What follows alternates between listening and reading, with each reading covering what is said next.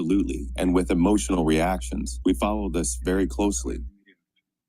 German Chancellor Friedrich Merz said it's clear Trump is increasingly disillusioned with Putin after the continued attacks on Ukraine. He also spoke about the lifting of range restrictions for weapons delivered to Ukraine by Germany and other Ukrainian allies, a move the Kremlin calls dangerous. CNN's Kristen Holmes has more now from Washington. President Donald Trump having a clear change of public posture when it comes to Russia and Russia's President Vladimir Putin after his phone call with him last week, where he described the relationship as good, saying that Ukraine and Russia were going to go straight to the negotiating table. He is growing frustrated with the Russian president, particularly after that series of attacks we saw over the weekend. This is what he told reporters. I'm not happy with what Putin's doing. He's killing a lot of people, and I don't know what the hell happened to Putin. I've known him a long time. Always gotten along with him, but he's sending rockets into cities and killing people, and I don't like it at all, okay?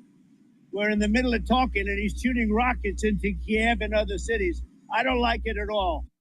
Now, generally, Donald Trump spends most of his time talking about his good relationship with Vladimir Putin, focusing instead on the actual war in Ukraine, on trade deals or potential economic partnerships should Russia end the war. Now, what was particularly interesting in this conversation with reporters is that he was asked if he's considering adding additional sanctions to Russia. And in this conversation, he said yes, because of what he is seeing going on in Ukraine. Last week, after that conversation between Putin and Trump, it seemed like sanctions were all almost completely off the table, or at least additional sanctions there. Now, the other thing I want to point out here is that Donald Trump continues to try and back away from this conflict. He once said that he would resolve in 24 hours in series of posts over the weekends. He also said this wasn't his problem. It wasn't his war. He blamed it on Zelensky, on Putin, and even on Joe Biden.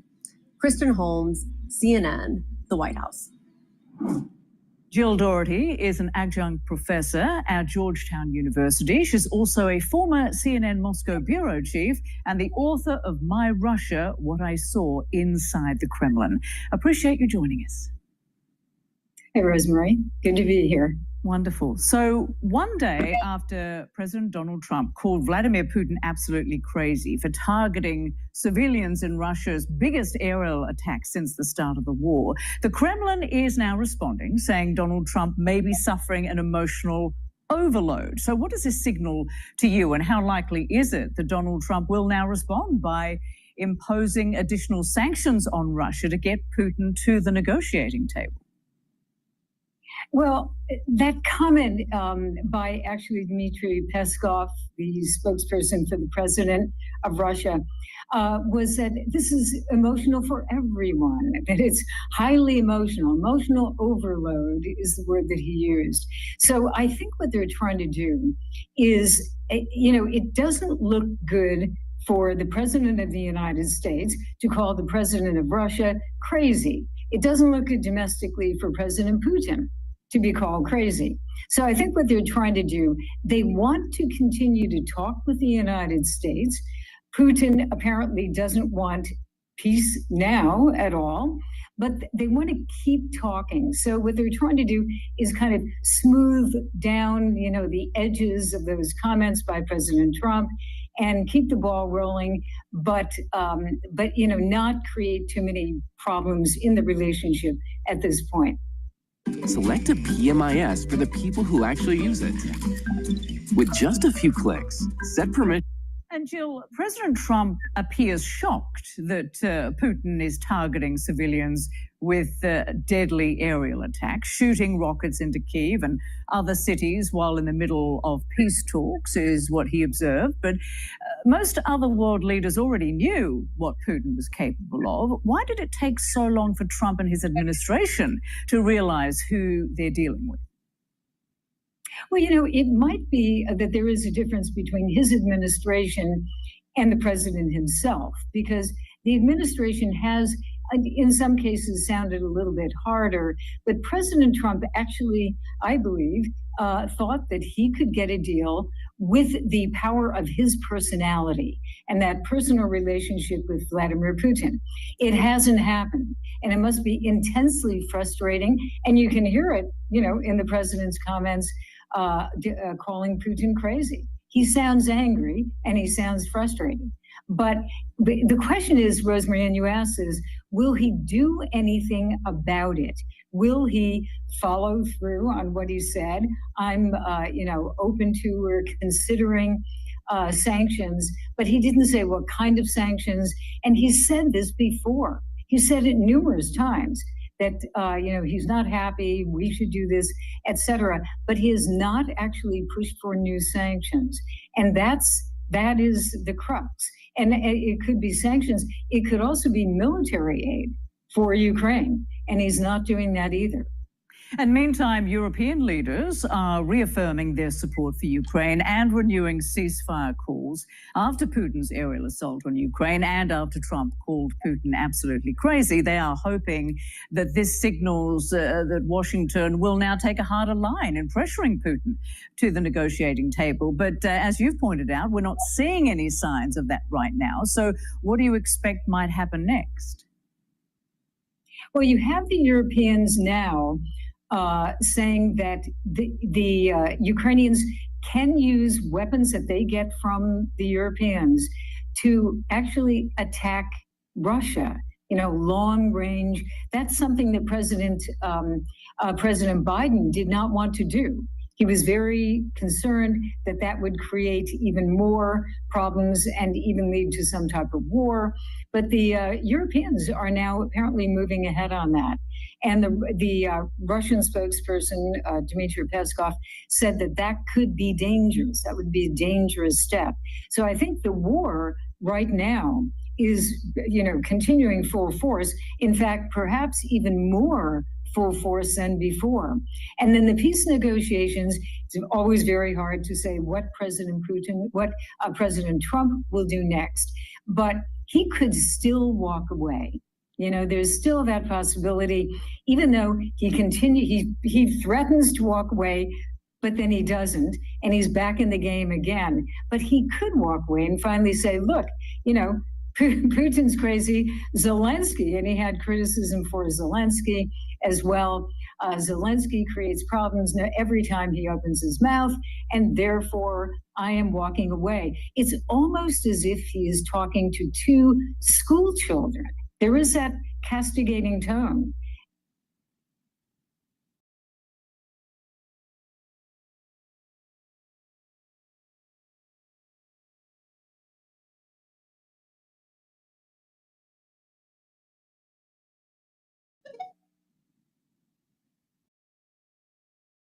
Hello, this is DrPaulCottrell, and we are live on Rumble, on YouTube, on my website, the-studio-reykjavik.com, and we're simulcasting for the morning session on X Spaces.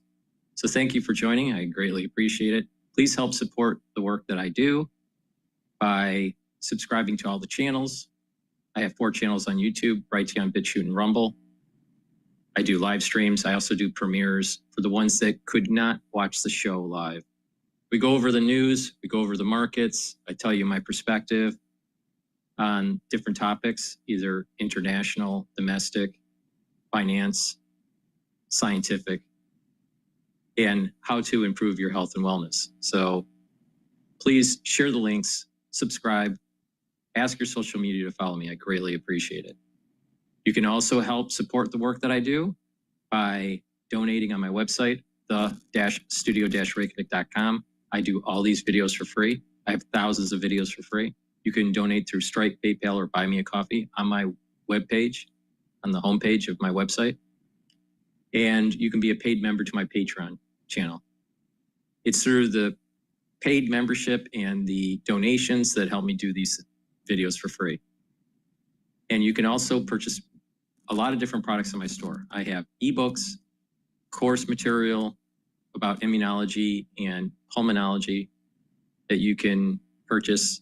And better yet, listen to the health protocol that I follow every day to improve your health and wellness. So with that said, let's do a market update. Right now, the markets haven't opened up yet in New York, but the equity futures are at 5,887, about 70 points up. Things were stable in the Asian session. last night, and not a lot of big movement with BITO or oil over the Asian session. All right, the markets have just opened. It's in New York, so now we are the actual S&P 500 is trading at 5,868. VIX is trading at 20.46. I'd like to see the VIX below 20. So there's a little bit of stress in the market. And I think part of that is due to a little bit of turmoil that's going on in Ukraine.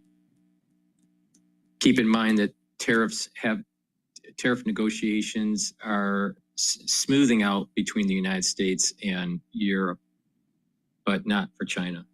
So that's still on the board of high risk. Euro USD is trading at 1.13, so the euro is strengthening relative to the dollar. Oil is trading at 61.10. It's trading near the bottom of the range, with anywhere from a low 61 handle to a high 60 handle is the low end of the trading range, and about 63 to about 63.25 is the upper range. So this is the time to buy oil. It could go lower. The OPEC Plus is going to be announcing if they're going to increase production. If that is, there'll be a decrease in oil for a few trading sessions, and that would be a perfect time to buy because it'll come back up between that trading range.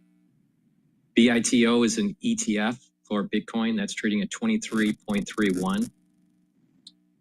And last night, there wasn't that much movement with Bitcoin. I was surprised. I was expecting a little bit more movement with it. I think Bitcoin is trading at about 110 right now. Let me see here. Take a look at it on a different screen.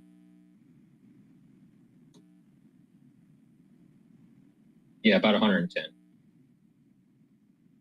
So 110,000 a coin. USD Japanese yen is trading at 143.9. I want to see Japanese yen at 145 or higher. So as that approaches 140, that means stress in the market. So the higher the number, the weaker the yen, the better off we are. Okay. Natural gas is trading at 3.3. There's a trading range at about 3.1 to about 3.6. So it's right in the middle right now. And that's due to the fact that there was increased inventory in natural gas. And UCO is an ETF trading oil. That's trading at 20.81.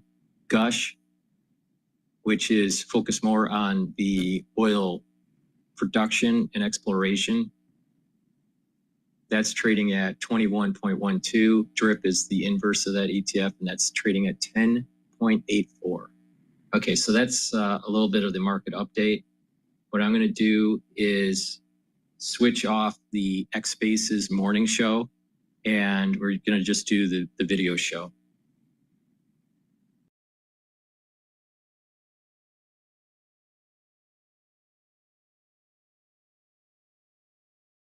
All right, let's go to Bloomberg here. Of course, and I was thinking about DOGE, the Department of Government Efficiency. The cuts that DOGE made, have they had any specific impact on the companies, on the constituents in your district? Well, first of all, congratulations on making it through the Fredericksburg to DC 95 district. That's a place that's that I travel a lot, and it's not very easy to travel in. There's no question that what we're seeing happen in terms of government spending cuts is affecting, especially the DC metro area part of my district. You see it in both announced job losses. If you look at Challenger job announcements in February and March, they were quite significant, particularly government side. We see it in the week-to-week government spending numbers, in retail spending, particularly discretionary retail spending in the DC metro area. Job postings are down about a third. We're even seeing listings come up in the residential real estate area. So you're definitely seeing that impact in DC Metro. I also want to get your opinion on what's going on with the relationship between hard and soft data. It's something that we talk about on the show quite frequently because you have the soft data suggesting that things look a lot more stagflationary than the hard data actually shows. And I'm wondering whether the sentiment data, the survey data that we receive, is still a reliable indicator of what the hard data will eventually reflect. Well, I separate business and consumer sentiment on that. I think business sentiment is a very good indicator of what you're seeing. And what you're seeing in the business sentiment is the surge in optimism that came business policies after the election has backed off. And you see hesitancy to invest, hesitancy to hire. And that's the same thing you're seeing, as you talk to businesses. And so I think that's very consistent. By the way, we saw the same thing in 2019, and I think it played out in a very similar way. Consumer sentiment, which historically has been strongly correlated with consumer spending, has not seemed to be for the last 2 or 3 years. I think that's pretty simple. Inflation is a big bugaboo in people's minds. As you know, everybody hates inflation, and the prospect of inflation drives sentiment down significantly. And, in today's always-on media environment, where people look at notifications all day long, the notifications they're seeing are tariffs, inflation, and they're anticipating that. You can see that in terms of the consumer sentiments expected inflation 5 or 10 year, 1 year, 5 year, 10 year, whatever. And that takes sentiment down. There's no evidence yet that inflation-driven drop in sentiment drops spending. And nothing I'm seeing in the real-time spending data suggests that spending is dropping. But that's why I say there's the disconnect on the consumer side. Sentiment seems very clearly moving things on the business side, less clear on the consumer side. Tariffs, as you mentioned, is what we've been talking about for some months, but now we have the budget bill on the horizon, the fiscal side of it. What are people telling you in your district, and you have a lot of rural areas as well, about the potential effects on the economy from the bill? Some see stimulus from no tax on tips, no tax on overtime. Maybe that's an inflation problem going forward. And others say maybe there's a problem with consumer spending going forward because people are losing income from Medicaid and other cuts. How do you see that affecting the economy? Well, I was in rural Virginia, as I was telling you earlier last week, and we had a lot of conversations about how they're seeing policy. I don't think this has reached the level of much focus in the small towns, at least in my district. I think people are focused on the basics. The places people they worry about healthcare. Rural healthcare is a pretty big issue in the small towns, and people wonder about how any changes to healthcare is going to affect rural hospitals. And I think people are just waiting to see where Washington lands on this. We had a drop in GDP that surprised me last quarter. I talked to the experts here at Bloomberg about it, and they told me that's okay. It's because we were pulling forward so much ahead of President Trump's tariffs. And now that he's pushing those tariff dates back, I wonder if you think companies and consumers are going to continue to pull forward and bring so many imports in that we get another big drop in GDP. Tom, could we have a technical recession because of this? Well, so the businesses who are facing these tariffs go in one of two directions. There's some set of people who pull forward, and you certainly saw that in pharmaceuticals in the first quarter, stockpile inventories in advance of tariffs. But there's another set that are actually pulling back and saying, and we saw that in China, if you look at the shipments out of China, out of the ports, and they're saying, look, I'm not taking this till I see where it goes. Now we've got a different tariff regime in China for some period of time. We're not yet seeing much movement in terms of shipments out of China. It, I think, takes a few weeks to get that going. And I just think we're going to see some back and forth on this quarter, next quarter, and we're just going to have to get the other side of it. Again, it's part of why I say there's so much fog here, because you might say we had a great consumer spending month in March because auto sales boomed, or you might say that people bought their cars before they saw price increases. Well, as we wrap this up, when you look forward, which part of the mandate do you think will see an effect first, on the inflation side or the employment side? I'm more balanced than a lot of what you read. I could describe to you how some of these forces like tariffs might be inflationary. I can describe to you how other forces like lower gas prices might be disinflationary. I could describe to you how less government spending might be less employment, and that has issues on the employment side. I can also describe to you how people who haven't hired for 18 months, if spending continues, might need to start hiring. And so I'm waiting to see what happens.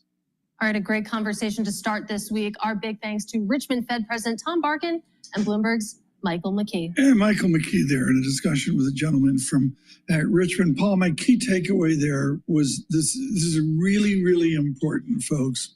Barkin put the dialogue in its place. He says you go outside X number of zip codes in Virginia where the fancy people live, and you know what they're worried about? Is my hospital going to shut down? Yeah. I can't convey enough in all the emails I get, the messaging I get from all of you. There's separately two conversations going on. Fancy bow tie talk about what the 10-year real yield's going to do, and what are we going to do with the Fed meeting in question 12? Nobody cares. It's just about across America, is my hospital going to shut down? Yes, that was beautiful. It was. Some of the essential services that the federal government provides. What we understand, obviously, some of those are at risk potentially, and so people are rightfully concerned about that, and they're looking for information. Well, so there we go. See. And we'll have it. Market's open right now. Paul, do a quick data. Sure. We got the S&P, Tom, up. That's a 1%. The NASDAQ. I think something that I mentioned back in late 2021, early 2022, about how community hospitals were on the knife's edge in terms of finance. They were having lots of difficulty. Hedge funds were coming in and buying them out. So clinics and community hospitals definitely have problems financially.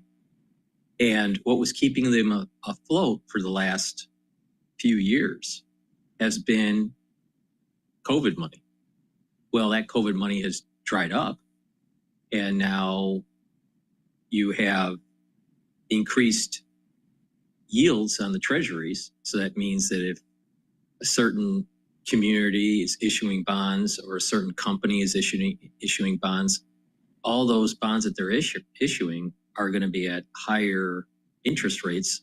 So the debt service for those issuances are going to be more. So it adds increased financial stress with these community hospitals. But the community hospitals have had financial difficulty way before COVID. COVID is what kept them afloat in terms of finance, and government subsidies, if you want to use that term. But with the yields going up, all borrowing costs for corporations, municipalities, even the United States government, it is elevating. So it's very important to pay attention to the 10-year yield and the 30-year yield. So what is interesting, and I did a video during the holiday about the spread between the 30-year and the 10-year, and it's actually a decent spread. It's about 0.5. So about 50 basis points. I think it's 51 basis points. That hasn't happened since I think it was 2021, October of 2021, if my memory serves me correct. And it's been as high in the last 10 years or so at about 75 basis points. So it's 25 basis points less than a 10-year high for the actual spread. Now the question is will it start to come back in? You know, the 30-year is almost, within this time series, the peak of it was at 5.09. And when I was doing the actual analysis, the 30-year was trading at the close at 505 or 506. So it's very close to the all-time high in terms of that time series, that 10-year time series. So, and I think that happened in 2022. So maybe 2023, but we most likely will continue to see increased yields on the 30-year and the 10-year, and a little bit more widening, more of a spread, getting closer to 0.75, 75 basis points, and then it'll start to come in. That's what I think is going to happen. But we're talking we're probably talking months, we're talking about 4 months into this, trading spread that I'm talking about here. Let's take a look at the yields, what the yields are trading at right now. Now, the 30-year is trading below that 5.6 mark, or 5.06, not 5.6, 5.06. It's trading at 4.97, and the 10-year is trading at 4.46. So treasuries are, stable today in terms of yield. Okay. With that said, we'll continue on with Bloomberg, but help support my work. All right. I do all these videos for free, but if you listen to me and you follow the health protocol that I've been doing, you're going to slow down the aging process, have more vitality. You're going to have more energy. Your immune system is going to be better. And guess what? If you've been paying attention to me, you really do need to boost up that immune system and help with your endocrine system and your brain function, cardiovascular system, your gut health. So if you listen and you follow my directions, then you're going to improve and target these different systems. So let's talk about your immune system. And find it. I have 2 great supplements on my store, the-studio-reykjavik.com, that you should be taking. The first supplement is the vitamin C and magnesium. The vitamin C and magnesium is a dual purpose supplement. It's going to help with your skin, help with your immune system, and help with your brain function. Magnesium is very important for brain function.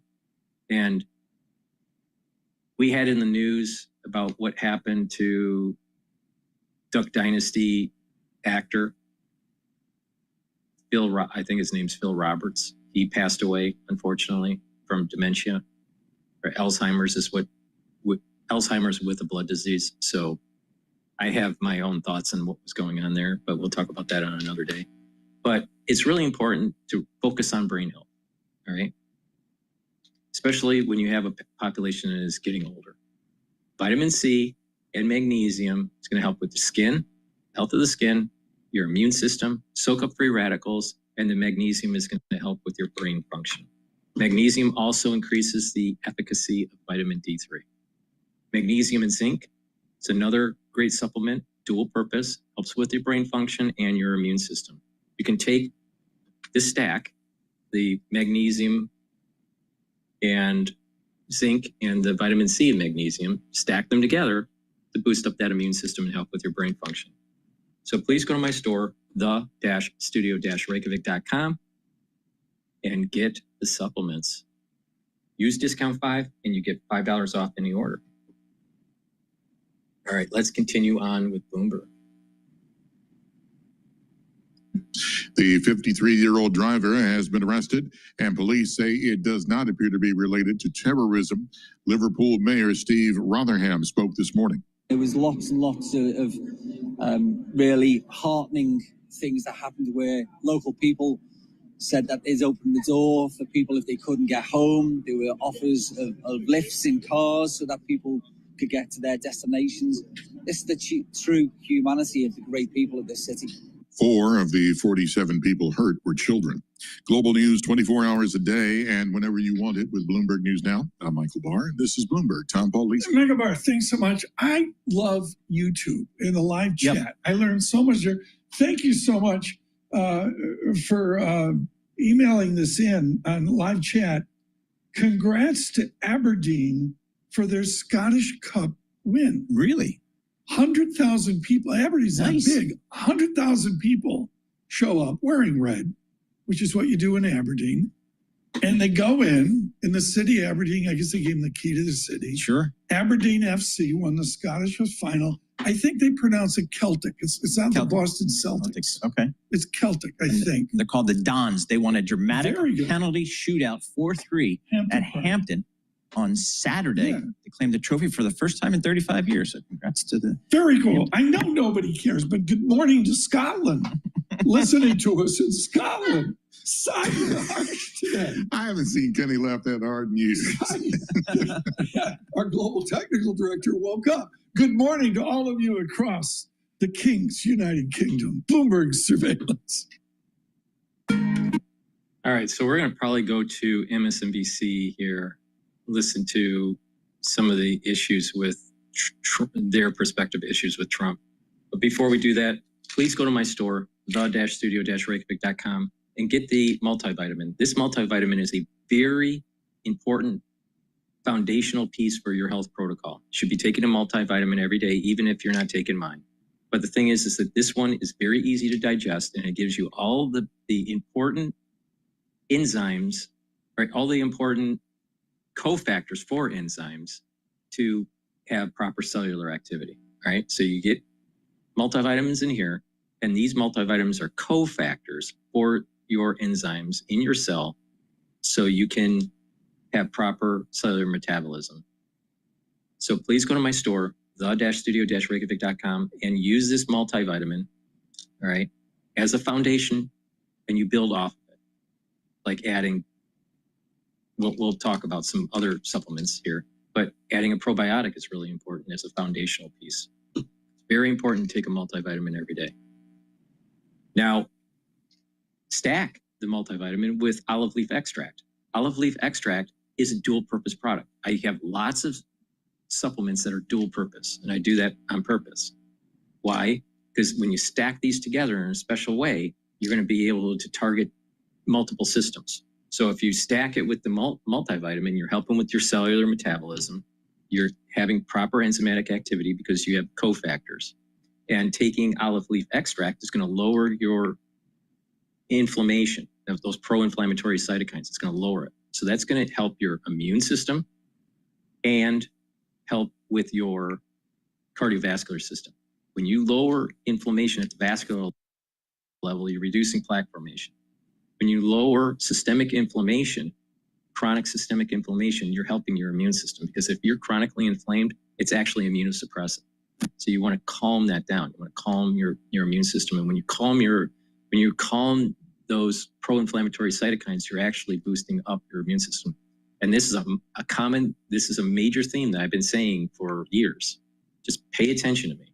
Another thing that people don't realize is that when you take an inoculation, they have to give you an adjuvant. Well, that adjuvant causes inflammation to be able to stimulate the production, to stimulate the presentation of the MHC to the T cells to allow for antibody production. Well, that's called breaking tolerance, actually. That's the technical term. Well, if you lower inflammation before and after an inoculation, you're reducing the chances of titer formation. And when you do that, you're reducing the chances of inoculation injury. And I've been saying this for 5 years. So just pay attention to me. Lower pro-inflammatory cytokines by taking certain types of supplements and stacking them the way I tell you to. All right. So olive leaf extract also brings down LDL levels and increases your HDL levels. So it brings down inflammation. It's helping your immune system. It's helping your vascular system by bringing down that vascular inflammation. But it's also helping your lipid profile, bringing down LDL levels and increasing your HDL levels. And when you do that, you're reducing your chances of plaque formation, because less LDL, less inflammation means less oxidized LDL, which means less plaque formation. So please go to my store, the-studio-reykjavik.com, get the olive leaf extract and stack it with a foundational supplement such as the multivitamin. So stack the multivitamin and the olive leaf extract. Great way to start in getting healthy. The more you add to the stack, the better, the more you're moving towards an anti-aging situation and longevity protocol versus just targeting certain systems. So please go to my store, get the olive leaf extract, and get the multivitamin. Again, the multivitamin has the cofactors for proper enzymatic activity. And when you have the proper cofactors for enzymatic activity, your cells are going to perform better. So please go to my store, use discount 5, get $5 off any order. It's all caps, discount the number 5, and you get $5 off any order.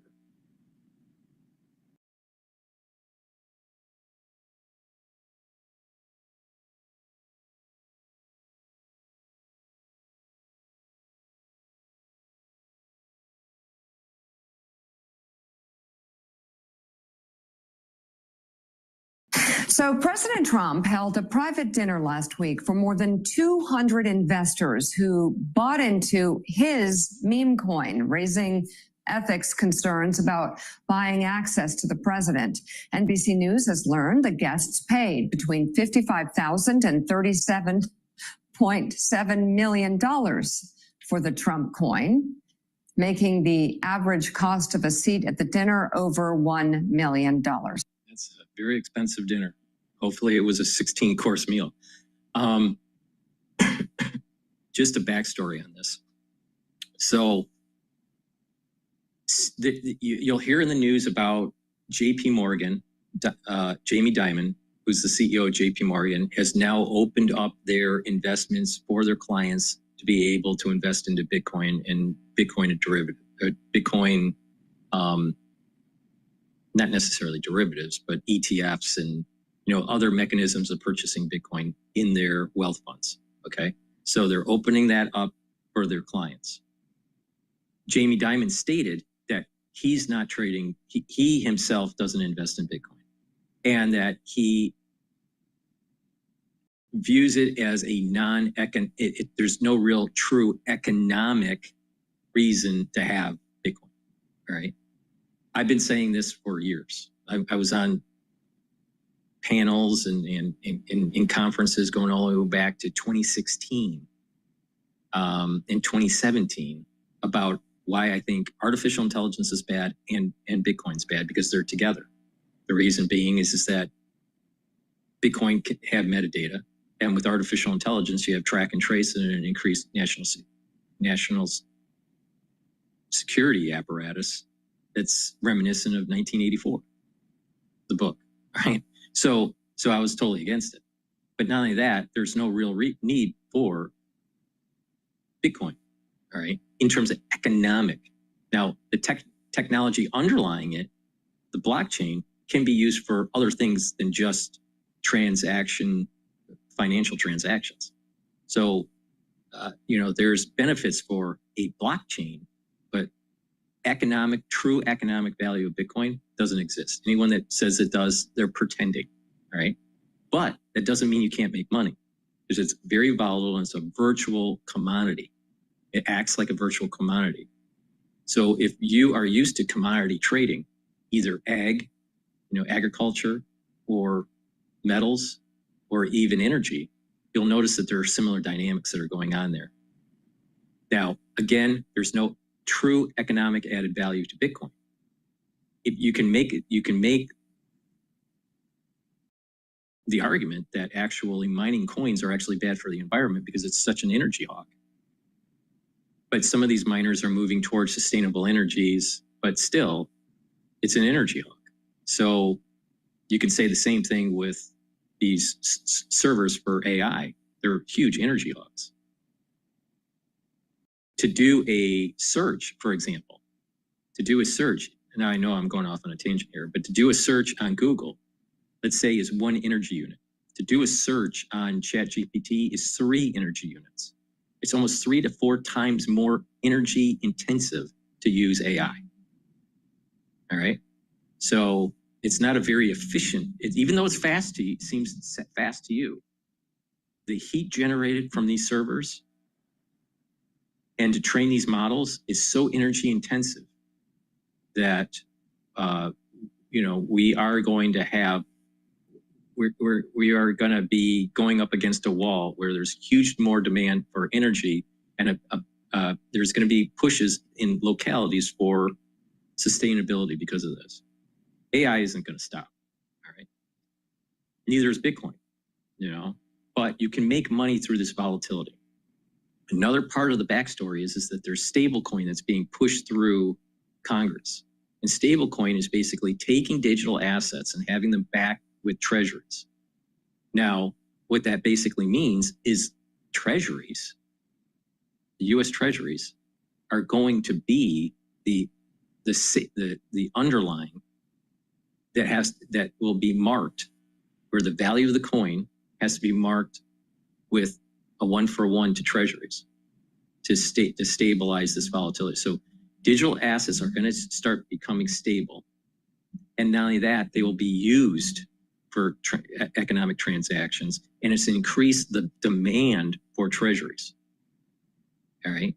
So as maybe treasury demand is starting to falter overseas, there's actually going to be a surge of demand for treasuries because of stablecoin if this gets through Congress. So there's another reason why digital coins like Bitcoin is going to end up going up because of this whole stable coin passage. In addition, ETF wrappers, lots more investors and institutionals are moving in and designing their portfolios to gain beta relative to the benchmark, let's say the S&P 500, to be able to tell their clients that they're five percentage points higher than the benchmark, or 10 percentage points higher. And they have to invest in things that are risky.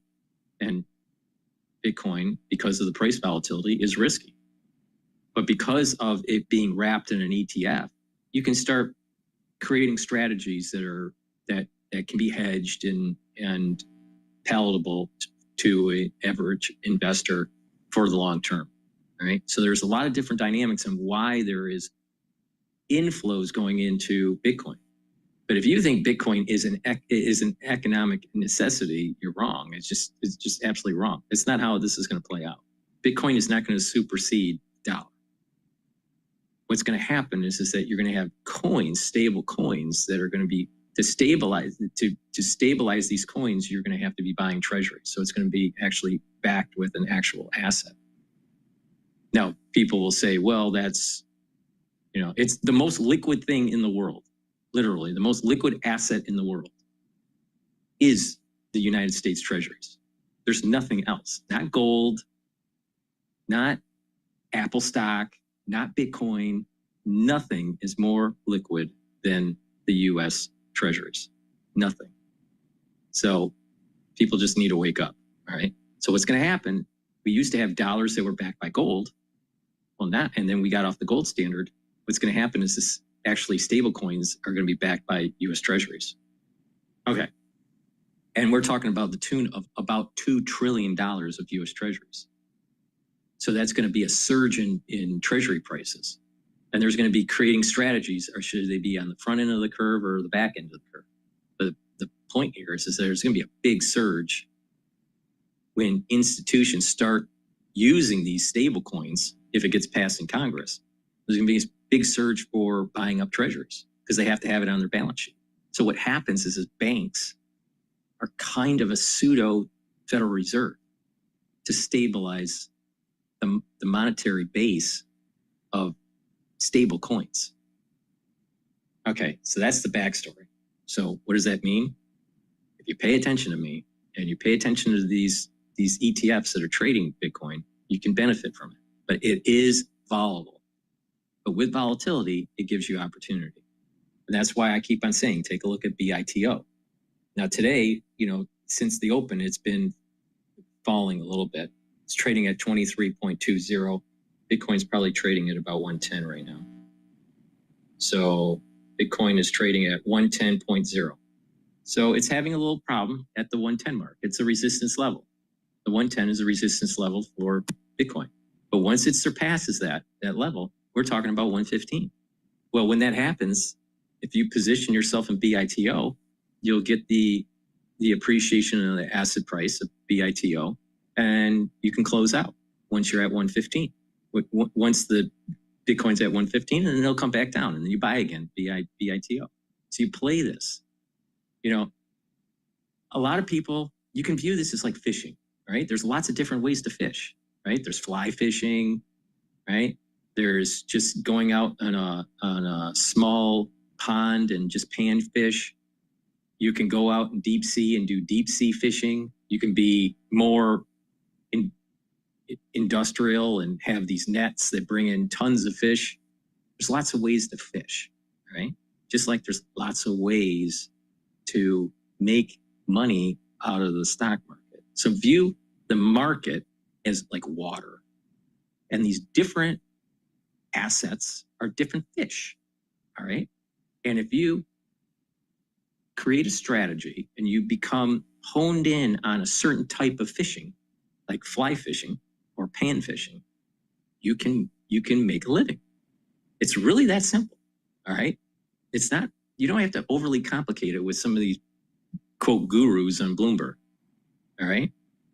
So, and you're looking for, just like with fish, there are times of the season where there's the ebb and flow of the population going through a river or a certain time of the day, and you just learn the rhythm, and you'll be fine.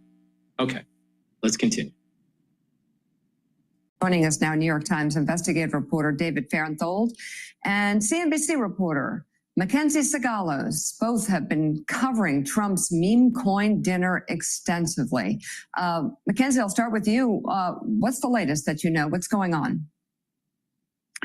Well, what we're looking at now is stablecoin legislation in Congress hitting a standstill as a direct result of this dinner. And part of the concern comes from the list of attendees. You've got the #1 token holder, Justin Sun, a Chinese-born crypto mogul who owns $97 million worth of 2 Trump-related tokens. He won this contest, and he is one of a long list of names that are related to foreign capital. You've got a lot of blockchain analytics firms dissecting who made this top leaderboard, 220 guests at that dinner. If you look at the top 25 token holders who had a special VIP reception with the president, all but 6 of them are tied to foreign exchanges that aren't open to American users. And that's part of where the concern is and why you're seeing a lot of Senate Democrats now pull back on the Genius Act. So, David, you've got a great piece in the New York Times about this dinner, who was there, why they were there. Justin Sun, who's just invoked there under investigation by the SEC. Lamar Odom, former NBA player, was among the invited guests there. A 25-year-old named Nicholas Pinto was there. He was dropped off by his father in a Lamborghini. His takeaway from the night, Pinto, quote, "The food sucked. Wasn't given any drinks other than water or Trump's wine. My glass was only filled once." He said Trump didn't even talk to most of the guests. So if you can just take a step back, paint for our viewers a picture of what was going on that night and what exactly this Trump coin even is. It is a strange concept what the coin is. Basically, you think it sounds like Bitcoin or something like that, so that could be used as currency, but this is not meant to be used as currency. It's basically just something fun to speculate in. And the problem was that people weren't that interested in speculating in it until the Trump folks announced this dinner, where if you paid a certain amount, you invested a certain amount, you got to come to a dinner with President Trump. And it seems like there were sort of 2 different experiences at this dinner, talking with the people that were there. The lower tier folks, the folks that weren't VIPs, they basically got to go to a dinner at Trump's golf club. They didn't get to meet him. He showed up, made a little speech that was partly about the golf club, and then left without having dinner. So for them, they were like, either they were disappointed either with the food or the lack of access to the president, or if they had a good time, it was just because they got to meet each other. It wasn't because of their access to Mr. Trump. There's a different experience for the VIPs, the top 25 holders of this coin. And again, buying this coin means money goes to President Trump. They got to meet the president, they got a VIP reception with him, and they got a tour of the White House the next day. So they had a very different experiences, and those folks came away happier, I would say. Yeah, and certainly the tour of the White House has, for many, raised the ethical concerns here. That is the people's house, and it's part, Mackenzie, of the scheme for Donald Trump and his family to enrich themselves. So talk to us a little bit more, if you will. If there's any estimate as to how much Trump, his family, Trump org is profiting off of this, and what sort of, if any, like watchdog or investigation could be launched by Democrats or lawsuits by good government groups. Walk us through it. So the Trump family is now tied to 3 different crypto tokens. You've got the meme coin that we're talking about that's related to that contest dinner, where Trump-related entities take 80% of profits.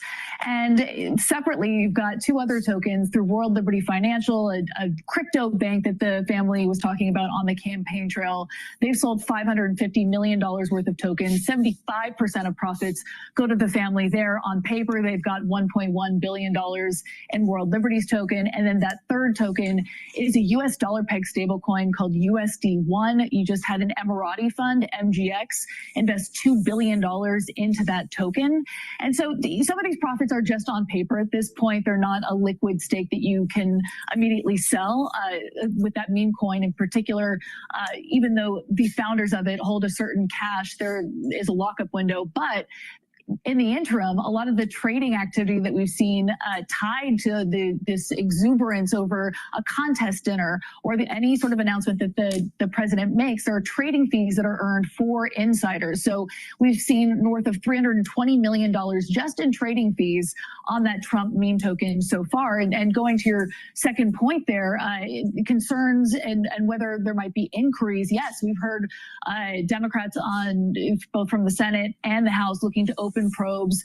Representative Maxine Waters has been talking about this, but separately, you've got a block of Senate Democrats who are now saying that they want to add an amendment to the Genius Act, a bill designed to regulate stablecoins that would bar the president and other senior officials from either directly or indirectly profiting from stablecoin ventures while in office, which is a direct shot at that dollar peg stablecoin that the Trump family just launched. So, David, this is a direct access, is it not, for people who can afford it to the president of the United States, whether you're Mr. Sun, who's trying to get an SEC investigation dropped on him, whether you're a foreign government who wants to have influence over President Trump, or I guess if you're a former NBA player trying to launch his own coin, this is a way to get to this president, is it not? It is, and that's both physical. Like, this is the easiest access we can see because they had to come to the Trump golf course in person. We got to see them when they signed in. We can't really measure the way that other folks who are buying into these currencies are getting access to the president behind closed doors. One of the things that the White House has said is, the president is doing this on his private time. This is outside his work duties. But what we know from the law and experience is that the president is never off. He's never not the president. He's always the president. And so there's no such thing as a presidential side hustle. In this case, when he spoke to these folks at his golf club, he was speaking from the presidential lectern. And certainly folks see this as a way to access the president. They said that explicitly. Buying these coins, getting into these businesses is a way to get the president's ear. It's a way to influence him. And I think we're just seeing a little bit of it because this dinner actually happened in person. The rest is a lot harder to see. New York Times investigative reporter David Farenthold and CNBC's Mackenzie Sagalos. Thank you both very much for being on this morning. We'll turn. Okay, so now let's take a look at some of the other news that's popping up here.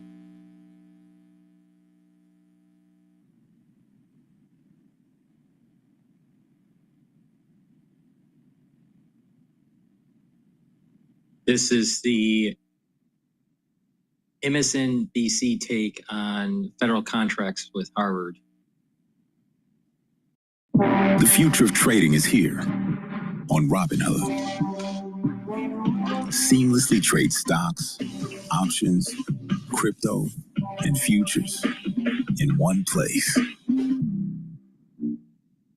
Remaining ties with the famed university after the president floated the idea of pulling and redistributing billions of dollars in federal grants from the Ivy League school. Let's bring in NBC News senior White House correspondent Garrett. Hey, Garrett, what's the latest you're hearing this morning? Yeah, busy morning on this story this morning, Jonathan. The administration views this as their attempt to start following up on the president's social media threat yesterday to strip Harvard of that grant funding. A senior administration official tells me that all federal agencies are being instructed by letter today to end any contract they can find with the university and shift that money elsewhere. And amid this rhetorical war at home, the president's frustration over his inability to end Russia's war with Ukraine is now also spilling out into public view. This morning, President Trump taking major new action against Harvard, which is days to go until the university's commencement. The administration moving to cut all federal ties with the prestigious school.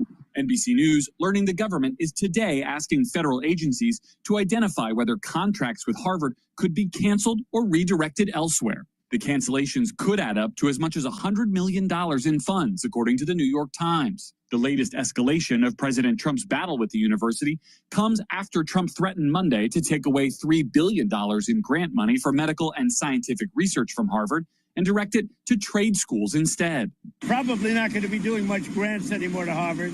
Last week, the Trump administration barring Harvard from accepting any future foreign students. Harvard has sued the government to block the order. The university's president describing the Trump administration's actions as retaliation for, quote, our refusal to surrender our academic independence, while the president also conducting foreign policy online. Now, Russia and Ukraine responding after Trump's post calling Russian President Vladimir Putin, quote, absolutely crazy over the weekend, as Russia launched more attacks amid one of its fiercest weeks of strikes. The Kremlin responding yesterday that it is, quote, a very crucial moment, which goes hand in hand with an emotional overload of absolutely everyone and with emotional reactions. The president also saying he'd consider sanctions against Putin. What the hell happened to him, right? He's killing a lot of people. Breaking news, Nippon Steel is projected to purchase U.S. steel for $55 a share. This morning, Russia saying that would kill any peace talks, which the Trump administration has been pushing for, including in a 2-hour phone call with the president and Putin last week. This morning, Ukrainian President Zelensky, whom Trump had also criticized, calling for U.S. sanctions and saying, quote, Putin must start respecting those he talks to. Now, as for Harvard, the university has not yet commented on the administration's latest moves, but its attorneys will speak in court on Thursday. That's when a federal judge will hear arguments about whether to extend his temporary order, continuing to allow foreign students to enroll at the school while this most recent lawsuit plays out. Mika? NBC's Garrett Haig, thank you very much. Okay, so before we go back to Bloomberg here, please go to my store, the-studio-reykjavik.com, and get this great supplement that I have here. It's a powder. This is a high-density protein. You get a big scooper, take a scooper a day or a half a scooper, mix it with soft foods, filtered water, a smoothie, even milk, but take it every day. Best to take it in the morning or in the afternoon. And this will help to detoxify your body daily, bring down inflammation, which is really important for joints. Like, for example, if you have osteoarthritis, you want to reduce that inflammation, right? Help with your immune system. You bring down inflammation chronically, you're boosting up your immune system. We talked about that earlier. And by bringing down inflammation at the vascular level, you're helping your blood vessels and you're reducing the chances of plaque formation. And there are studies out there that if you reduce inflammation at the cerebral level with your neurons, you reduce inflammation with the neurons, you're helping with brain health and brain function. Because with that inflammation, chronic inflammation at the neural level, you're disrupting neural processes, you're disrupting the communication between the different neurons, you're also disrupting the myelin sheath. And when that happens, the neurons start to function less, can't transmit that electrical signal as well, and slowly over time can die. So neural health is really important. And soaking up free radicals with superoxide dismutase. The more that you soak up in terms of free radicals, less stress on the cell, less stress on your tissues, your organ systems, and your endocrine system and your immune system will perform better. So please go to my store, get the heirloom barley, detoxify your body, bring down inflammation, and soak up free radicals with superoxide dismutase. You'll also notice that when you work out, you'll recover quicker because it's bringing down that inflammation and soaking up those free radicals. So take the heirloom barley every day, once a day. If you work out and you're looking for a high protein source, this is a good protein source for that. If you're doing it before your workout, take it before your workout so that you'll be able to build muscle and you'll be able to reduce that inflammation and recover quicker. Lastly, good night formula. This is going to help you get into 3 cycles of REM sleep and deep sleep. Really important to detoxify your central nervous system because you need to be in REM sleep and deep sleep to detoxify your central nervous system, consolidate memory, and to be well rested. If you are chronically sleep deprived, you are literally collecting garbage in your central nervous system, literally. All right? Not just that.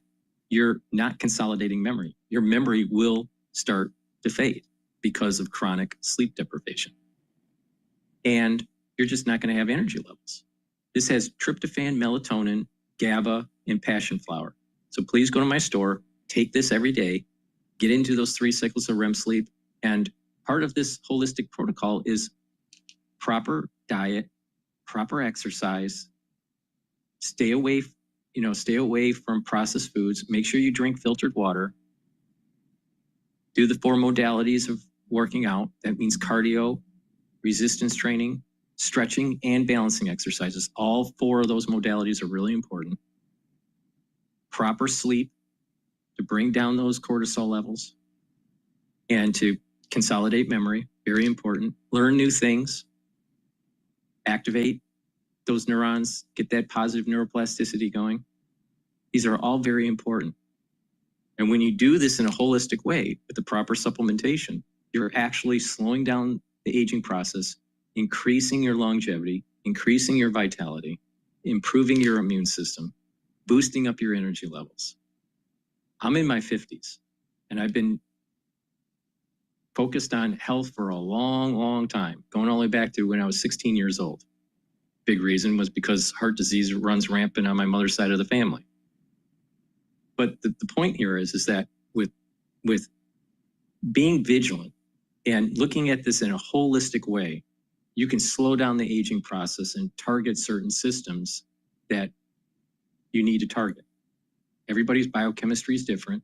You got to listen to your body. You got to tweak the protocol a little bit. You got to take a look at the biometrics, which is your blood work and scans, and just be vigilant. And when you do that, you'll notice that your numbers are improving, your health is improving, you'll have more vitality, and you'll even have a better outlook in life. So please go to my store, the-studio-reykjavik.com, get the Good Night Formula, and get the Heirloom Barley.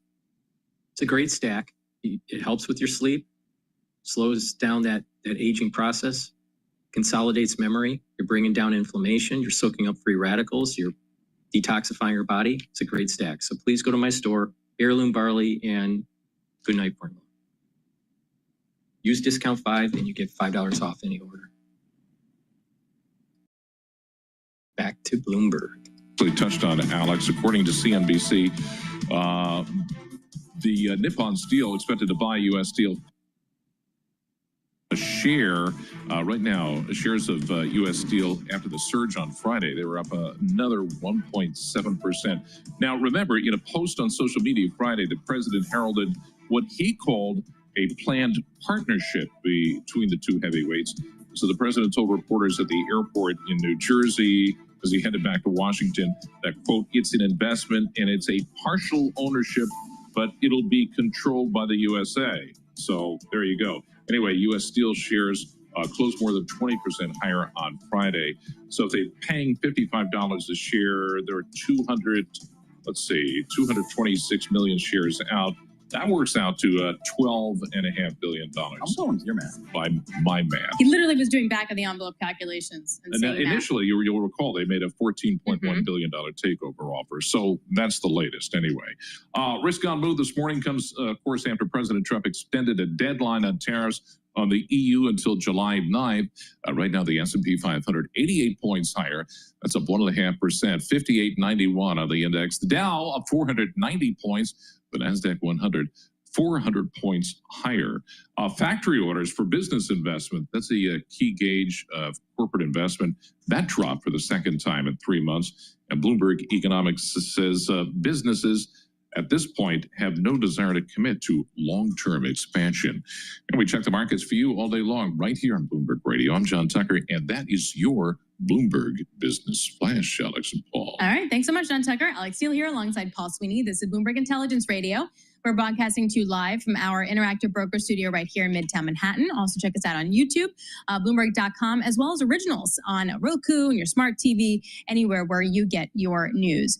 So the news over the weekend, as well as this morning, is President Donald Trump rolling back its tariff deadline and tariff amount on the European Union, saying that it's speeding up its trading negotiations, and he thinks this is a positive event. Now that deadline's extended to July 9th after a call this weekend with European Commission President Ursula von der Leyen. Let's get more on this with Roz Matheson, Bloomberg News Director for Europe, the Middle East, and Africa. Roz, what do we know that the EU or Ursula von der Leyen offered President Trump to make him feel so good about it? Well, part of it might have just been that phone call seemed to have gone smoothly, but also what we saw from the markets when he threatened the 50% tariff may have also perhaps entered into Donald Trump's thinking. But as you say, we do know after that call that he walked back that threat. So we've got a bit more breathing space on the EU side to get talks going. And now the question is, how can talks occur in a proper way? And what is the EU going to do potentially to crack open the door with the US without giving away its own red lines? Because the EU does have a whole lot of stuff that it's just not willing to give ground on. We do know they seem to be wanting to now split up the talks a little bit, so separate all these big things out into smaller pieces and see if they can make any traction on individual things. So more on the political side, there's hot button issues around autos, pharma, civil aircraft, chips, and so on. And then a more technical level conversation around things like non-tariff barriers. So split everything up into smaller compartments again and see if they can edge anything forward. But in doing so, you do also risk fragmentation. And the question is, in conversations going forward, do you end up with partial bits of a framework deal and nothing really complete? And what then happens if we get very, very close to this July deadline and things are still deadlocked? So, Ross, how united is the European Union in these negotiations here, in these discussions, do you think?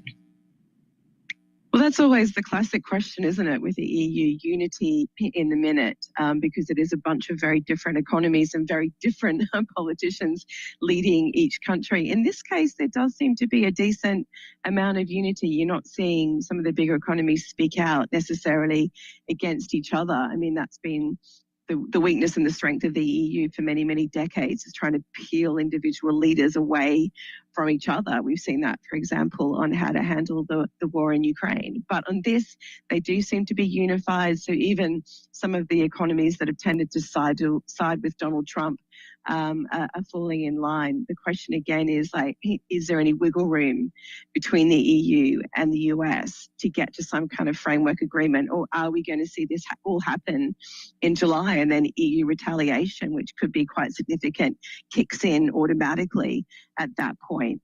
And so it's really down to the negotiators at this point to see if they can find common ground, and the role potentially of Ursula von der Leyen in that, her chief trade negotiator, who's been talking a lot with US officials like Howard Lutnick, for example, and Jamieson Greer of late. Is that personal relationship going to get any kind of traction? And are they able to represent the EU collectively then as a whole? But that's sort of what confuses me, because is it concrete stuff, or is it just having a good phone call with President Trump? And like, what can Europe actually offer that's concrete, that's not going to make all the other 26 members mad? Well, that's the thing. It does seem to be quite personal, right? When I was thinking about recently to Donald Trump's first term in office and some of the trade tensions with China, for example, that came up at the G20s and so on, and how it always took like a meal with Xi Jinping, sitting down at a table together, that leader level conversation to break the ice, to get a thaw, even if it's temporary, in trade tensions. We saw that with China over and over again. And then, of course, it all fell apart some months later. And it's about, again, the EU does have its red lines. It's not going to roll over in order to get a deal. Equally, it's about letting Donald Trump feel like he's got a win on some parts of it potentially. So it's a very careful exercise. In this case, the EU is saying, these negotiators are representing all of us. You can't try and come to each leader individually and peel us off. The representatives for us are the people who are talking to you. So this is the EU chief negotiator, for example, Šefčovič. It's also Ursula von der Leyen and those in the Commission. So they are holding the line on that versus coming individually. But again, do they have that personal rapport that's going to get this over the line? Ross, thanks so much for joining us. Really appreciate getting your reporting. Ross Matheson, News Director for Europe, All right, let's just talk about the market really quick here. The S&P 500 is trading at 5,891. VIX is at 19.50. We want VIX to be below 20, so that's good. And the Japanese yen is starting to weaken. It's at 144.35. I'd like to see it at above 145. Now, in terms of the S&P 500, we're up about 87 points as of right now. Now, let's talk about resistance levels and support levels for the S&P 500.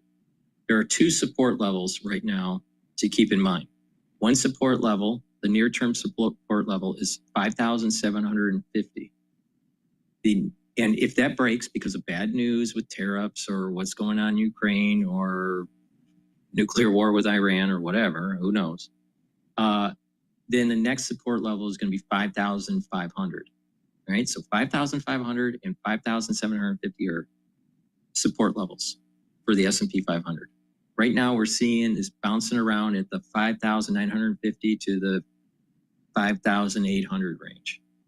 So we're only less than nine points away from 5,900. I still have a target of all-time record high for the S&P 500 sometime in July. Now, there's a major resistance level of 6,000. So just keep that in mind. Major resistance level at 6,000, support level at 5,750. We're trading just below 5,900. Now let's talk about oil for a second. Oil is trading, WTI is trading at 60.97, right? Like I said, there's this trading range with the 60 handle all the way up to a 63 handle. So there's this trading range. So right now we're near that bottom of the trading range. So it's time to buy. Now, there's supposed to be news coming out on, I believe, Wednesday that OPEC is going to increase production or make their announcement of increasing production.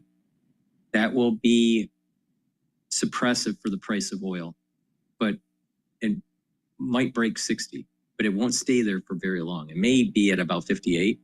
So I think traders are just waiting for the news and then buying in when the price starts to go down because of the news announcement, and then it'll start to come back up in that trading range of about 60 handle to the 63 handle.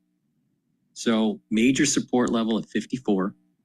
It's a 61% retracement level, super supportive for WTI. And resistance level 65. It's having a hard time getting there. And if that breaks, if prices go up and the 65 is broken for resistance, then what will happen is the next resistance point will be 68.50. I don't think that's going to happen anytime soon, but just keep that in mind.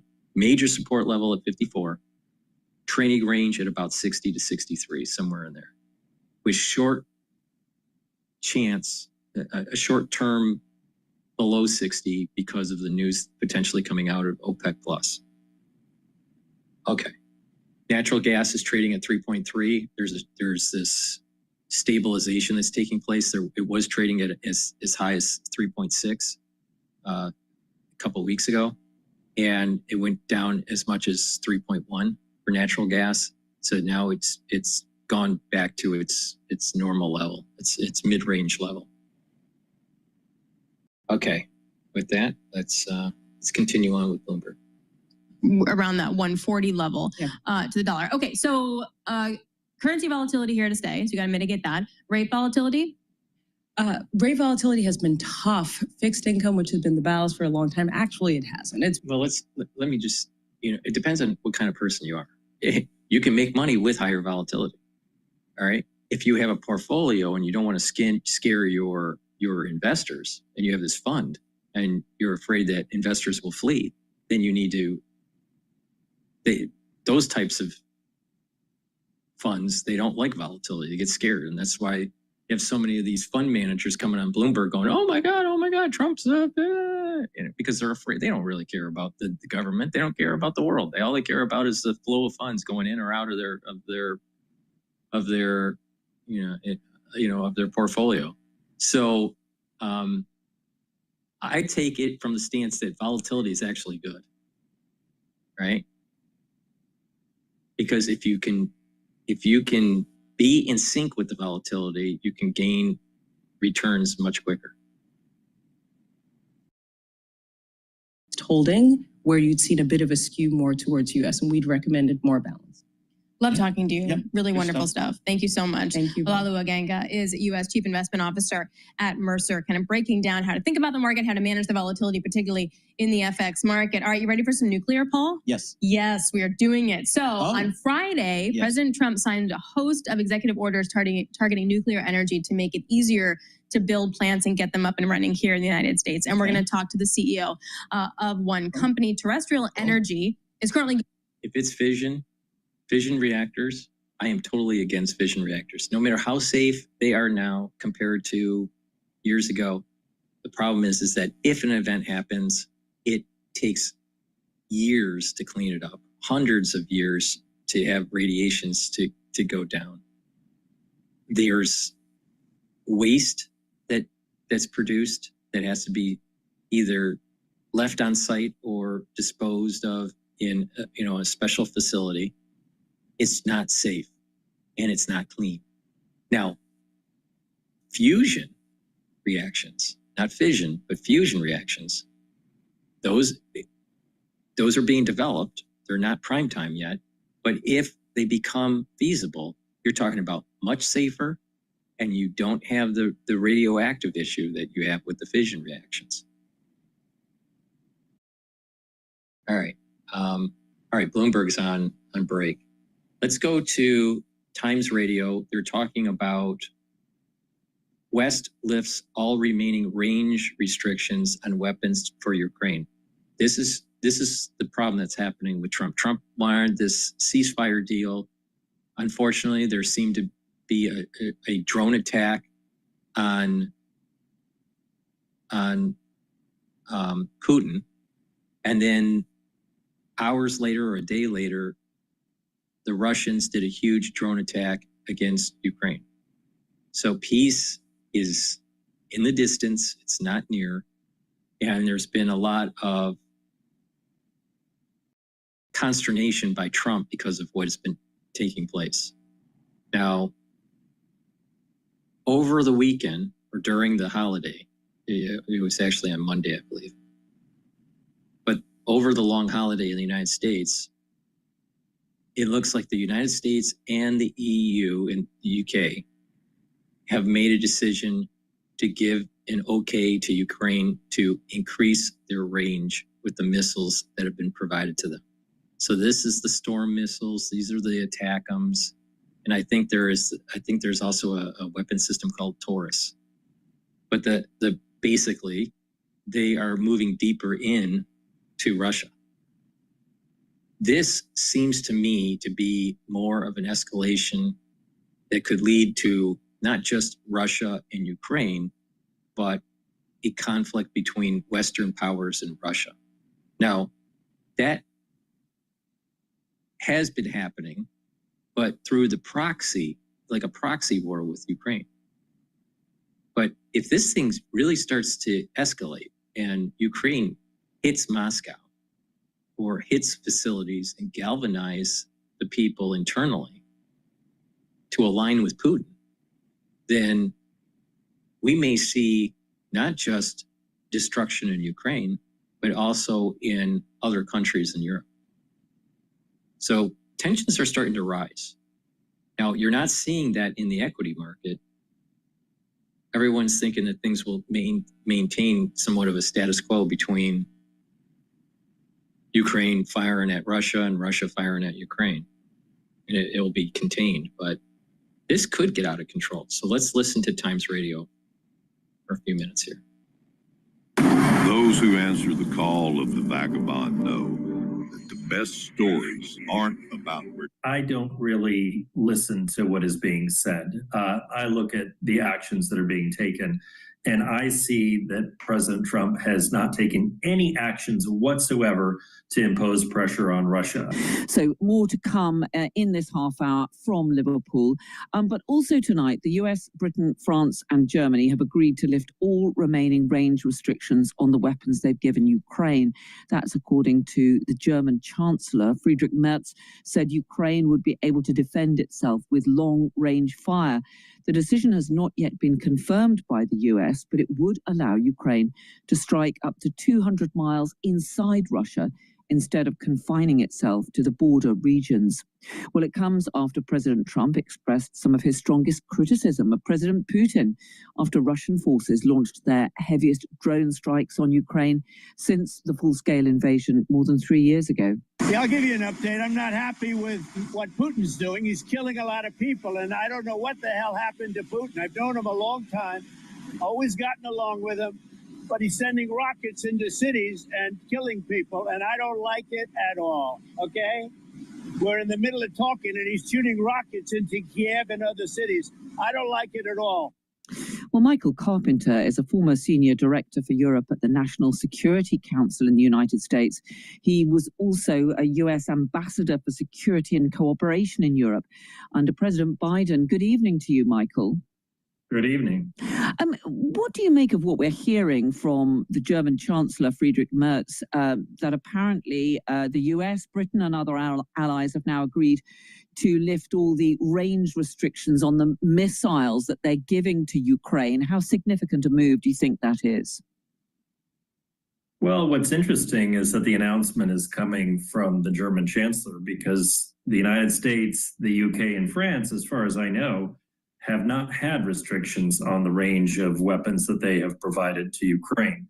So the fact that Germany is making this announcement, it begs the question of whether the Germans are prepared to give the Taurus missile to Ukraine and to similarly allow for it to be used without any restrictions on range.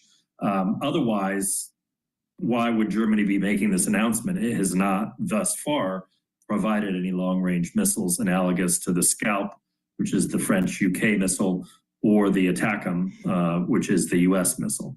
We were hearing from the Times correspondent Anthony Lloyd, who's been out on the front line in Ukraine, and he was talking about how it is the drones, which of course are fired at much closer range, that are really having a devastating impact on so much of the battles. Is this change to the way Ukraine can use those longer range missiles going to make much difference, do you think? Well, frankly, not really, because as I said, the United States, France, and the UK have not had these restrictions up until now. So this would only affect, to my mind, as far as I'm aware, it would only affect German provisions of long-range missiles. And look, I mean, the reality is that the Ukrainians are very adept at using their own drones, which they produce in all different quantities, from tactical depth to operational depth to strategic depth that can travel as much as 2,000 kilometers into Russia. They're using them to great effect to be able to degrade Russian stockpiles and capabilities. The fact that the range on these missiles is being unrestricted, I mean, there's very limited quantities of these missiles. So I don't think that this is going to have a huge impact, although it is a welcome move. What about those latest remarks from President Trump talking about how Vladimir Putin has gone absolutely crazy, needlessly killing a lot of people? I mean, what do you make of that? Do you think it does show increasing exasperation with President Putin? Because after all, this killing has been going on for 3 years now, albeit those strikes in recent days have been some of the most serious. Well, look, to be honest, I don't really listen to what is being said. I look at the actions that are being taken, and I see that President Trump has not taken any actions whatsoever to impose pressure on Russia. I mean, no tariffs, no sanctions, no other kinds of repercussions for Russia. He has applied considerable pressure to Ukraine by cutting off intelligence support, by cutting off military and security assistance. He has arm twisted President Zelensky, insisted that he engage in diplomatic negotiations with Putin, that he show up in Turkey to be able to negotiate. Zelensky has done all of those things, and yet still 4 months into this administration, they have not applied a lick of pressure to Russia. So, I mean, the words of stiff condemnation are nice, but they don't amount to much without actions to back them up. Yeah, and do you sense that President Trump is unwilling to confront President Putin? Because throughout his entire presidency so far, we have heard some expressions of frustration with the Russian president. But as you say, President Putin hasn't agreed to anything beyond a very, very brief ceasefires, which have been broken almost as soon as they were declared. With our templates, marketers get the flexibility and control to customize assets for their digital and print touchpoints. Start in your favorite design tools like Figma and InDesign, then bring your templates into Frontify. From there, your entire organization can create on-brand assets.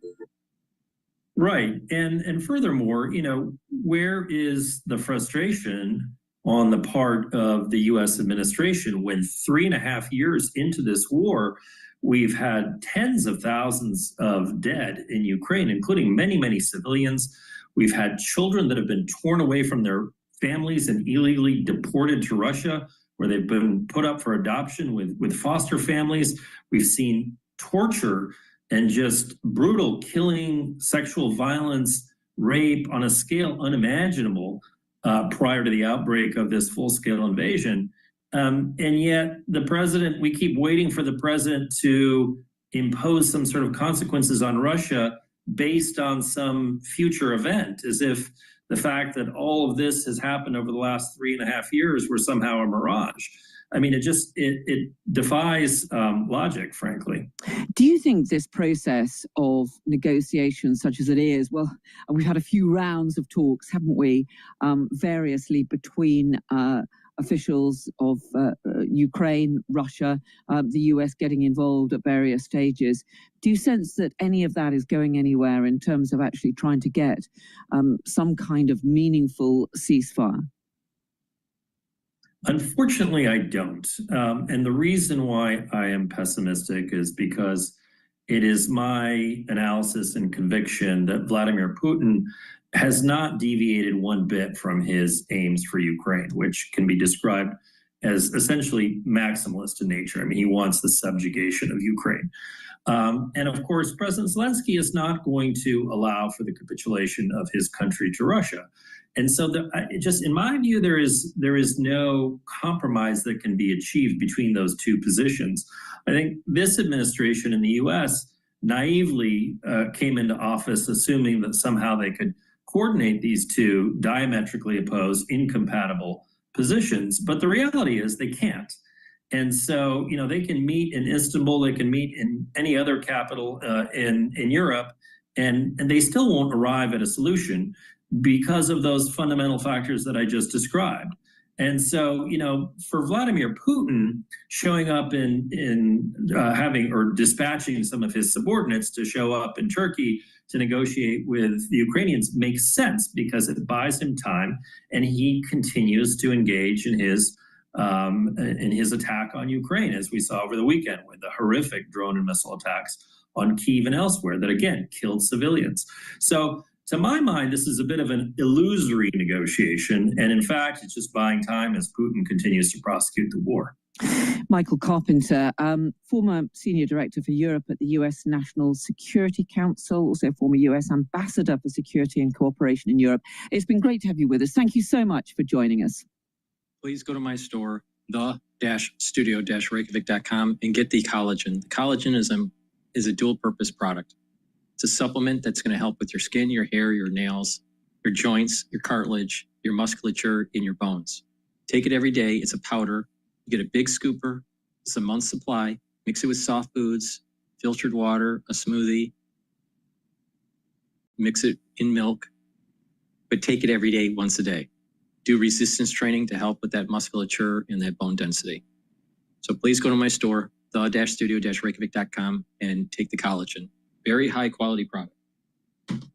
Also, the best toothpaste that you can get is on my store, the-studio-reykjavik.com. So get this structural nano silver toothpaste. It has no fluoride in it. You know why? Because fluoride makes you stupid. And this toothpaste is going to whiten your teeth, freshen your breath, reduce inflammation at the gum line, help the gum line health, and with good oral hygiene, you're reducing cardiovascular issues and you're reducing valvular issues. Really important to have good oral hygiene, especially when you get older. So please go to my store, the-studio-reykjavik.com. Get a few tubes of this toothpaste. It's a very high quality toothpaste. It's the best toothpaste that you can purchase. You can't buy anything better. And also a great stack with the collagen is the Myotrol. Myotrol is going to help you build muscle. It helps with the gene expression to build muscle and maintain muscle. If you're 40 years of age or older, male or female, take Myotrol. This has polyphenols, flavonoids, and lignans to help with the gene expression to build muscle and to maintain muscle. When we get older, we start to atrophy. We lose the ability to build muscle like we used to when we were younger. It's called methylation of genes. It's part of the aging process, but you can mitigate that by taking Myotrol. Do resistance training, take Myotrol every day. Please go to my store, the-studio-reykjavik.com. And Myotrol stacks well with the collagen. Like I said, the collagen is going to help with musculature, your joints, your cartilage, and your bones. So doing resistance training, taking the collagen and taking the Myotrol is going to help you. So please go to my store, the-studio-reykjavik.com. All right, let's take a look at what else is breaking in the news here.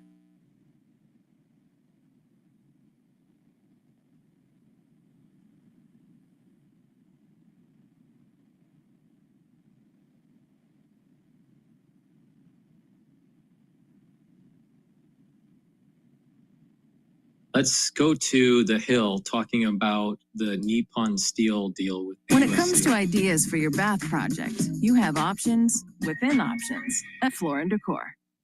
Behold, Cecilia, Disco's new AI assistant. Hear it hum this week. President Trump has greenlit a deal for Japan's Nippon Steel to buy U.S. steel, a move that reverses his campaign position, rejecting the transaction. The deal comes one day after the U.S. Steelworkers Union urged Trump to block the bid. President Trump writes of the deal on Truth Social, "For many years, the name United States Steel was synonymous with greatness, and now it will be again." He also said the deal will create at least 70,000 jobs and add $14 billion to the U.S. economy.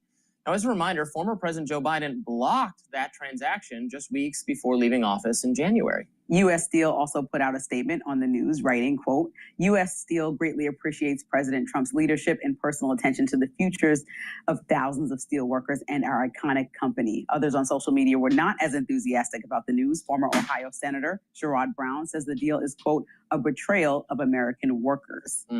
So both Biden and Trump initially opposed this deal. And As so did now Kamala Trump, Harris and J.D. Vance. right, everyone did. And so now Trump is doing a 180. That seems like a flip-flop, no? Well, he did a 180 to the position I think is correct, so I'm glad he did it. I support this. I think it's a no-brainer. I'm actually I'm resentful. And what business is it of the federal government if one private company sells or makes some business arrangement with another private company? This is not a national security issue. If it was a Chinese company or something like that, this is a Japanese company. Japan is an ally of ours. So you can't come up with some convoluted national security reason not to do it. This will add jobs. It will add value to our economy. It is not the business of the government to get into the minutia of what company does what, absence of national security rationale. Joe Biden was absolutely wrong to block it. Trump was wrong to say he didn't want to block it. I'm glad, but he's a deal maker. He knows this is a great deal for the U.S. economy, for creating jobs.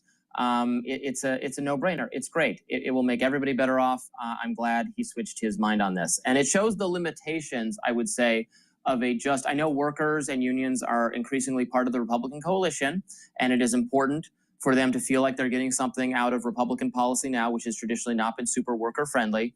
But we cannot just halt all economic progress in this country to appease a special interest, a labor union. This will create, I mean, some unions have interest not in creating jobs and protecting their own jobs, right? They don't want more jobs in this industry because there's more demand for them if they don't have to face competition.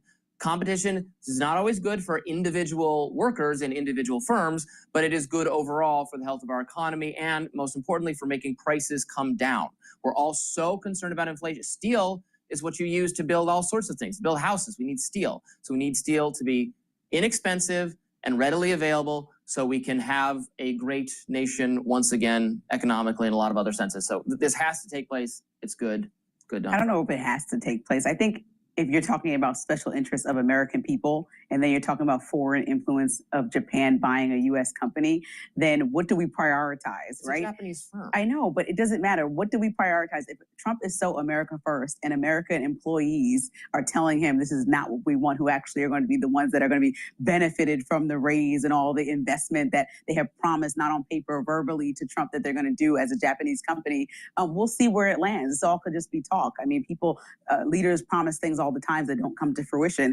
But also, I think, the president of the United Steelworkers said it bluntly, and I think that everybody should understand. He said, Nippon has a long and proven track record of violating U.S. trade laws. That's why he doesn't want this. The deal would end or erode domestic steelmaking capacity and jeopardize thousands of good union jobs, right? Unions are there to protect American workers. So I wouldn't call them special interests. I would more call them looking at the entire deal, people who've been working in this for years and saying this doesn't work for us. So perhaps instead of just making a decision because some country is promising you something and you're mixing in your tariff conversations with this and trying to get a win, maybe talk to the people that it affects most and make sure that they want it since you are the president of quote unquote America first. I mean, this is going to come down to a very fundamental political difference between you and I, or between right and left. I don't think government policy or economic policy exists to serve just the interests of a specific subset of the labor market.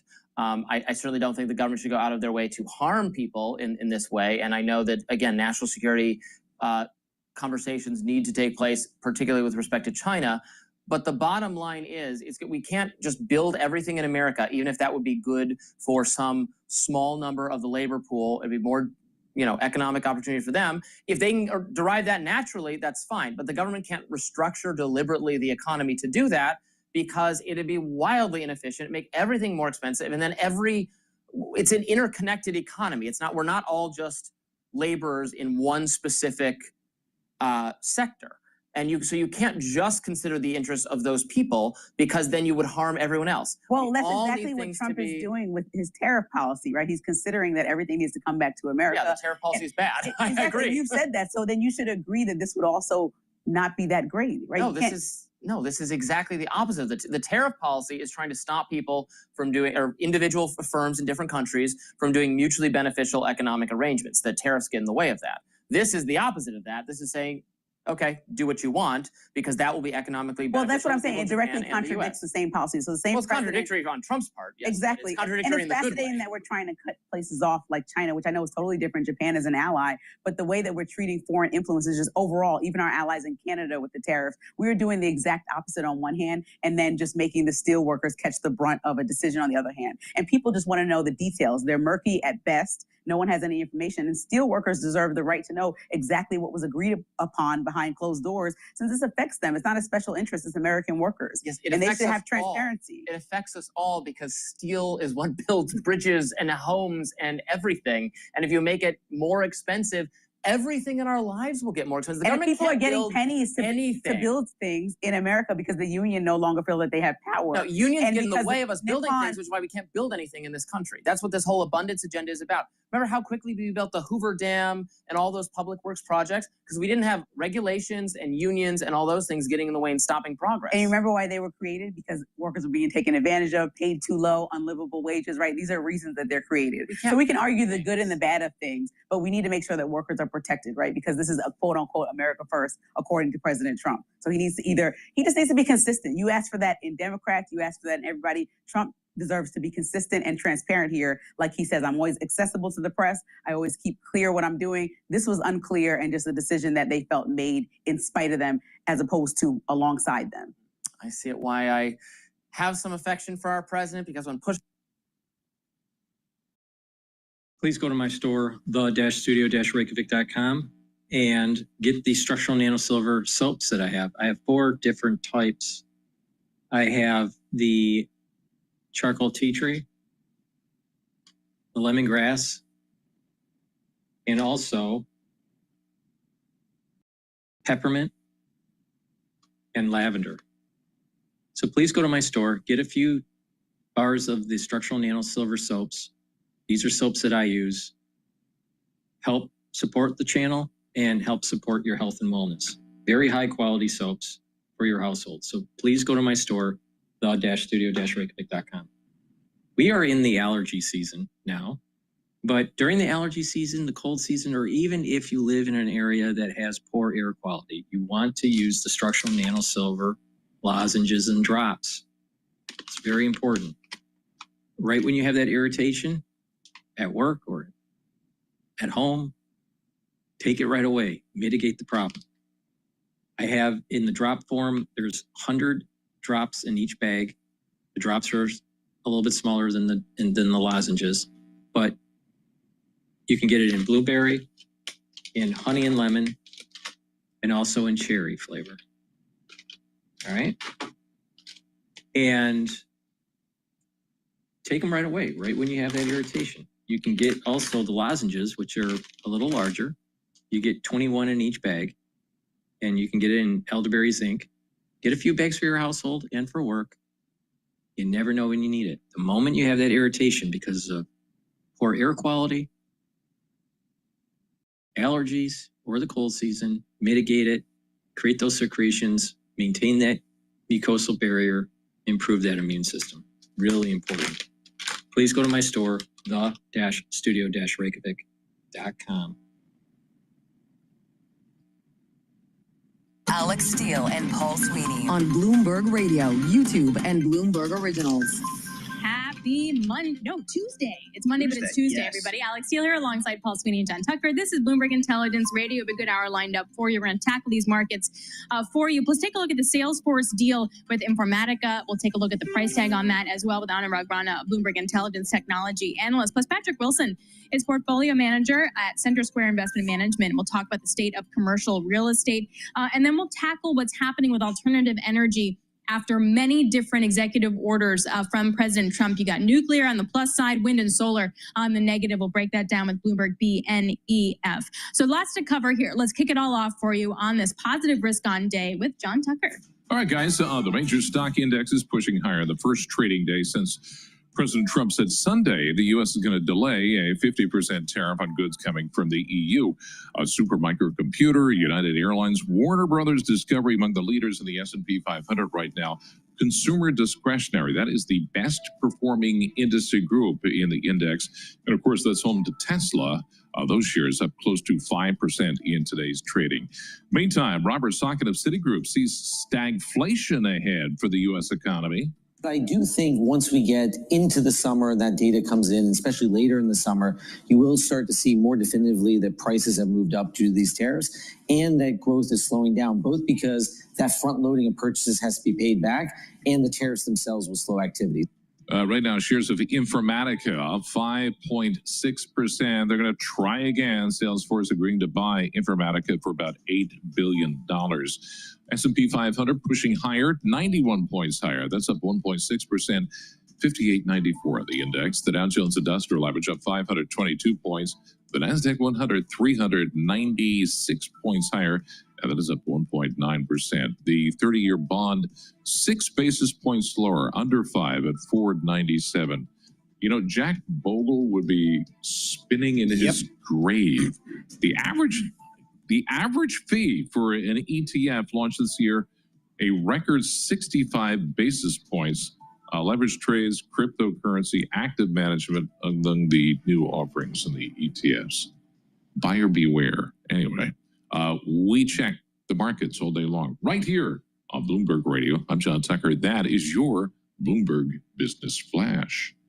Alex and Paul. We had Emily Graffeo on Bloomberg Surveillance this morning. And that was her story, her reporting. And she's saying basically the vanguards of the world have just hoovered up all the index. Mhm. So if you want to launch an ETF today, it's got to be something really special, niche, and oh, by the way, you got to make money. So you have to charge higher fees. Which, how do you do that? That's Well, the thing. yeah. And it's a race to zero at the end of the day. Yep. So good stuff. All right, John Tucker, thank you so much. We appreciate that. We got Alex Steele and Paul Sweeney live here with you in the Bloomberg Interactive Broker Studio, streaming live on YouTube. Let's take a look at some of the stocks on the move today. I'm Paul Sweeney with Alex Steele, and we're joined by Bloomberg's Christina Aquino. Christine, what are you looking at?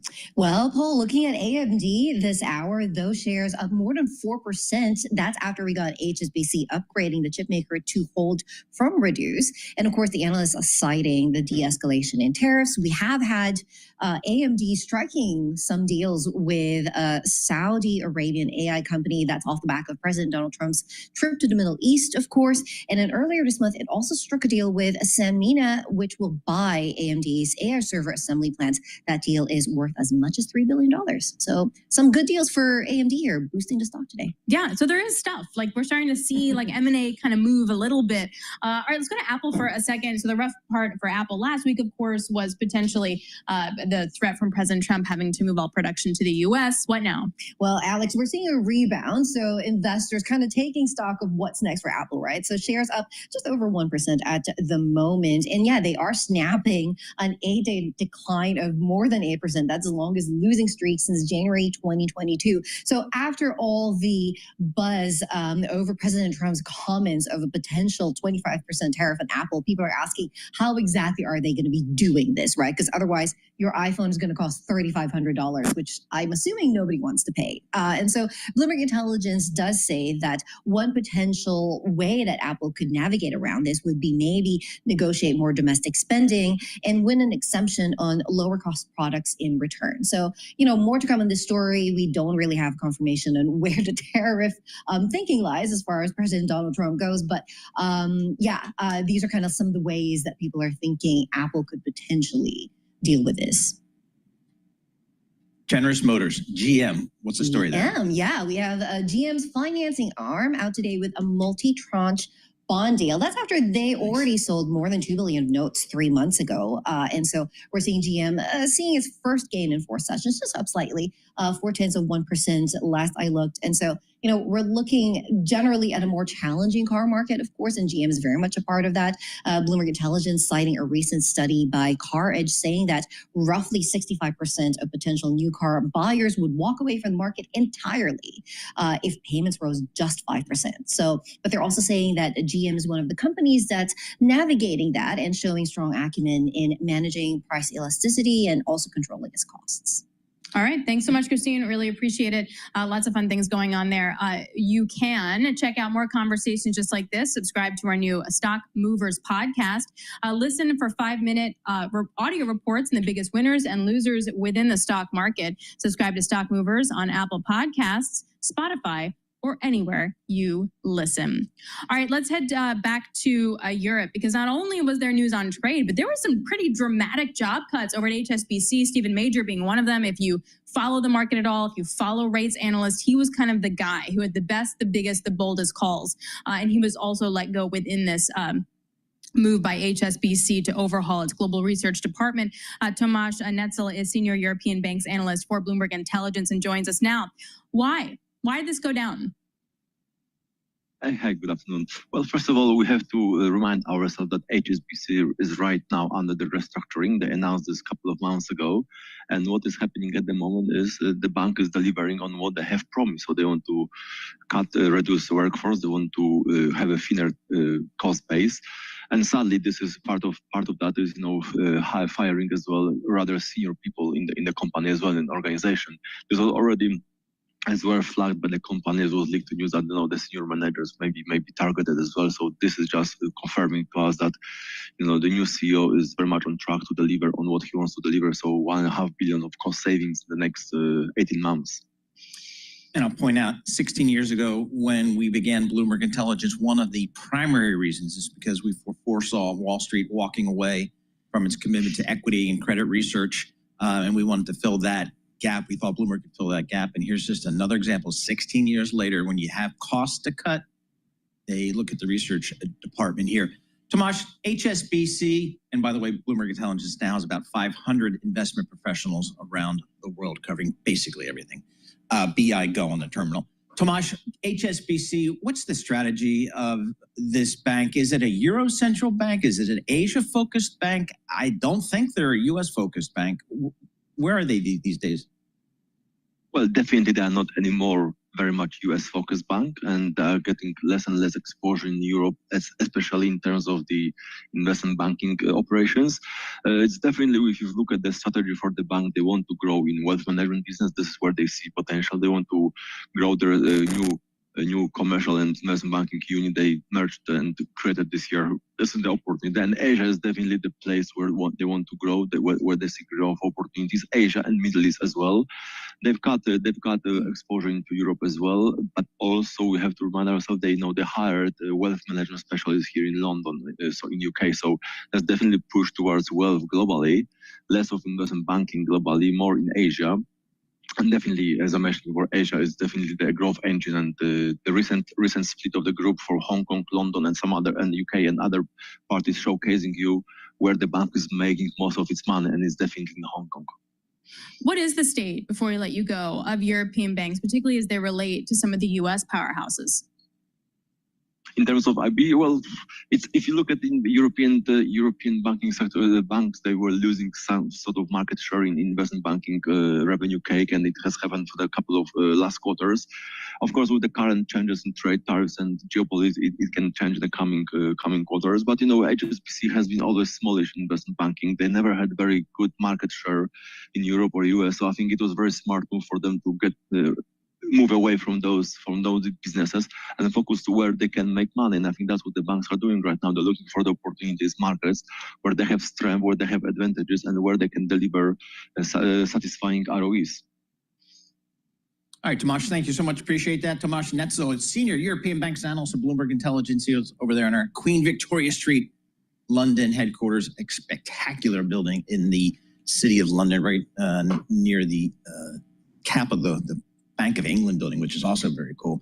Let's switch gears to technology. Had a little M&A trade in the marketplace today. Salesforce is said to near a 25 per share deal for Informatica. So we want to break that down with Anurag Rana, Bloomberg Intelligence Senior Technology Analyst. I'm looking at Salesforce. The stock's up about 0.6% here today. This is a deal that's been out there for a while. They've been on again, off again, talks here. What is Informatica and why is Salesforce buying it? Yeah, when you saw the deal rumor about a year ago, April of last year, the Salesforce did take a beating at that time, and the deal at that time was rumored to be somewhere around $10-11 billion. That didn't go through, so now they are buying it back again at about $8 billion. On Friday, when the news came out, the stock did trade off a little bit, about 4%. But today, as you said, it's not moving as much. Informatica is in the data management business. So if you are a large company, it'll help you manage a lot of the data that you have across multiple databases. So whether it is in System A, System B, System C, the CFO's office can see that data across various systems. Now, that was not core of Salesforce's business. Salesforce has bought a product in a long time ago, a company called MuleSoft. But recently, they issued a new product, or they launched a new product called Data Cloud, which takes into account a lot of their cloud assets that they have. And that product has done very well. And part of the reason why that's done very well is because people are using that data to fine-tune their large language models. So I think that's really what's behind this acquisition, is Salesforce pivoting more towards that data aspect of it. How does Informatica play in the AI world? Like, does this do anything for Salesforce on that end? Well, it helps Salesforce go and knock on a lot more enterprise doors and say, well, I know how to manage your data. So I don't care which model you use. You can use any model, but I can help you with your own data and how to include that data in the broader scheme of the large language model. Because remember, currently LLMs are only being trained on publicly available models or publicly available data. But sooner or later, companies will have to feed their own internal data to these models. So I'm looking at Salesforce's stock. It's down 17% year to date. Why is that? Are they not getting any AI love? So when you see across most of the software world, barring a handful of companies that are straight away being directly impacted with AI, the rest of the space is still struggling because of the lack of seat count growth. They sell a lot of the legacy products. So when you look at somebody like a Salesforce, they do have AI products, but all in all, that products are not even adding to $1 billion, while their total revenue base is $40 billion. But the rest of the software space is struggling because enterprise spending is tight on the non-AI side of it. So what other kind of companies or M&A deals in this space might we see? I do feel like we're starting to see movement here in M&A, but it's not kind of broad based. It's a really pick your poison kind of thing. What else is on the docket? I think there would be a lot more focus on the infrastructure layer, areas which are associated with, connecting databases together, connecting models together. I mean, that's really what we are seeing out there. IBM's doing a very good job about it by picking smaller companies, 4 billion, 5 billion, and really expanding their software package over there. Now, as far as the large companies are concerned, I think they're going to have still a very hard time going through any big acquisitions, which is a great opportunity for companies like Salesforce or Workday or IBM to expand their, you could say, the breadth of what they're selling to the enterprises out there. What's the latest on just the narrative in the market, Anurag, about AI? Before all this tariff talk started several months ago, that's all the market was focused on. I feel like we don't talk about AI a lot because there's a lot of stuff coming out of Washington that grabs the headlines. What's the thinking on AI in a world where tariffs are going to be higher, trade may be less robust? So, from a fundamental point of view, not much has changed. AI demand still remains strong. There's still a lot happening there. But what's happening on the, I would say on the other side of the equation is because of DeepSeek, there's a lot more questions about the infrastructure side of AI, which is, the chips and the data included, that's servers and all those things. But on the inference side, people like Microsoft are showcasing how they are seeing the benefit of it. If more people use AI, their revenue goes up. So there is a little bit of a bifurcation there. I think tomorrow when we see NVIDIA results, we'll have a much better idea in terms of their backlog and then the demand for chips, which we think will still remain strong.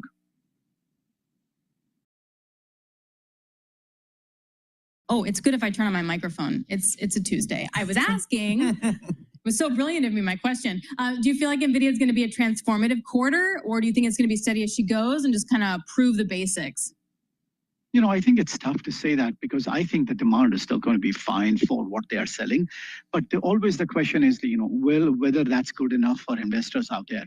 We don't know what the investors are baking in, a much more rapid, expansion of their backlog. But that's, I think, always the case with some of these high growth names is investor perception is really what drives some of the forward momentum in the stock and the valuation.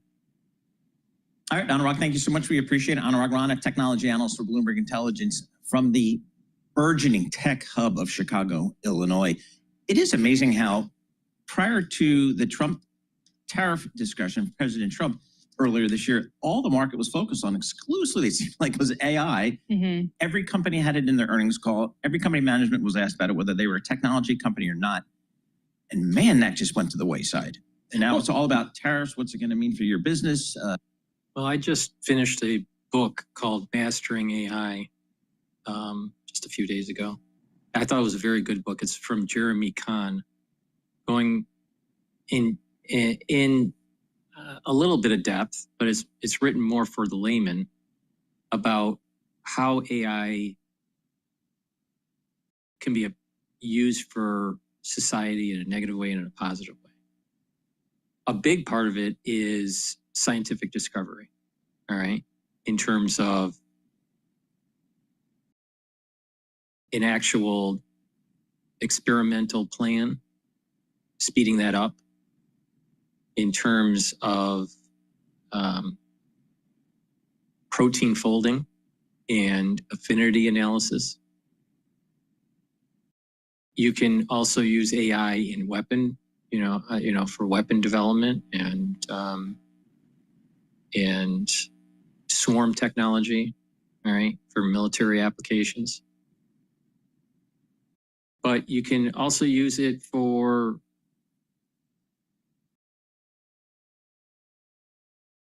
and we're not there yet. And I think this is where the holy grail is for Meta, Alphabet, Apple, even OpenAI, and X is a digital assistant. All right. That's where the big benefits are, where the average person back before the laptop became more robust and more affordable, they had a desktop. If you're a professional, worked in an office, or you were an engineer or a creative, you still had to have a pretty powerful desktop. But people were moving away from, the average person was moving away from desktops and moving into the use of laptops. This is all before iPhone and iPad. Then, once the iPhone and iPad started to become more popular and user-friendly and had more applications, usage of laptops started to go down. You still needed a laptop maybe for work, especially if you're not a creative. But the use of these mobile devices became more prevalent. It's going to come to a point where the technology becomes ubiquitous and so small, maybe on a wrist, maybe embedded in your clothing, maybe just embedded in an earpiece, or maybe a necklace or a bracelet or something, but the technology is embedded in something that is very small, and that you will just ask your assistant and the assistant will tell you. Now, the Siri technology and the Alexa technology is pretty rudimentary, but still useful. But it can be way more useful when it knows your likes and dislikes, has access to your banking information, access to the way what you want to buy that's automated. And you just ask your assistant to purchase groceries on Tuesdays and have them delivered, or to purchase clothing for the fall. And it knows your particular taste or style. And it will purchase these items automatically for you because it has access to your banking information.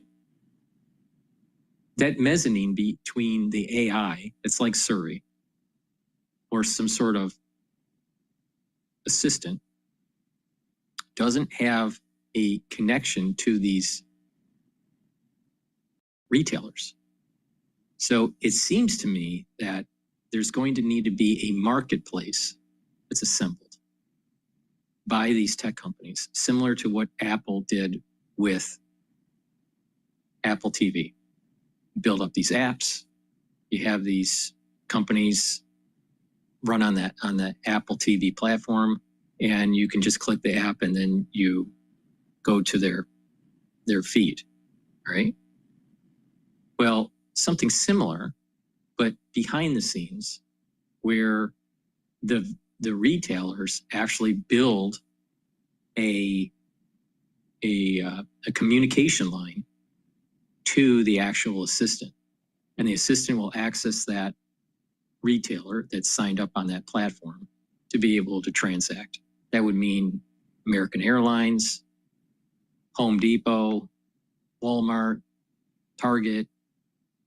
And eventually what's going to happen as these marketplaces sign up on these different platforms, because you're going to have competitors. Meta is going to have one, Apple will have one, OpenAI will have one, Alphabet. Once these marketplace platforms are built up, where their particular AI can communicate with the actual retailer and purchase and automate the process, where you don't log in and purchase the goods. It's your assistant that does it. Full turnkey. You don't do anything. That's where AI is going for the average person. And then you start getting into robotics, where you can have it help with home fixing, or doing dishes, or cleaning the house, or whatever. That's what the average person is going to see. Now at work, what's going to happen is that some jobs are going to be eliminated because AIs can be doing the job.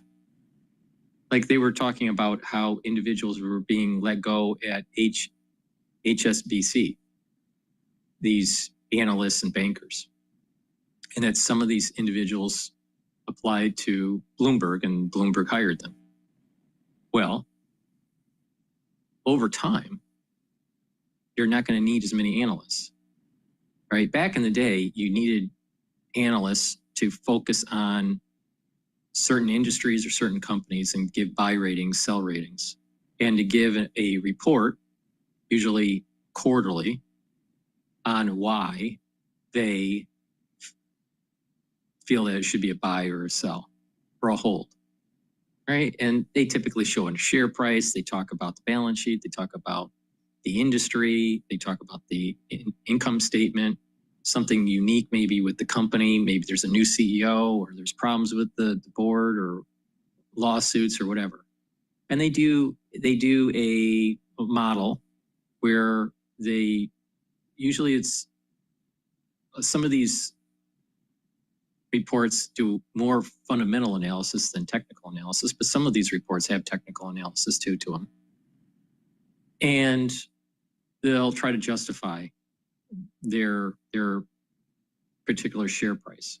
And they use these different models, like a free cash flow model or a discounted cash flow model, or there's different ways to do it, stepwise, and try to justify the price, all right? Well, usually that was a CFA that did it, but it didn't have to be a CFA. There were MBAs that were doing it. And Wall Street had thousands of these people listening to conference calls, asking questions, and maybe covering 15, 20 different companies and doing their research. And these research companies would have subscriptions to these banks. These banks would have subscriptions to these research companies, and they would purchase the research. Sometimes the banks internally had their own research department. Well, with AI now and systems like Bloomberg and Charles Schwab and Interact Brokers and other systems, you can easily get these reports through their platform, right? You can just type in a particular company and you can get their information. And maybe 4 or 5 different analysts, if they're covering a well-known stock. There are some companies out there that aren't so well-known that aren't covered. But the thing is that AI is going to be able to do the analytical work faster than these CFAs or MBAs. And you can get it in real time. So so AI, you're not going to need as many analysts.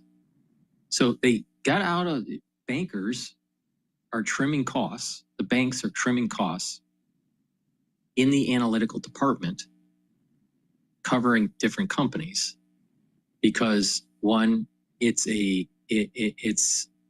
not generating revenue as much as it used to, or generating additional ideas like it used to. Now, part of it is that I think there's more of a fundamental. Let me rephrase it. There's less of a fundamental analysis and more of a technical or behavioral analysis that's going on with the market. I'm focused more on behavioral, the behavioral moves of things. It ties into chaos theory and all this stuff. So, but there is an underlying fundamental to it, but that underlying fundamental is innate to the behavior of the investor. So you don't need to know the fundamental, you just need to know the behavior of the investor.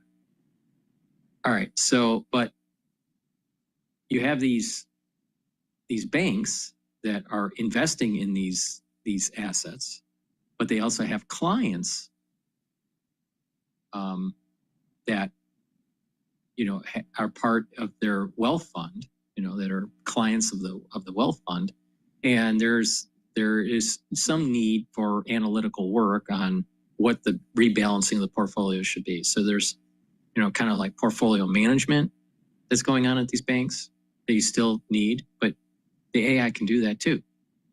So I see that there's a steady decline. The point I'm making is I think there's going to be a steady decline of actually the need of analysts in banking because of AI. The AI can tell you, if you just say, take 15 stocks that will give a 3% return higher than the benchmark of the S&P 500 over a 5-year period, year over year, it'll produce an answer. You may not like the answer.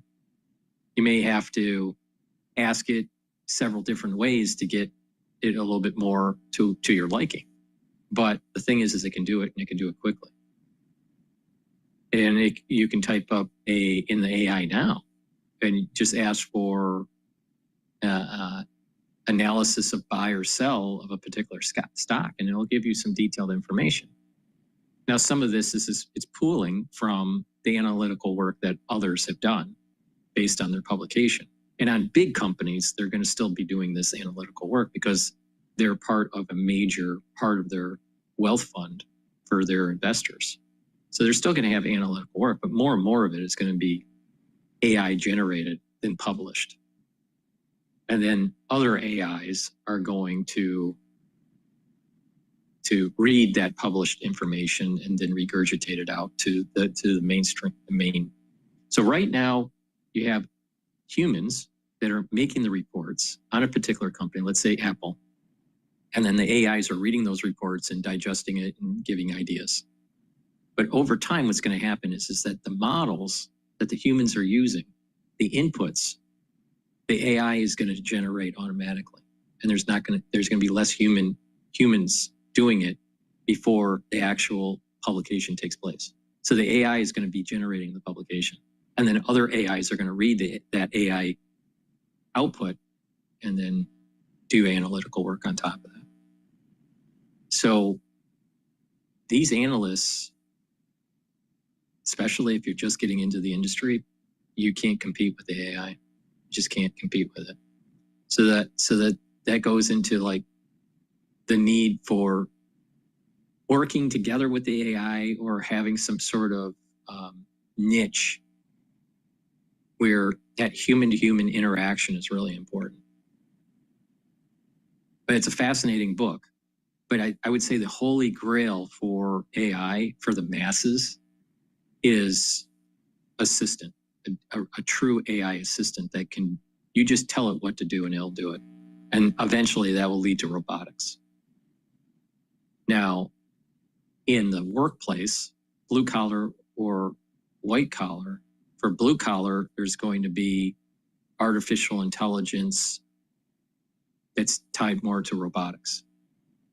And for the white collar, you're talking about analytical tools that normally people would do, data science. You know, back a few years ago, back about 10 years ago, or maybe even, about 10 years ago, 12 years ago, the big thing in business was big data. And then people would download that data and analyze it using statistics or regression analysis, using complex spreadsheets that filter out data and trying to analyze it. Then it was data science. So that spun off this idea of data science and using machine learning and other statistical analysis. And now we're moving away from that data science and moving into automating the data science using AI. And as more of that is automated, less and less people will be needed.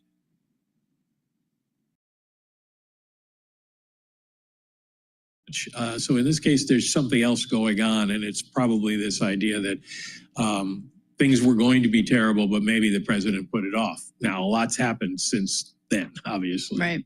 And worrying about your job is different than worrying about buying a product and being worried about tariffs. Like, they're different things, even if that's in the same zeitgeist. Also, one can make the argument that this is backward looking, right? So what's going to be the forward looking data that will really give us insight on the consumer?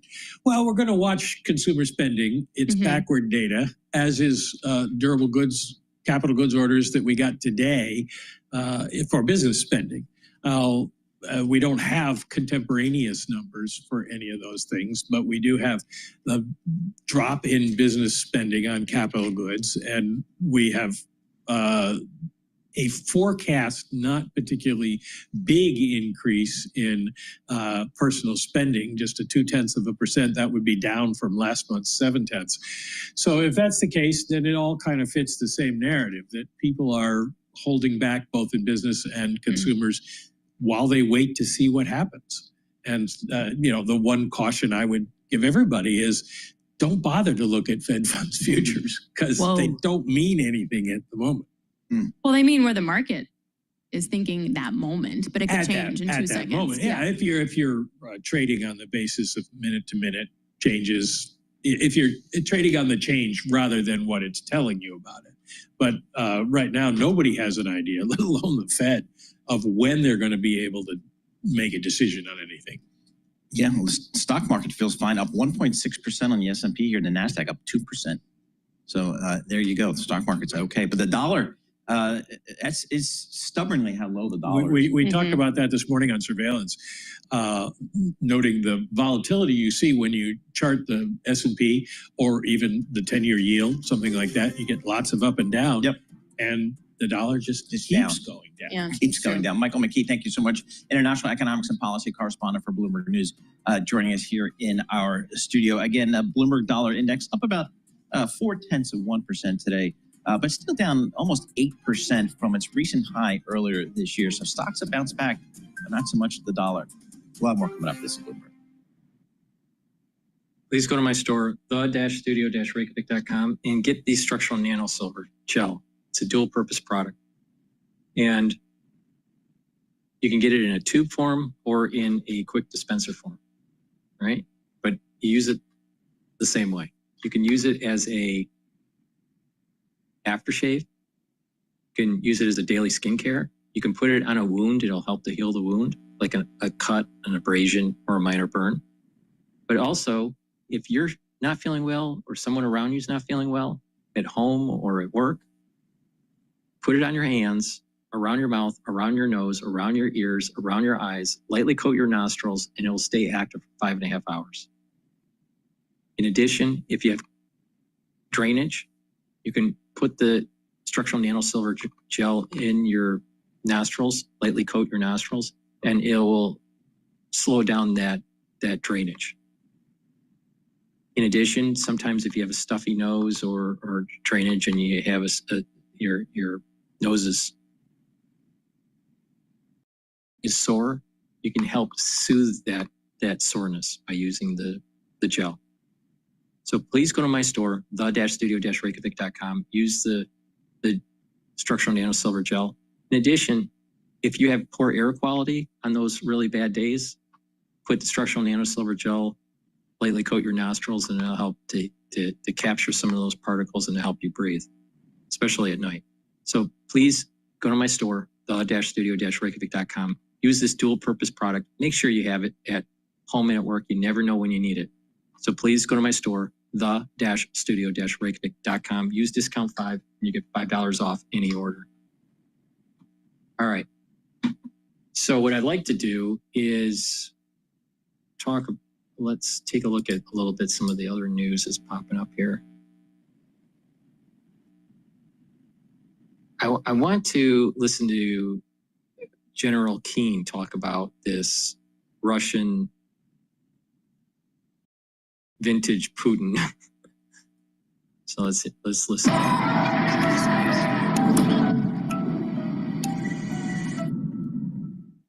Stress in HR is definitely a big thing. And there's things in HR that are stressful. I'm not happy with what Putin's doing. He's killing a lot of people, and I don't know what the hell happened to Putin. I've known him a long time, always gotten along with him, but he's sending rockets into cities and killing people, and I don't like it at all, okay? We're in the middle of talking, and he's shooting rockets into Kiev and other cities. I don't like it at all. President, what do you want to do about that? I'm surprised. I'm very surprised. We'll see what we're going to do. What am I going to tell you? You're the fake news, aren't you? You're totally fake. All right, any other questions? I don't like what Putin is doing, not even a little bit. He's killing people. And something happened to this guy, and I don't like it. You talked before about putting more sanctions on Russia. Is that something you're considering more serious? Absolutely. He's killing a lot of people. I don't know what's wrong with him. What the hell happened to him, right? He's killing a lot of people. I'm not happy about that. That's President Trump on the tarmac there, sounding off on Vladimir Putin after the Kremlin's largest drone strike yet on Ukraine since this war first started. The president considering new sanctions on Russia as a result, as some lawmakers are echoing that call. They want crippling sanctions, they say. Trump also wrote this on Truth Social. I've always had a very good relationship with Vladimir Putin of Russia, but something has happened to him. He's gone absolutely crazy, writes the president. The New York Post reporting a U.S. Marine who fought in Iraq and voluntarily deployed to Ukraine was killed in one of Russia's drone strikes during the frontline mission. Joining me now with more on all of this is Fox News senior strategic analyst. He's chairman of the Institute for the Study of War, General Jack Keane, with us again. General, good to see you. Is this the answer right now, sanctions on Russia? How do we deal with this escalation from Vladimir Putin? Well, first of all, yes, that's part of the answer. But this is vintage Putin. I mean, Putin is a war criminal. He's targeting civilians. That is a war crime. But he has always done this. In 2000, when he took over, he targeted innocent civilians in Chechnya, which was, he believed there were radicals there threatening Russia. And he went in there. Certainly there were military targets, but he took down entire villages of civilians, no military targets. He went into Grozny, their principal city, destroyed entire neighborhoods.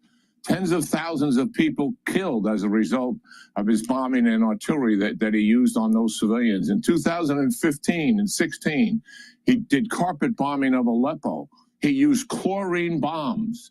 He used cluster munitions that don't self-detonate like the United States does if they're on the ground for a period of time. He used deep penetration bombs to go into underground hospitals and kill the people.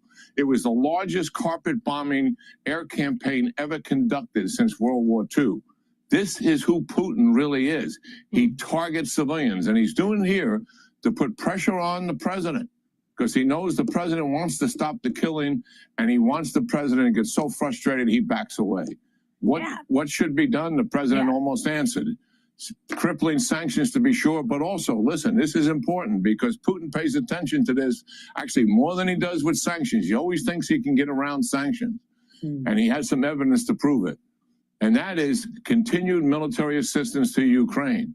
That makes a difference on the battlefield. After all, we're 39 months into the war, and Putin isn't even close to taking control of Ukraine. He's still trying to get control of the 4 provinces, or oblasts as Ukrainians call them, that he believes are theirs. And Ukraine still owns 2 of the oblast capital cities. So Putin is nowhere near where he wants to be, and we can stop him from getting there, certainly. I think it's been long enough now to know full well he's not coming to the negotiating table and willing to do a ceasefire. The president has given him every opportunity to do this, and the president's running out of patience. I agree with him. It's time to act. Look, sanctions are one thing. What about economic levers, right? I mean, the Wall Street Journal mentions today banking, shutting off banking for Russia. I mean, you're talking about an economy that is about the size of Texas in Russia. Can't we be doing more in terms of shutting off Russia to the world, stopping all of the, illicit sales of oil? Well, there's no doubt about that. I mean, China is financing this war. They're buying Russian oil at reduced prices. So is India. And they're supposed to be an ally of ours, obviously. Yeah, there's plenty we can do here with secondary sanctions. And I think going after the central bank is something we should have done right from the beginning. Yes, we can hurt Putin. I'm not suggesting we can't. He's just not as intimidated by them as other people are. And that's why we got to have a 1-2 punch here. One is sanctions, and the second punch is continued military assistance along with the Europeans. But I mean, the secondary sanctions, they haven't really hit. Lindsey Graham wrote that letter talking. He's got 82 co-sponsors on a bill that would hit countries that buy Russian oil and gas with tariff sanctions, energy sales. The Journal writes are Mr. Putin's financial lifeline. So if you're hitting the countries that are actually buying the oil and gas from Russia. That also could be putting the pressure on. That's what Lindsey Graham is talking about. Oh. Yeah, there's no doubt about that. I'm not suggesting those sanctions aren't going to have an impact. They absolutely are going to have an impact. But I think we have to do more than just that. And that's the point I'm trying to make. I'm all for those sanctions. And the fact that Graham has got 82 senators to agree on doing something like that is somewhat unprecedented to get something. And certainly the president's team knows full well what to do here. And they've analyzed this thing every which way. They know what sanctions to impose here to get the maximum effect. Other consultancies work around you. At West Monroe, we work with you. Overcomplicated strategy, it's so overrated. West Monroe, clear action, lasting impact. This day, when all of America honors its fallen, we, the people of Israel, salute the American soldiers who have saved not only the United States, but the free world, time and again. Israel knows well the heavy price of fighting for existence and for freedom. Together, we stand with you in honoring our people and freedom. We defend our people, our freedom, and our common values.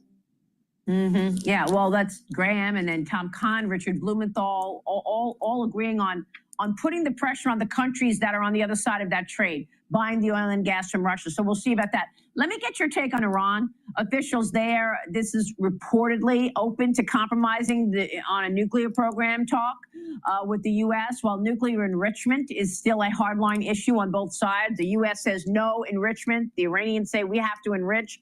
The commander-in-chief of Iran's army also is threatening Israel, saying that it is, quote, fully ready for another aerial strike, calling it a justified response to what they claim is Israeli aggression, General. This is also out there and not ending. Iran, what do you do? Well, Iran is in these negotiations for the single purpose of stalling as much as possible and get concessions from the United States because they've drawn a red line. We want to be able to enrich uranium. If you give Iran the capability to enrich uranium, that means the facilities and the centrifuges to do that, they can take that uranium and weaponize it in a matter of weeks. We know that for a fact. That's indisputable. That's why you can't let them have that capability. But they want to get into these, develop a framework, kind of like what the Obama administration did in 2013. It took them 18 months to get the final deal.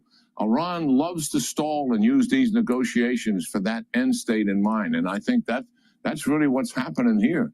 That once again, they want to get a framework deal, which is not a final deal, which gives them then maybe a year or 2 years to improve their defenses, their air defenses, which are in shambles as a result of Israeli strikes.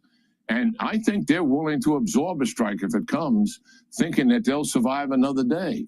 And they'll still be able to get to a nuclear weapon. I mean, you've got to understand how diabolical these dictators are. The fact that they're mullahs and supposed to be religious figures is a falsehood. They're thugs and killers controlling very good people inside of Iran. Unbelievable. General, it's great. The S&P 500 is trading, it's just bouncing around at that 5,900 level. So VIX is trading at 1939 right now.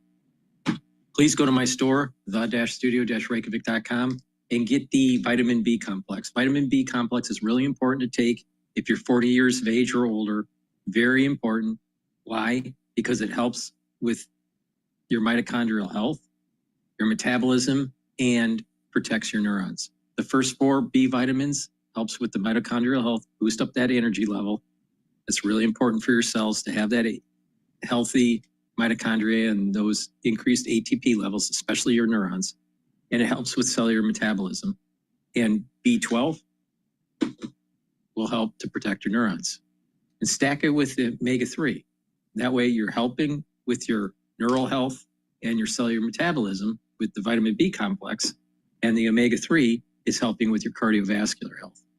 So omega-3 is going to help to bring down inflammation, help to control that lipid profile, bring down LDL levels, increase your HDL levels. Really important. When you do that, you're reducing the chance of reducing the chance of plaque formation. And omega-3 will prevent the red blood cells from over clotting. So it helps with clotting issues. So please go to my store, the-studio-reykjavik.com. Take the omega-3, help with your cardiovascular health, stack it with the vitamin B complex, and that's going to help with your neural health too. So please go to my store, the-studio-reykjavik.com. You're going to start hearing in the news in the near future here because of so many people that are in their geriatric years and they're starting to get older and they're starting to have problems. You're going to start hearing more and more individuals having vascular problems that lead to loss of mental acuity. So this is sometimes they call it mixed dementia. Another term is vascular dementia or ischemic dementia. So pay attention to this. This will become more common in the near future. So it's really important to take care of your neural health and your cardiovascular health. Extremely important. All right, let's go back to Bloomberg.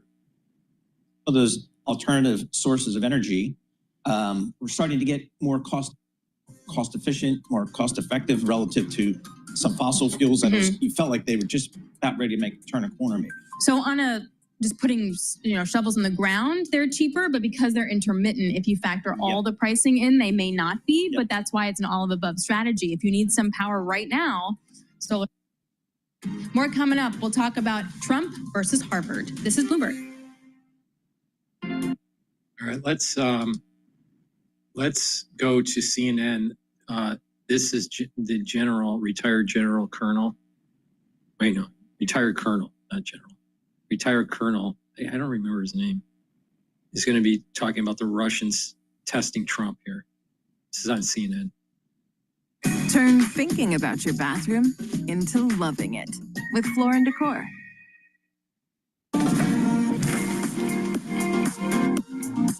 A solid game plan can make all the difference in ensuring.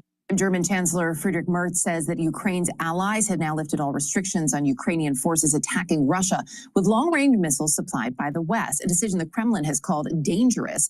Russian President Vladimir Putin had previously threatened war with NATO if long-range weapons supplied by the West were used against Russia. This follows, of course, a weekend of massive Russian drone and missile strikes across Ukraine. That prompted U.S. President Donald Trump to say that Putin had, quote, gone crazy. Chancellor Merz, meantime, is hoping President Trump's words could possibly lead to some concrete action. Und ist übers Wochenende offensichtlich. Trump is obviously increasingly disillusioned with Putin due to the massive attacks on Kyiv and other cities in Ukraine over the weekend. In this respect, I hope that America stays on board. Die Frage ist, ob die USA sich. The question is whether the USA will continue to see it as its political and military duty to help Ukraine. And that is what we are trying to achieve.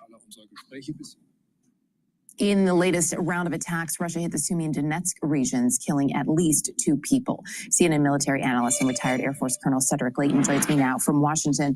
Colonel Layton, good to see you. Those comments from Donald Trump, of course, where he said he thought that Putin had changed. This is not the Putin that he knows. He's known him for some time. There was some head scratching over those comments because to most, this was the Vladimir Putin that had been here all along. As we watch the fallout from these comments, what is the impact, do you think, on the war itself? Well, good to be with you, Erica. Yeah, I think the impact on the war is going to be multifaceted. One aspect of this is that this is basically Trump's realization, I guess we'll call it, that Putin is doing evil things, at least his partial realization, may very well pave the way for further use of U.S. aid in this war. However, it could branch off into another way where Trump will wash his hands of of everything. So the German Chancellor's comments become, I think, quite interesting in the sense that he is definitely looking for the U.S. to continue its support. The Europeans are trying very hard to step up, but they are also counting on the U.S. to do its share, in essence, to maintain some of the weapons deliveries and munitions deliveries and intelligence support that the U.S. has provided in the past. So it could very well, in one sense, it could, make the war more survivable, if you will, for the Ukrainians. On the other hand, it could also eventually draw the Russians closer to the negotiating table. And that, of course, is the hope of Chancellor Merz and others who he does. And it was an interesting word choice on the part of the chancellor talking about the U.S. duty there and how the U.S. would choose to follow that. It's also, as we watch what has been this real intensifying on the part of Russia in terms of attacks over the last several days. Do you see this as Russia trying to maybe see how far it can push Donald Trump in some ways? Yeah, I think that is part of it, Erica. One aspect of this, could be from a military perspective that they're in essence trying to soften up Ukrainian targets for a summer offensive that a lot of us think will actually happen, that the Russians will try to engage in. But the Russians are clearly testing Trump. They're clearly testing the West. They've been doing that really since the beginning of this phase of the conflict. And it seems to me that they are going to continue to do this as much as they can. Now, one possible outcome of this is that the Russians will more quickly deplete their weapons as they conduct these attacks. But on the other side of that is the fact that the Russians have actually made their economy a wartime economy and basically increased their production capacity substantially. So if there are any diminutions in the ability of the Russians to conduct attacks like this, I think they might be short-lived. As we look at how this is playing out, the fact that, Chancellor Merz was talking about Ukraine can now defend itself using these long-range missiles to fire into Russia, the Kremlin responding, calling this dangerous. And then I thought it was interesting that Merz said, hey, this has been the case for months. The fact that it's being said out loud, though, what does that change? Well, I think Merz is, in some ways, he's at least publicly distancing himself with what his predecessor, former Chancellor Olaf Scholz did. Scholz was very clear that, at least in his public pronouncements, that German weapons could not be used for long-range attacks into Russia. But the new policy under Chancellor Merz is that, in essence, the Germans are mirroring what the French, the British, and the U.S. Have done in the past with systems like the Storm Shadow and the ATACMS HIMARS missile systems. So that basically brings the Germans up to the same standard, if you will. Now the question remains, will the Germans provide one of their weapon systems, which would be extremely useful for the Ukrainians, and that would be the Taurus missile. If they provide the Taurus, that could be a potential game changer, at least in the short run, for the Ukrainians, and the Ukrainians would certainly welcome that. Behold, Cecilia, Disco's new AI assistant. Hear it hum. This weekend, have a weekend! Colonel Cedric Layton, always appreciate your insight. Thank you. With us now, CNN Global Affairs analyst Kim Dozier. Kim, so these restrictions was. So let's go back to Bloomberg. They're talking about Harvard here. Uncertainty in this calculation for students. And what's happening on the ground, I can tell from my time at Duke, kids are choosing not to come to the U.S. Right. And to study elsewhere. And some of the best and brightest going to other places. And what do those students do after they get the degrees? They tend to stay there. Right. Right, because why would you run the risk of going there for a year and all of a sudden being asked to leave? Why not go Oxford is just nice. Go ahead. Yep. Why not? Exactly. Okay, so what happens? Like what, Harvard's going through the courts, but that's going to take forever. Right. No, I mean, you think about COVID, when there was a huge amount of uncertainty, people had the option of taking a gap year, and the colleges were very accommodating in that. There's less, at some point the pandemic was going to end and real life would return on campus. But no, I mean, it could have a large impact for universities and their bottom lines if they decide to go elsewhere. So again, I'm guessing every other university in the country is just kind of keeping their head down, hoping they don't get into the sights of President Trump. Is there a sense that this is going to have a real chilling effect on just higher education in general, in terms of investment, in terms of recruiting the best and brightest students and faculty and all that kind of? Well, I mean, think about this, with what he's saying, the best and the brightest students in the faculty. Majority of the faculty are ultra liberal or liberal. All right. Self-identified. All right. The majority of the faculty at Harvard. So is that the best? Is that the best? No, I don't think so. Even Harvard is saying that their composition of the faculty needs to be more balanced. Harvard's admitting this. All right. But to be able to get there is going to be very hard. But to say that the faculty is the best and the brightest, no, I don't think so. All right. All right. Now the students, you're telling me, okay, now there's 27% of the students, approximately 6,700 are from international schools or are from international pedigree. All right. So they're coming to the United States. About 400 of them are getting into the college, and the remainder, 6,300 or so, are for graduate studies. You're telling me, now taking a look at the college level, you're telling me that there aren't 400 students that are American citizens that aren't good enough for Harvard? No, of course there are. There are 57,000 people or more that apply. And not all of them would do well at Harvard. But the thing is that a lot of them would. They have the difference between these individuals that are being selected when they get their reading and they're being interviewed and they're selected. There's very little difference between these students, very little difference. So there are 400 students that are just as good, if not even better, than the ones that are coming from international. And so this idea that the best and the brightest they're only selecting the best and the brightest. No, they're selecting because of diversity. That's what they're selected for. And don't pretend that they're not. So to say that there aren't 400 high school students across the United States that couldn't fill those slots and do extremely well at Harvard, he's being disingenuous. But he went to Duke, so of course he's disingenuous. Secondly,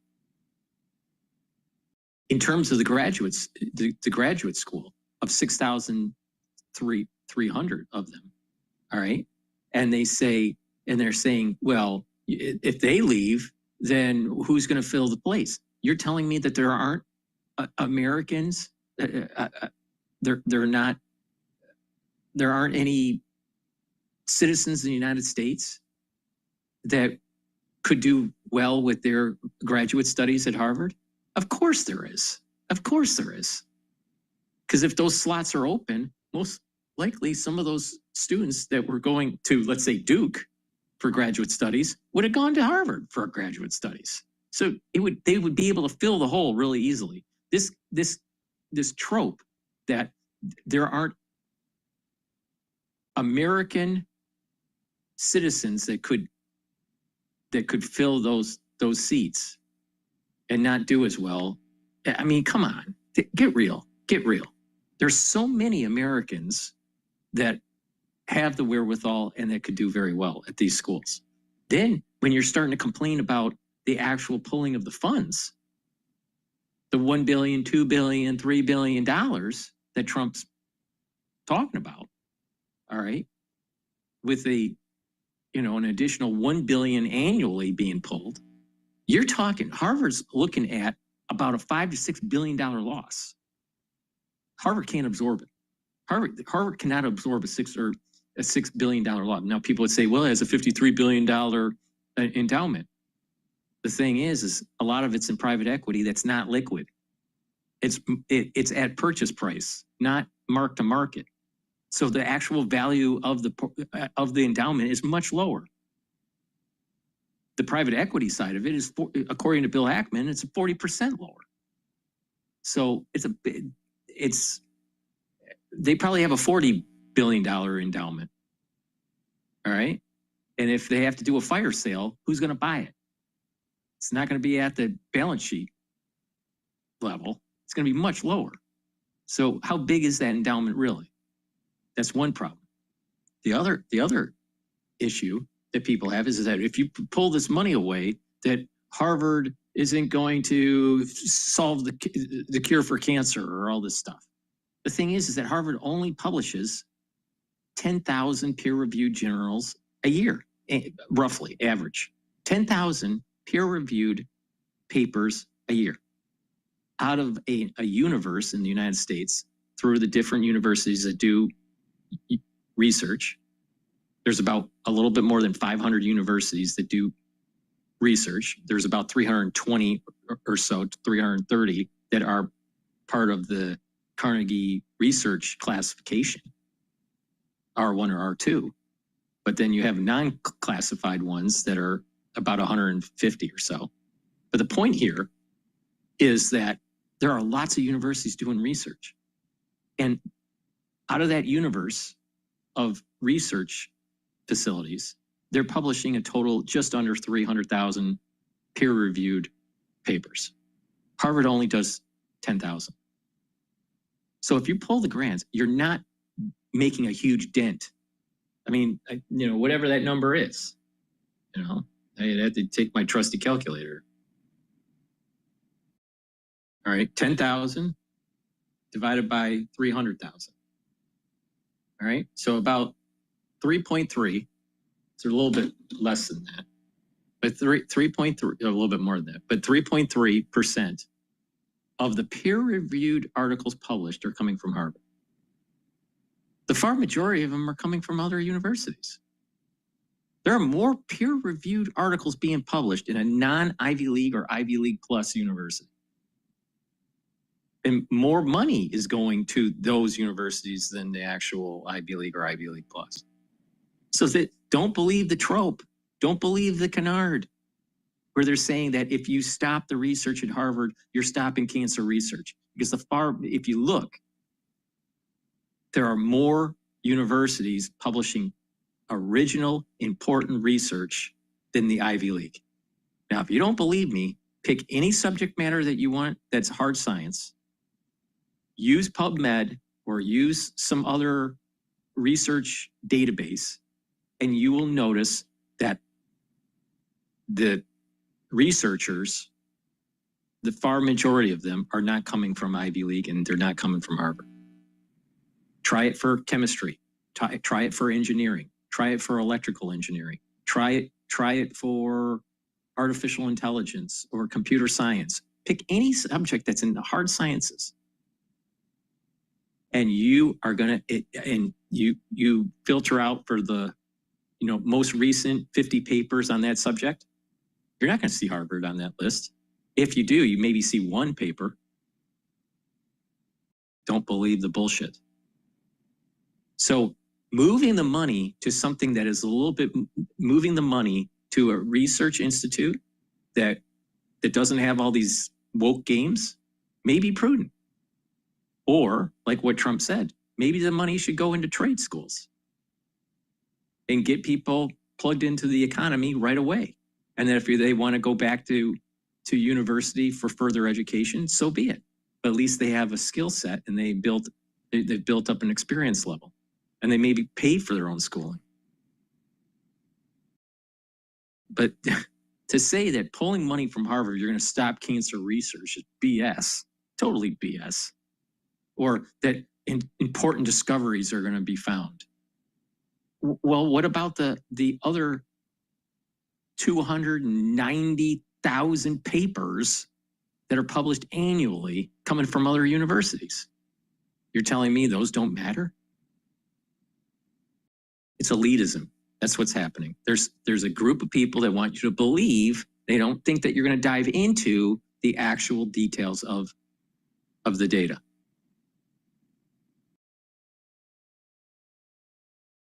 Now they would say, well, we got a lot of Nobel Prize winners. Well, did they do the Nobel Prize winning research at Harvard when they were doing it? Or did they hire them in after they became famous to become professors? or to get grants from the government. And that's usually what happens. They usually do their primary research at a different university. They become famous.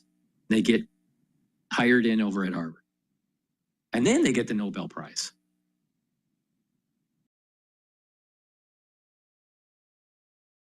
Got to look at the details. Got to listen to the nuance. U.S. from withholding funds over congestion. Salesforce is acquiring Informatica for about $8 billion. Salesforce shares up 1.1%. Informatica up 5.8%. And U.S. steel shares higher after CNBC reported that the Nippon deal is probably going to close, quote, very soon. Recapping stocks higher, S&P up 103, up 1.8%. Balance of Power continues. Back we go for the Tuesday edition. Once again, your host here is Joe Matthew. I had to check, Charlie. It does kind of feel like Monday. Great to see Charlie Pellet every day here on Balance of Power. We'll get back to Charlie with the Tuesday trade a bit later on this hour with, the big breaker on the terminal. Didn't think we'd be talking about congestion pricing today. And technically, well, I guess we're not, but the funding surrounding it as New York wins the temporary freeze on potential moves by the administration, which we say so often here, to withhold federal approvals or funds when it comes to state transportation projects and so forth. Apparently, there will not be a punitive measure here for the state of New York. We'll let you know as we learn more. Coming off quite a weekend, a long weekend, I hope for you, Memorial Day. I hope it was meaningful for you with the president out and about. No public events today, nothing on the schedule. It was, I guess, an exhausting weekend. And well, the headlines were kind of exhausting here as we walk through yet another threat of tariffs. And this is where we left off on Friday. It's going to take me the next 2 hours to unpack what happened over the 3-day weekend. Remember the EU, 50% tariffs? Thank you for your attention to this matter. Just a day later, on Saturday, the president walked them back, bringing us back to this whole idea of putting on a really tight pair of shoes so we can enjoy how good it feels when we take them off. Jordan Fabian not only covers the White House for a living, going back to the first Trump administration and beyond, but is also the editor of our White House coverage here in Washington, which is a pretty tough job right about now. Jordan, it's good to see you. Thank you. Am I right here? The real headline, the news is there's no news. The president has no public events.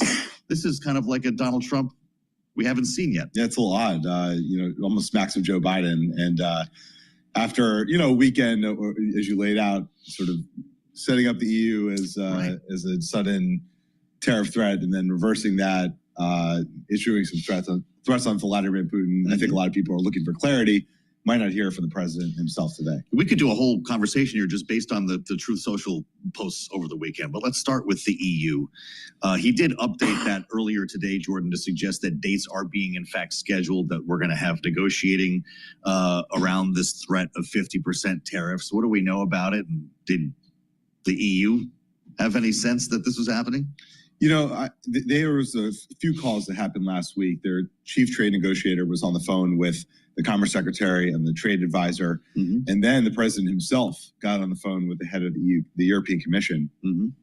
And my understanding is that they were promising to, quote, fast track negotiations. The president was upset that the Europeans appear to be slow walking things. And so now he's encouraged. But again, we'll see how long this lasts, because he really doesn't like the EU. And he's made that abundantly clear over the course of his 2 terms. And so how long is patience? So we have till July 9th, right? Right. And that was, it's important to remember, this is the original date for those so-called reciprocal tariffs. Correct. And so we're now back to square one, essentially. Although with the threat of higher tariffs, the initial threat was 20%. Now it's 50. Yes. And so that's a significant difference. Yeah. I almost went wine shopping before I heard of the delay here. It's something we need to keep our eyes on as we spend time with Jordan Fabian, looking at the market reaction today, remembering where we were on Friday with just the threat of tariffs. You've got the S&P 500 up 100 points, almost 2%. The NASDAQ is up over 400 points, more than 2%.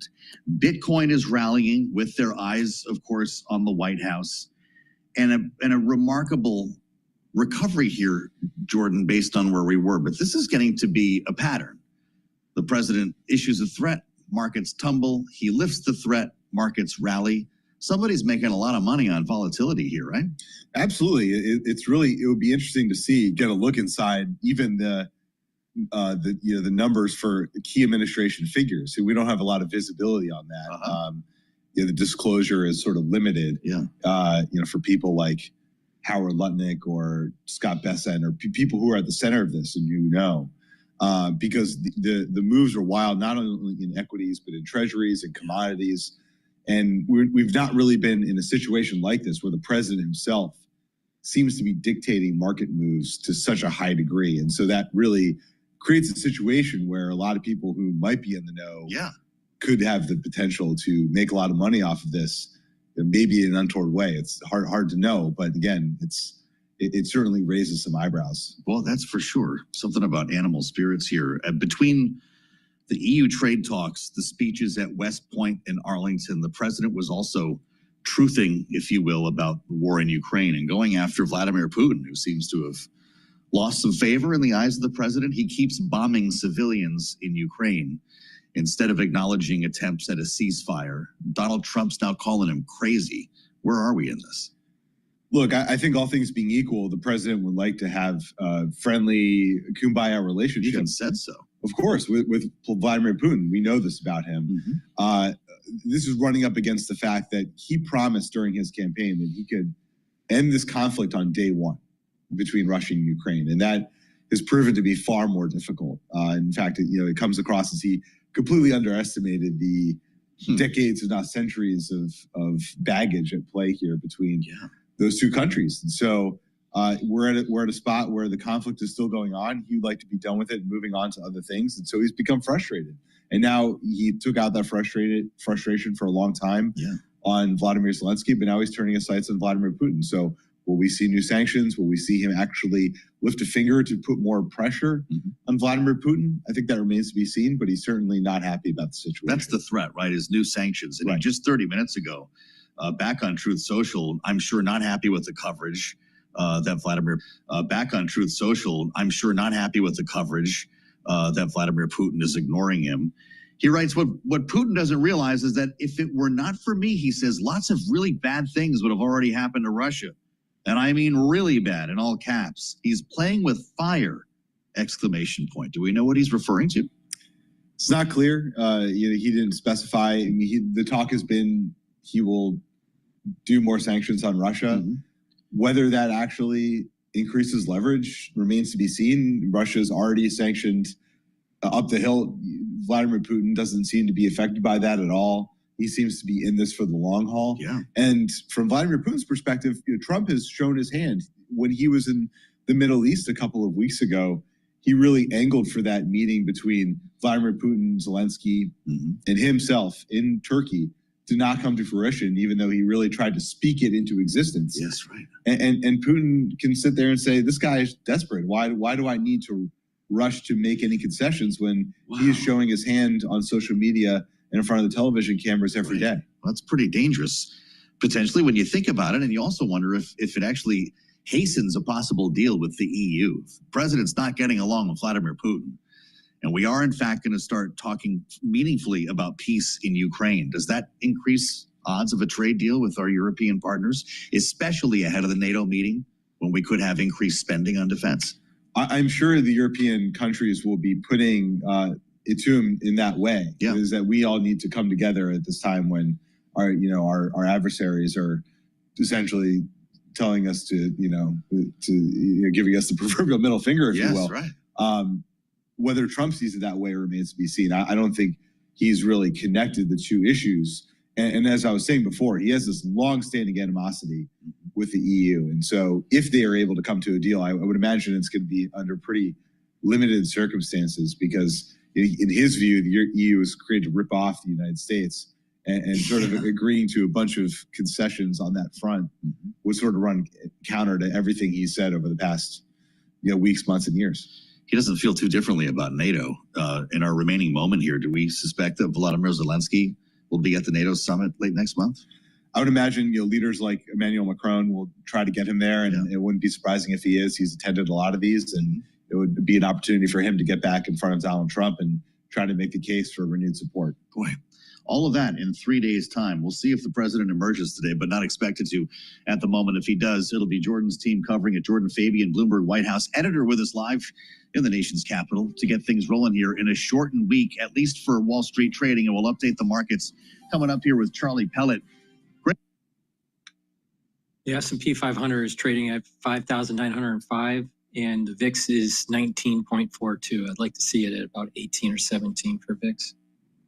Please go to my store, the-studio-reykjavik.com, and as a foundational supplement, take the probiotics, either the VeggieCap version or the powdered version. Really important to bring down inflammation at the gut, improve the immune system of your gut, improve your gut biome to help with metabolism and absorb those nutrients, improve the communication between your gut and your liver and your gut and your brain. You'll be able to concentrate better. You'll be able to sleep better. Your skin will improve. There's many benefits when you have a good gut biome. So please go to my store, the-studio-reykjavik.com. Get the probiotic in the VeggieCap form, which is in my hand, or the powdered version. I usually take the powdered version for my lunch because I take all these other powders too.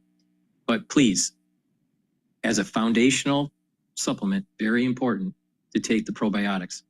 It stacks really well also with the multivitamin as a foundational and then build off of it. Please go to my store and get the great dual purpose deodorants for males and females. It will help to detoxify your body, and you use it as a deodorant every day. Now, you can get it in citrus or in peppermint, lavender, and tea tree. It's for males and females. Get a couple bars for your household. It's made from essential oils from the Himalayas. Very high quality. No aluminum, no baking soda. Very high quality. Use it every day. Help to detoxify your body. And when you detoxify your body on a regular basis, your endocrine system will start to perform better. So please go to my store, the-studio-reykjavik.com.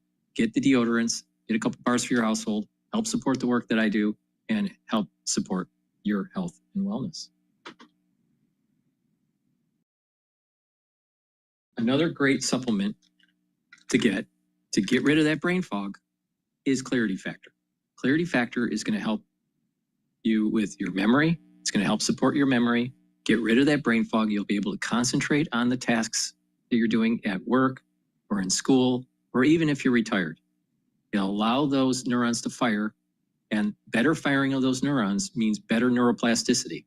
You're going to have positive neuroplasticity where you have these dendritic connections reestablishing themselves, and you'll be able to think faster and have better memory. Very important.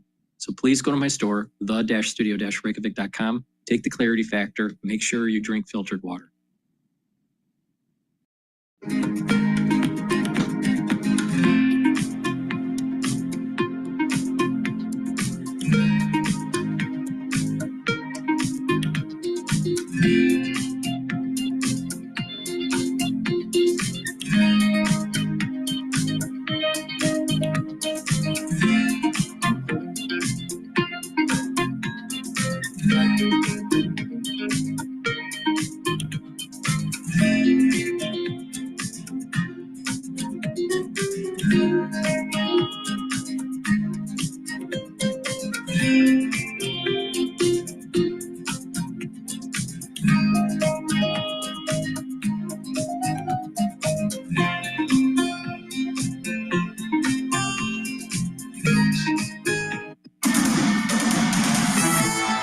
It's 12:41 on Wall Street. We do check markets all day long here at Bloomberg. We have got the Dow, the S&P, NASDAQ all advancing just about the best level of the day right now. On the S&P 500 index are up 103. That is a gain of 1.8%. The Dow up 628 points, up 1.5%.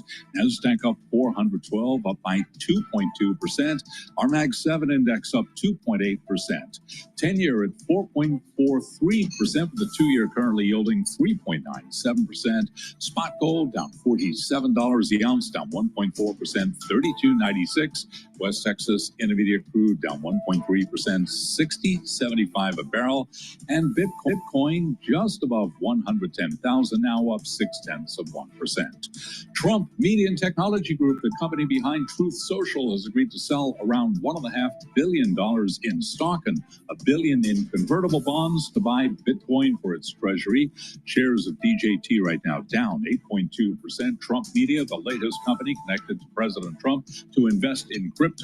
PSQ Holdings, which his son Donald Trump Jr. sits on the board of, also announced plans today to explore a digital. That's interesting because the $2.5 billion planned purchase, if you look at the BITO is starting to go up a little bit, 23.24 per share. And right now, Bitcoin is trading at, it's still trading at 110. It's having a little bit of problem getting over at 110. Trading week here, it has everything to do with the lifting of the threat of sanctions, or should I say tariffs? I should say tariffs against the EU. Sanctions threatened against Russia. Both happened over the weekend. Wall Street loves the fact that we're taking off the shoe that's too tight. And boy, we've done this a couple of times. I hope you had a long weekend, by the way. I know a lot of people are out there cooking hamburgers and hot dogs and doing the thing that you do. Is I kept hearing on the local news over the course of the weekend, the unofficial start to summer, right? The start to the U.S. driving season. Let's check gas prices. That's what we do this time of year. Even though, of course, Memorial Day is dedicated to remembering and honoring the men and women who died for this country, serving in the military. That's why we saw some moving observances over the weekend. Saw more than 1,000 graduate at West Point on Saturday. We saw the annual presidential visit to Arlington yesterday, not only the laying of the wreath, but also the speech inside the amphitheater. Both of these events for Donald Trump brought up a lot of talk about political norms, taste, purpose. As the president donned a baseball cap, a MAGA cap at the West Point graduation, spoke for about an hour, attacking drag shows and critical race theory, talking about the golden age that was beginning in the military because of him. The president even went so far as to talk about trophy wives, referring to a real estate developer who he thought somehow did it wrong. Listen. And he sold his company, and he had nothing to do. He ended up getting a divorce, found a new wife. Could you say a trophy wife? I guess we can say a trophy wife. It didn't work out too well, but that doesn't work out too well. I must tell you, a lot of trophy wives doesn't work out. I guess suggesting that some do. When I heard that Frank Luntz was there, and of course he was there, Frank is giving an enormous amount of his time to West Point right now. He's talked to us about the work that he's doing with the cadets as an instructor. He's also learning a lot, which is why we love to talk to Frank about it. He was there for the commencement address. Politics and communications consultant, famed pollster, as we like to say, and in fact, the CEO of FIL. Frank Luntz is with us live right now, and it's great to have you, Frank, back on Bloomberg. I want to be careful with the questions I ask. Did this seem like a typical graduation speech at West Point? It did not from the very beginning. And President Trump did something that no other president has done. First off, they only come every 4 years. So you got the Secretary of Defense, you have the head of the Joint Chiefs. There are people who come, the Secretary of, I believe, Secretary of State also shows up. So the president only comes once every 4 years. And President Trump wanted to do this. And of course, West Point will welcome the president if the president wants to come. But he did something no president had ever done, which is he recognized cadets from the podium for their exceptional and extraordinary leadership, for their truly almost unimaginable capability to get things done, both intellectually, militarily, and physically. And what I enjoyed most is that he invited them to come up to the podium and say a few words as the ultimate recognition of what they'd achieved and what they were about to do. And that's never been done before. And the cadets absolutely loved it because it said that they matter. West Point as an academy produces the finest young men and women in the country. They do it through training. They do it through character. They do it through an education. People don't even realize it's harder to get into West Point than it is to Harvard. And to recognize those cadets personally for their achievements was really special, and the cadets loved it. He did it, of course, in his own way. You heard the remark about trophy wives, drag shows, talking about the former president wearing a hat. None of that was included in your analysis as someone who was there, Frank, and that's why we wanted to bring you on, to have a sense of not only how it went over for people who were there, the cadets and their families, but also to get a sense of how political this actually was and how positive or optimistic it may or may not have felt while we were there. Are we paying attention to all the wrong things? Well, remember that cadets cannot discuss, they can discuss, but they cannot exhibit partisan behavior, and they don't. And what's amazing about these young men and women is that unlike Harvard, and I get yelled at for doing this, but I'm doing it anyway, unlike the other universities who stage protests, unlike the attempts of other students to disrupt and prevent the exchange of ideas, at West Point, there is an attitude of respect, a commitment to decency and civility. And in the end, they want to hear every opinion of every individual, and they do not wish to engage in partisan politics. So that what the president says, they saw as entertaining, they saw as being enlightening, but they don't come to a conclusion because they're there to learn. They're not performers. They're not about showing their politics and their partisanship. They're there to represent the academy and, most importantly, to defend the Constitution. And that's the thing I wish that your listeners really understood. A cadet doesn't take an oath to the president, doesn't take an oath to the country even. They take an oath to uphold the Constitution.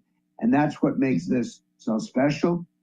And that's why I was so happy that it was the president, not just the Secretary of Defense or not just the chairman of the Joint Chiefs, that the president wanted to be there to say thank you to the cadets from a grateful nation.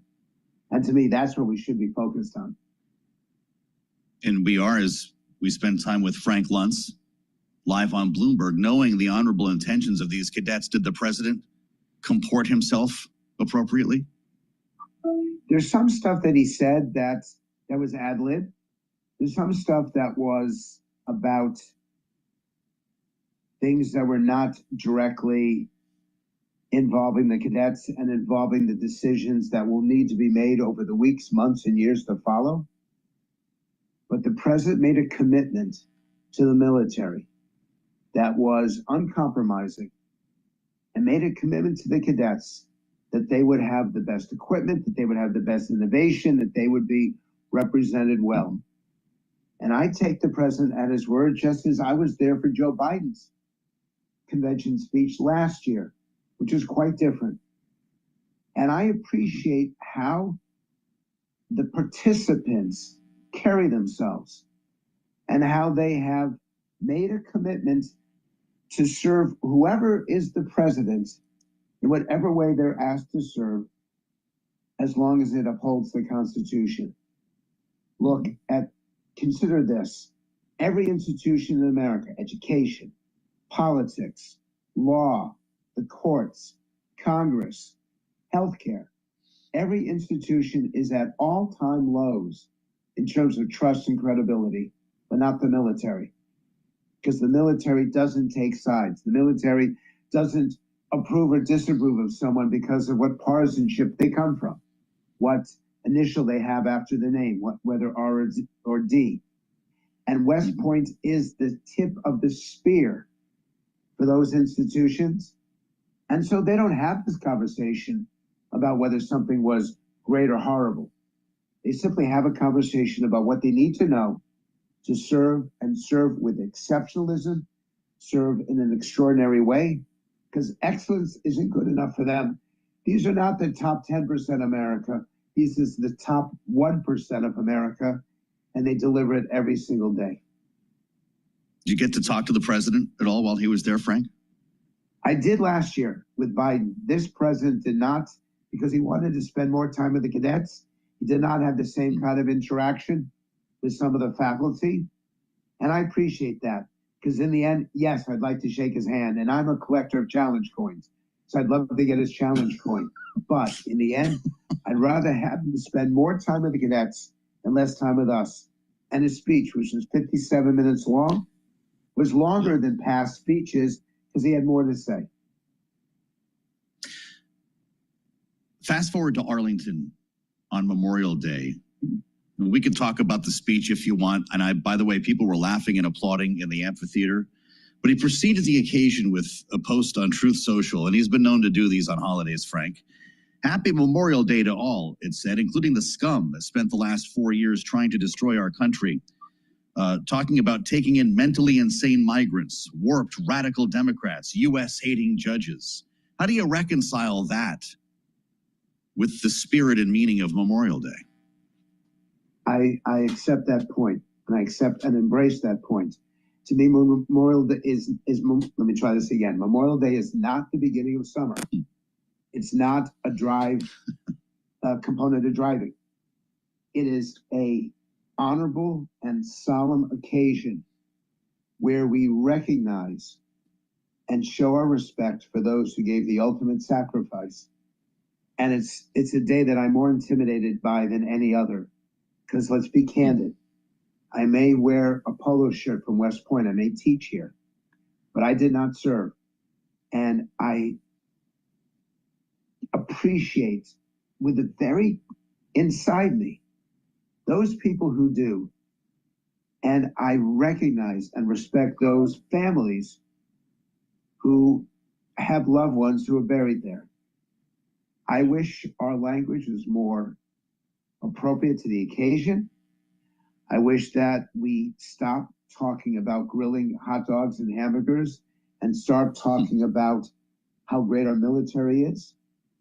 And I wish that we use language that not only upholds the tradition of Memorial Day, but raises it to the level of the holiday that it truly is, to pay our deepest respects and our gratitude for those who served this country so well, not just for decades, that's Frank Luntz, but now for centuries. FIL, live on Bloomberg.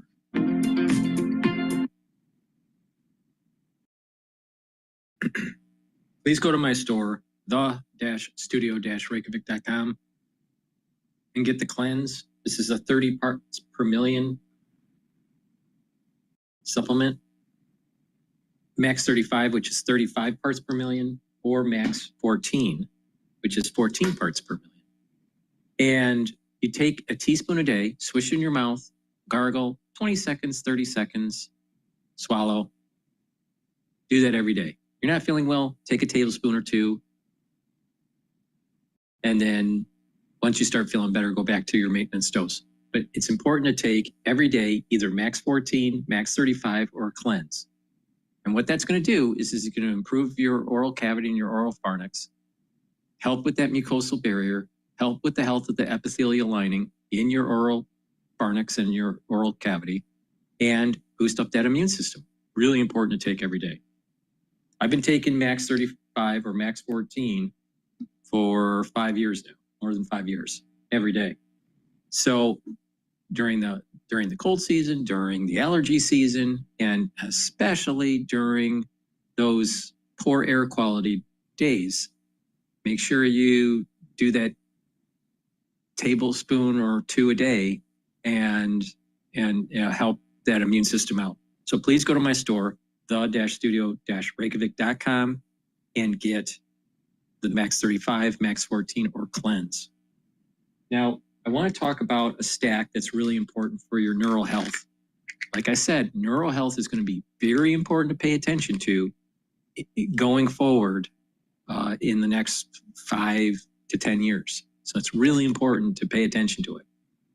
NAD Plus is a supplement that's going to help to boost up your NAD plus levels. It's going to help with your energy, help to repair DNA damage at the cellular level and the mitochondrial level. And NAD plus helps to protect neurons. Ubiquinol is the most bioavailable form of CoQ10 that you can purchase. Most people that take CoQ10, guess what? You're taking the wrong type. You want to take Ubiquinol and go to my store, the-studio-reykjavik.com. You can't get a better CoQ10. So go to my store, get the Ubiquinol. This is what you want. It's the most bioavailable form. Now, with Ubiquinol, it's going to soak up free radicals. It's going to help the health of your mitochondria. It's going to boost up those energy levels, increase that ATP that you really need, and Ubiquinol will help to protect your neurons. So stack it with NAD+. And you're protecting your neurons, you're helping heal and repair your DNA damage, and you're helping with the health of your mitochondria, and you're boosting up your energy levels. This also stacks well with resveratrol and C60. So please go to my store, the-studio-reykjavik.com. Start paying attention to your neural health. It's very important. Make sure you drink filtered water, stay away from processed foods, and do those 4 modalities of exercise. Cardio, get that better blood flow going to your brain. Musculature, all right, so you're going to build more muscles, so do that resistance training. You're activating a certain type of neuron that helps to contract those muscles, really important. Balancing exercises help with kinematics, and stretching also activates a different type of neuron that's at the very ends of your muscles that are by your tendons. And that's going to help with, when you're doing these different modalities, you're activating those neurons, the peripheral system, but you're also activating the cerebellum. All right. And you're helping with that, the kinematics and balancing. So it's really important to do these modalities and protect those neurons and learn new things. Have that positive neuroplasticity and sleep, do proper sleep. Chronic sleep deprivation is going to cause loss of memory, a buildup of toxins in the central nervous system, and you'll eventually start having neural health issues. So it's really important. Pay attention to neural health. Very, very important.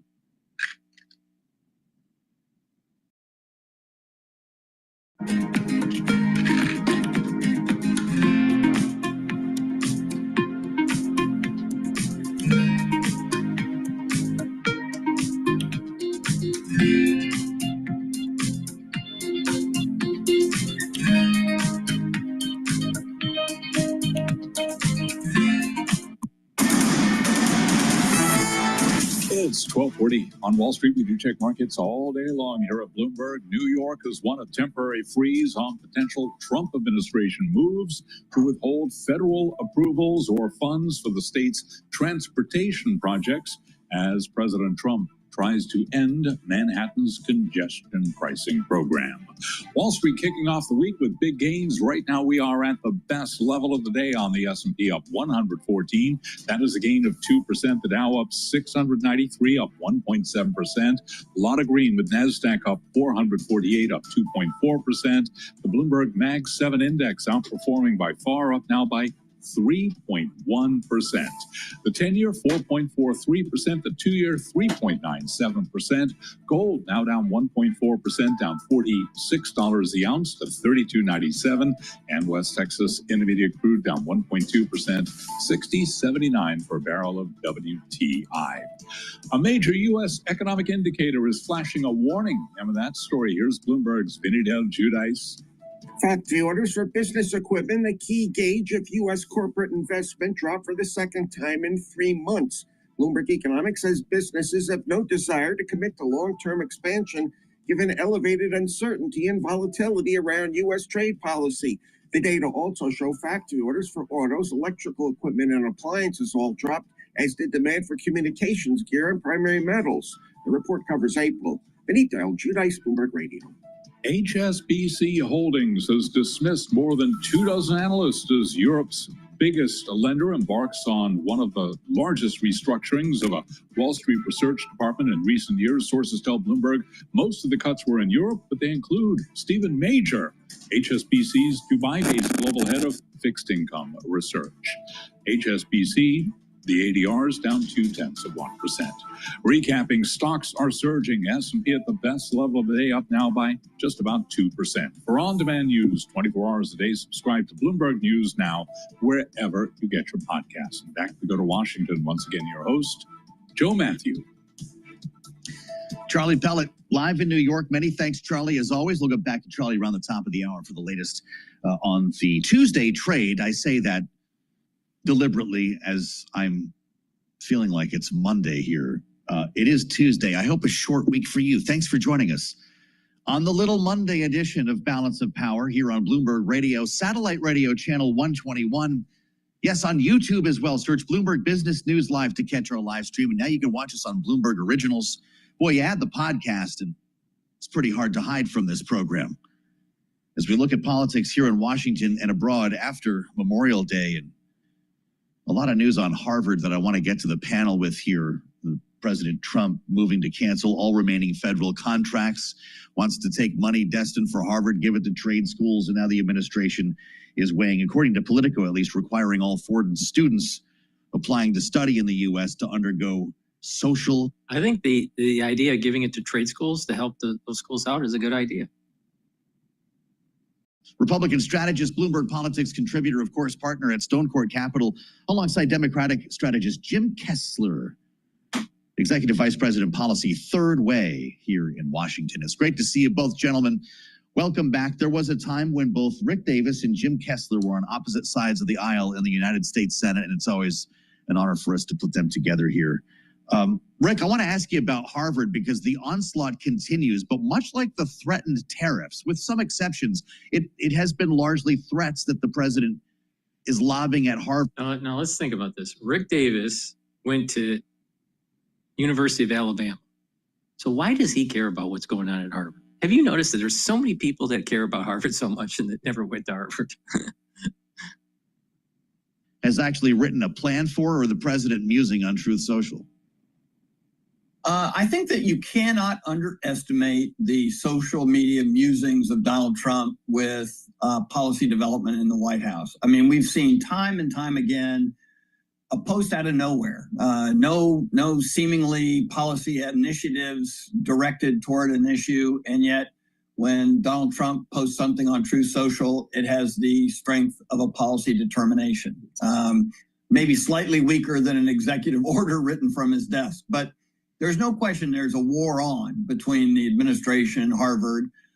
There were $1 billion worth of grants canceled by the administration, and Harvard is suing to get that money and more back. So the courts will ultimately be the arbiter of that.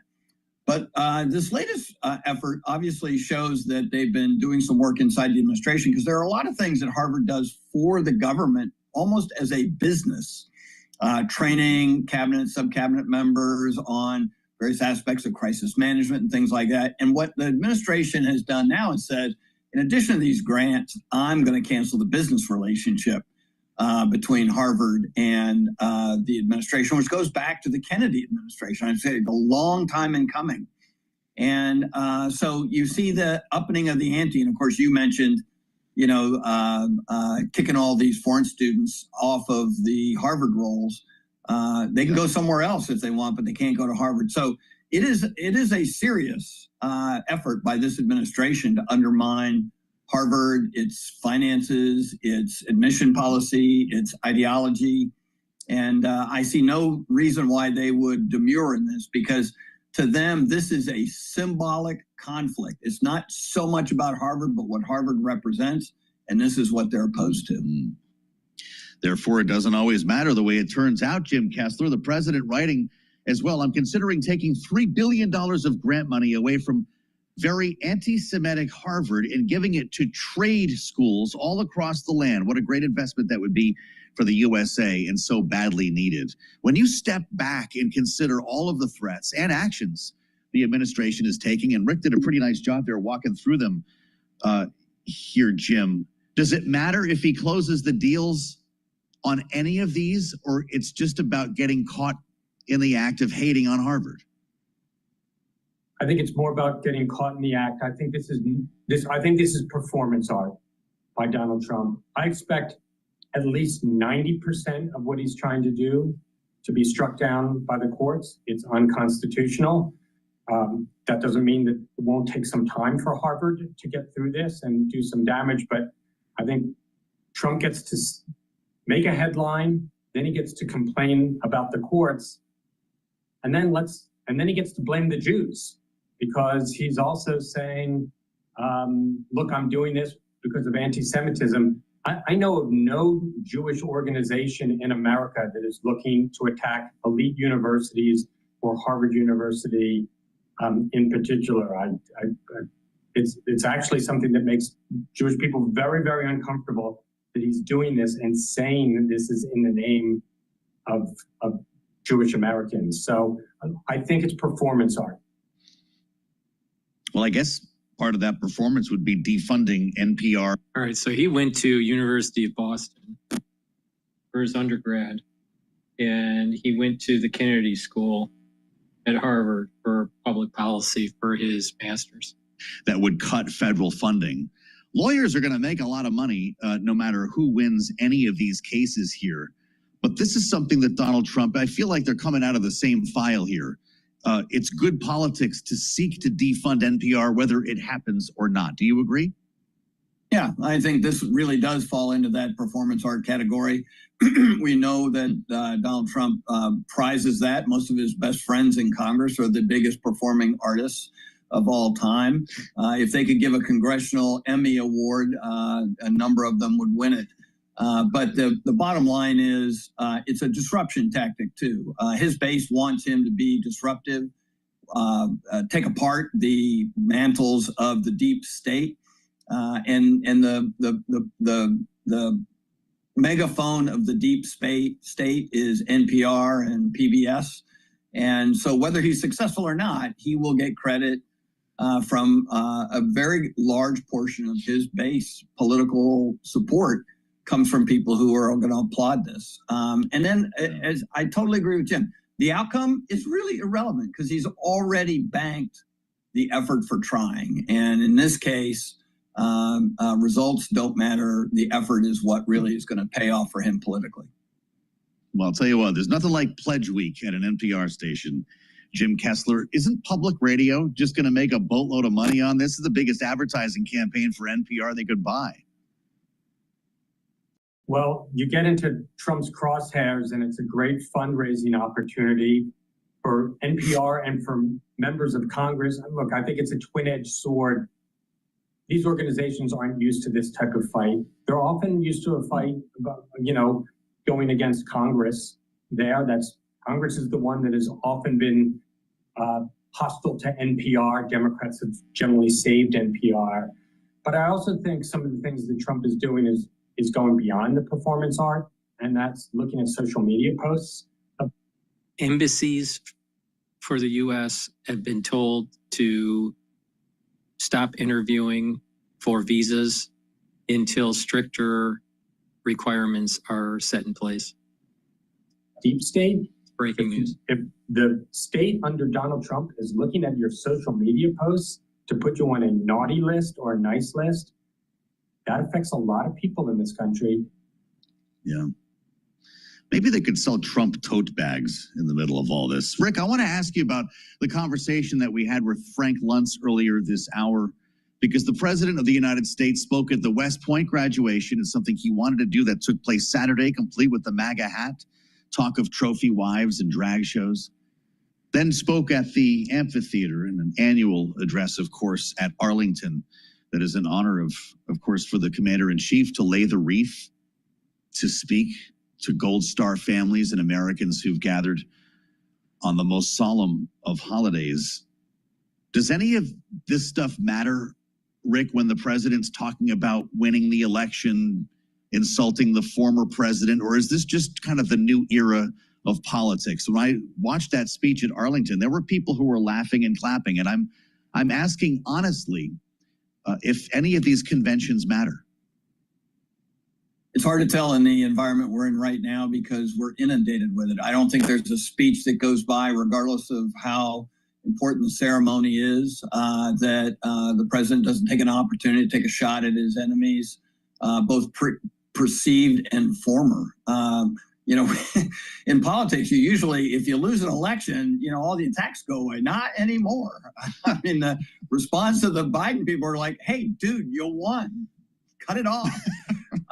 But the reality is going to hallowed ground, like the military academy in West Point, and not just reading the script, right? The speech itself, I agree with Frank Luntz. There are elements of it that were fantastic and inspirational for the cadets, but then to go off script and just, you know, do a campaign riff and even some things just personal anecdotes for him, just wholly inappropriate. And yet you're right. If it happens every day, maybe 3 or 4 times a day, and the press reports it, sooner or later, I think the public does get a little bit immune to it. I mean, you see it in his polling, where, you know, regardless of what he's done over the last 120 days, the public basically has the same perception of him before he was president as he is now. Yeah. It's not getting better, but it's stable. But I would say kudos to the military. They stay above it. Frank Luntz's comments about them not being political is the reason that in the latest Harvard Harris poll, the approval rating of the U.S. military is 69%. And that's 20% more than Donald Trump will ever have. And so the reality is, I think the public does get it. Really something. Jim, I'm curious your take on all of this. You're, of course, the Democrat on the panel, and I know you're not a fan of Donald Trump, but I wonder if this stuff matters anymore in Washington. I had to notice the president showed up for the wreath laying at the Tomb of the Unknown with Pete Hegseth and J.D. Vance. Traditionally, the president would be there with the first lady. Does any of this kind of stuff matter anymore? Well, let's just assume that Donald Trump knows what he's doing when he's up there giving this sort of speech where he's rambling on and doing the quote unquote weave. I don't think he gives just a minute, by the way, Jim. I don't want to cut you off. Go ahead, Jim. We have just 1 minute. Okay. I don't think he gives the type of speech that he gave at West Point. If the economy was going well, if people were satisfied, if the situation in Ukraine was getting better and moving towards a resolution, if the country felt that things were headed on the right track. You give this kind of speech because you need to distract from the dissatisfaction that people have right now over the first 5 months of the Trump presidency. So we're talking about this rather than high prices, rather than a slowing economy, rather than a trade war, rather than him making, you know, huge gasoline is lower. And I've noticed that eggs and milk are lower. So I'm not really sure what he's talking about, that prices are higher. Jim Kessler with a method to... All right. While they're going on break, please go to my store, the-studio-reykjavik.com, and get the resveratrol. Resveratrol is something that I've been taking for decades, and it'll soak up free radicals because it's an antioxidant. It's going to help the health of the mitochondria. So it's going to boost up ATP. Your metabolism is going to be better because of your better mitochondria, and you'll have more energy. Resveratrol also helps with youthful gene expression. Very important for an anti-aging protocol. It also helps to get rid of cells that are in senescence. Cells are in senescence when they stop dividing. Their telomere lengths shrink to a point where they stop dividing and they just don't die. They just sit there and collect garbage. So you want to get rid of those. So please go to my store, the-studio-reykjavik.com, take the resveratrol, stack it with C60, NAD+, ubiquinol, even Clarity Factor. Great stacks with resveratrol. Now let's talk about C60 for a second here. Now, C60, you can get it in a 2 ounce, a 4 ounce, or an 8 ounce configuration. And you can get it in MCT coconut oil, avocado oil, or extra virgin olive oil. And you take a teaspoon a day. every day, preferably on an empty stomach for best absorption. If you work out, take it before your workout because it'll soak up the free radicals that you generate during the workout and help you to recover quicker from that workout. Now, you take it every day, teaspoon a day, and what it's going to do is it's going to soak up free radicals. It's going to soak up the free radicals in your bloodstream and also in your cells and in your neurons, all right? So when it does that, it's improving the health of the mitochondria because it's soaking up those free radicals, reducing stress, and helping that mitochondria health. And what happens is that the ATP you'll start having more levels of ATP in the cell. The cells will perform better. Your tissues will perform better because there's less stress. You're soaking up those free radicals. There's less oxidation taking place in the cell and your mitochondria is healthier. Now at the vascular level, it's going to soak up the free radicals and prevent oxidized LDL. That prevents further plaque buildup because to build up plaque, you need oxidized LDL. Well, if you stop the oxidation of LDL by soaking up free radicals in your bloodstream, you're slowing down building up plaque, right? You're reducing the chances of plaque formation. Very important. And for your neurons need lots of ATP. It needs lots of healthy mitochondria to produce those neurotransmitters. So by reducing the stress and improving the mitochondrial health, you're going to have more ATP to create those neurotransmitters. So those neurons are going to be firing and you have better neuroplasticity. So your memory will be better. You'll be thinking better. Now, in addition, by reducing stress, you're also maintaining and helping that myelin sheath. So there's axons on neurons, and those axons shoot the electrical signal to other neurons. But if the myelin sheath is degraded because of stress, then your neurons, even if you have neurotransmitters, won't perform as well. So it's really important to maintain the health of the myelin sheath and the mitochondria in those neurons and reduce the stress. So by taking a strong antioxidant like C60, you're helping the mitochondrial health in your neurons and reducing the stress of the neurons and maintaining that myelin sheath. Really important. So please go to my store, the-studio-reykjavik.com. Get the 2 ounce, the 4 ounce, or the 8 ounce configuration.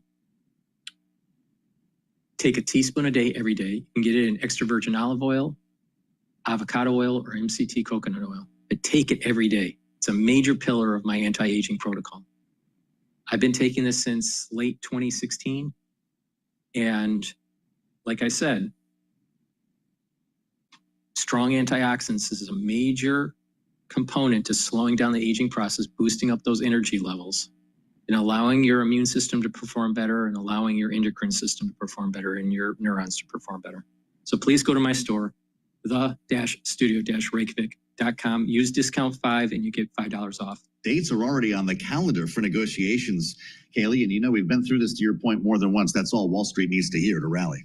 Yeah, you're certainly seeing a relief playing out in equities and in the bond market today, though I wonder how much that's about tariffs or how much that's just an extension of what we saw in Japan with the kind of intervention in JGBs. I don't know, maybe Charlie Pellet has a better idea than I do. He, as always, is keeping track of markets for us from New York. Hey, Charlie. Andy, good day from New York. Let's get right to the numbers here. We got ourselves a major rally underway on this Back to Work Tuesday. The Dow, the S&P, NASDAQ all surging. Stocks are jumping on consumer confidence and also those trade talks. Right now, the S&P is up 108. We're very close to session highs, a gain of 1.9%. The Dow up 650 now, up by about 1.6%. NASDAQ, the composite index, up 431. For NASDAQ, a gain of 2.3%. Our Mag 7 index up 3%. Every member of that index is advancing. The 10-year, 4.43%. The 2-year, 3.97%. Gold now down $45 the ounce, down 1.4%. $32.98 West West Texas Intermediate crude down 1.3%, 60.72 a barrel, and Bitcoin 110,333 up now by 0.7%. M&A news, lots of it. Salesforce agreeing to acquire Informatica for about $8 billion. Salesforce up by 1.6%. Informatica surging now by 5.8%. And U.S. Steel shares are higher after CNBC reported that the U.S. Steel Nippon deal is, quote, close to probably happening very soon. Shares of Nippon Steel are gaining. The ADR is up 2%. U.S. Steel up now by 1.7%. New York has won a temporary freeze on potential Trump administration moves to withhold federal approvals or funds for the state's transportation projects, including congestion pricing. Recapping, stocks push higher. S&P up 111, now up 1.9%. For on-demand news 24 hours a day, subscribe to Bloomberg News Now, wherever you get your podcasts. Back we go to Washington. Once again, your hosts. Here they are, Joe Matthew and Kaylee Lyons. All right, Charlie Pellet, thank you so much. I'm Kaylee Lyons alongside Joe Matthew here in Washington, where we are keeping our eyes on X, SpaceX in particular, which is set to begin a live stream with Elon Musk on the road to making life multiplanetary. Any minute now, we'll be monitoring that for you to see if we have any news on Mars. But we're also following, of course, news on this planet and the various countries within it that are negotiating with the United States on trade, specifically the 27-member bloc of the European Union, which, after its Commission President Ursula von der Leyen spoke with President Trump over the weekend, has secured an additional 5 to 6 weeks to try to negotiate a trade deal with the United States. The deadline, Joe, moves from June 1st to July 9th. July 9th. Markets seem fine with that. The administration says negotiations have already been scheduled. It's really hard to tell exactly what we're talking about here. The EU trade chief saying he's in constant contact with American officials. But there's also the story of countermeasures, Kaylee, that the EU is ready in case this doesn't come together. So we want to get to the White House for the latest on this. Bloomberg's Washington correspondent, Tyler Kendall, is on the North Lawn as we speak. Tyler? Yeah, hey, Joe. So this longer runway for negotiations is considered to be at least a positive development for now. But to be sure, there is still a lot of work to be done. And our reporting indicates that the European Union has really felt that there hasn't been much clarity out of this White House on exactly what they need to see in order to clinch a deal. Now, Bloomberg News had new reporting this morning that the EU is going to start to focus in on some strategic sectors as part of these negotiations. Think those industries that have been subject to Section 232 investigations by this administration on the basis of national security concerns, like autos, steel and aluminum, chips, also pharmaceuticals, a really important industry for us to watch as this goes forward, since it's a top export to the U.S. from the EU. And we know President Trump is mulling that some of those sanctions on those pharmaceuticals could be coming imminently. Now, we have to keep in mind there's a few different moving parts here as these negotiations start to unfold. And it's our understanding that focusing on the sector-specific, these critical sectors will happen parallel to those technical talks about tariffs and non-tariff barriers alike that this White House has been focusing in on, whether that be regulations or the value-added tax, something that Europe has really indicated at this point appears to be a red line. Joe and Kaylee, we know the U.S. wants to see the European Union start to boost its imports when it comes to U.S. agricultural products and LNG, but keep in mind that last week they rejected a proposal from the EU that would have seen both of these nations lowering tariffs down to zero on a reciprocal basis when it comes to certain industrial goods and certain agricultural products. At that moment, that didn't appear to be enough, so we're going to have to see if this really pushes those negotiations forward. Well, and of course, when we consider what else will influence these negotiations, it's the threat of what happens if they don't result in a deal, Tyler. We know what President Trump says he'll do, a 50% tariff on all European Union goods, but what would the EU do to the U.S. if no deal is reached? Right, exactly. And we have to keep in mind, this is incredibly high stakes. Bloomberg Economics says that if that 50% tariff ultimately went into place, it would cut EU exports to the U.S.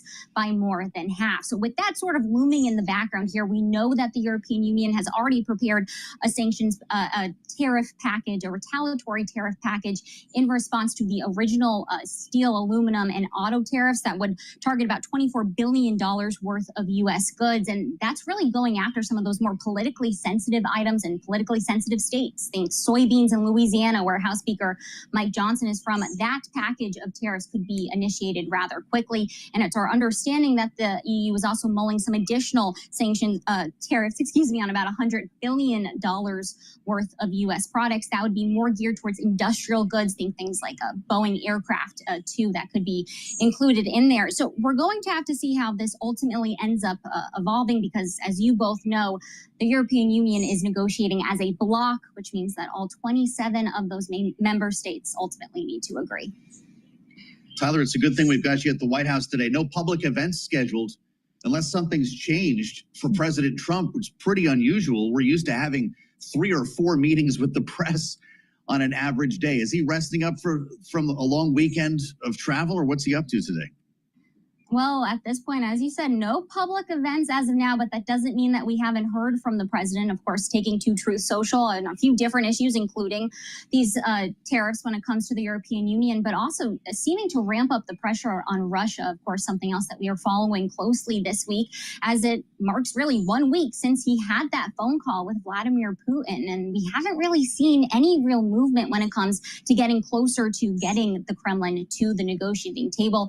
As you well know, our reporting had indicated that going into that talk last week, the Kremlin felt like it had the upper hand, that it feels like its forces can ultimately break through Ukraine's defenses by the end of the year. It's, we should note, Western military assessments don't necessarily align with that, but it does give us some more insight into how this White House is trying to counter and bring Vladimir Putin to the table, as we saw in one of the largest drone strikes against Ukraine over the weekend. All right, Bloomberg's Tyler Kendall live from the North Lawn of the White House here on Bloomberg TV and radio. Thank you so much, as always. So as we don't have real insight as to what the president's doing inside the White House or the West Wing today, we also know someone isn't there with him who has been spending a lot of time with him to this point of his administration. That would be Elon Musk, who, of course, this week, as it is the end of May, is technically seeing his period as a special government employee expire. And as he's told investors, is shifting his focus back to his businesses. That includes Tesla, of course, but it also includes SpaceX. And that seems to be what he's focused on today, Joe, as he's planning to give a speech from the Starbase SpaceX facility in Texas, a live stream that we're waiting to begin any moment now on the road to making life multiplanetary. So maybe less on politics, more on space exploration. And he tweeted to that effect, or X'd to that effect over the weekend. He's going to be sleeping in the server rooms and on the manufacturing floor. I guess SpaceX is part of that. It's really interesting, though, to think that this is happening today. We've got a couple of interesting moments, not just the speech, but also a test launch that they say will be critical to the way forward. He wants to get to Mars by the end of 2026, not a manned mission necessarily, but that would be quite remarkable from someone who has overpromised from time to time on things like this. Yeah, well, and the vehicle that would be required to get to Mars, the Starship, is what is going to be a test launch today on top of a Falcon Heavy rocket. This would be the 9th test flight of the Starship, keeping in mind the last 2 didn't necessarily end very well, as we saw explosions over the Gulf. So they're hoping that it goes better this time around. We want to get into all of this now and turn to Mike Shepard, Bloomberg Senior Editor for Technology and Strategic Industries, who's here with us in our Washington, D.C. studio. So I guess if we take things in sequential order in terms of what we're going to see today, Mike, first the speech from Elon Musk. Do we expect him to be outlining anything new really here when it comes to his efforts to get to Mars, or is this just kind of an annual rah-rah, we know the long-term goals? We haven't heard from Elon Musk. When you say annual, it's a good choice of words because he has not given us a real update. The way he's done quarterly with Tesla during earnings calls, he hasn't really done that with SpaceX for about a year. So people who are curious about the program and even the private investors who hold stakes in the company do want to hear what is coming next. But more importantly, they want to know what is coming now, because as you said, the last 2 launches didn't go as well, didn't go as planned, and they certainly did not augur well for his goal of getting a payload with robots on it in flight heading to Mars by 2026. That's an ambitious timeline, and he would have to show some progress at the company level and resolving some of the glitches that caused those 2 launches, the last 2 launches in January and March, to be cut short. Remembering, of course, Elon Musk's very ambitious timelines for self-driving cars, for robotics, for AI, were not realized on the first timeline that he issued. In fact, we're still waiting for some of them. Is this different? We will know if it's different after the 6:30 launch window opens this evening. Well, that's how important this test is. This really is, because if it doesn't work out the third time, it will indicate that maybe they have more work to do, and perhaps more work than even Elon Musk was anticipating. And hence, as you noted, Joe, he was indicating that he was willing to pour himself back into it. Now, he also has to pour himself back into Tesla, which is another venture that is under quite a bit of pressure to deliver in certain areas. And you mentioned one of them, of course. This is the lower cost EV that the company has been promising. And so where does he go from here? I mean, he really has to put a lot of attention to these two things. And of course, this is a very high profile moment. Millions will be watching on television to see how this latest, and remember, SpaceX is, for the moment, one of the biggest games in global space travel worldwide. So it naturally gets a lot of attention. And his vision and his promises really capture a lot of people's imaginations too, even if there is quite a bit of skepticism, as you noted, Joe. Well, and when we consider that SpaceX is a leader in kind of the private side of space exploration and just commercialization of space overall, he also has had a very public-facing role affiliated with the U.S. government for the last several months. Do we have an idea as to whether or not that relationship is going to feed back into the efforts of SpaceX through government partnerships or NASA, et cetera, more so than they already were? Well, what we've seen is SpaceX gaining more contracts, but it's unclear whether correlation, causation, whether the company does deliver. They have reliably put payloads into orbit for government agencies and for private customers as well. So they do have a track record, and that is why the Pentagon and NASA and even some of the intel agencies have been turning to SpaceX in recent years. And this is why their name is also in the mix for President Donald Trump's Golden Dome missile defense project, which would require more satellites and more objects in the air to do that kind of surveillance and monitoring of the skies to prevent a missile attack on the U.S. Some of the other things, though, that may benefit SpaceX from Elon Musk's time in government may occur more on the regulatory side. His choices, for example, at the FAA and at NASA really kind of paved the way for SpaceX to have a little bit more of its will exercised at the government level. The FAA perhaps maybe putting a little bit less scrutiny on the launches than it might have gotten under President Joe Biden, for instance. Kaylee mentioned something that is kind of amazing. What are we, 130 days in? Was that the duration of the government contract that Elon Musk is now winding down? Presumably Friday is his last day as a full-timer, if I can even use that term. How are we looking at this? He said he's not going to be a total stranger to Washington, but he's also, to your point, bearing into his own work here at Tesla, SpaceX, and beyond.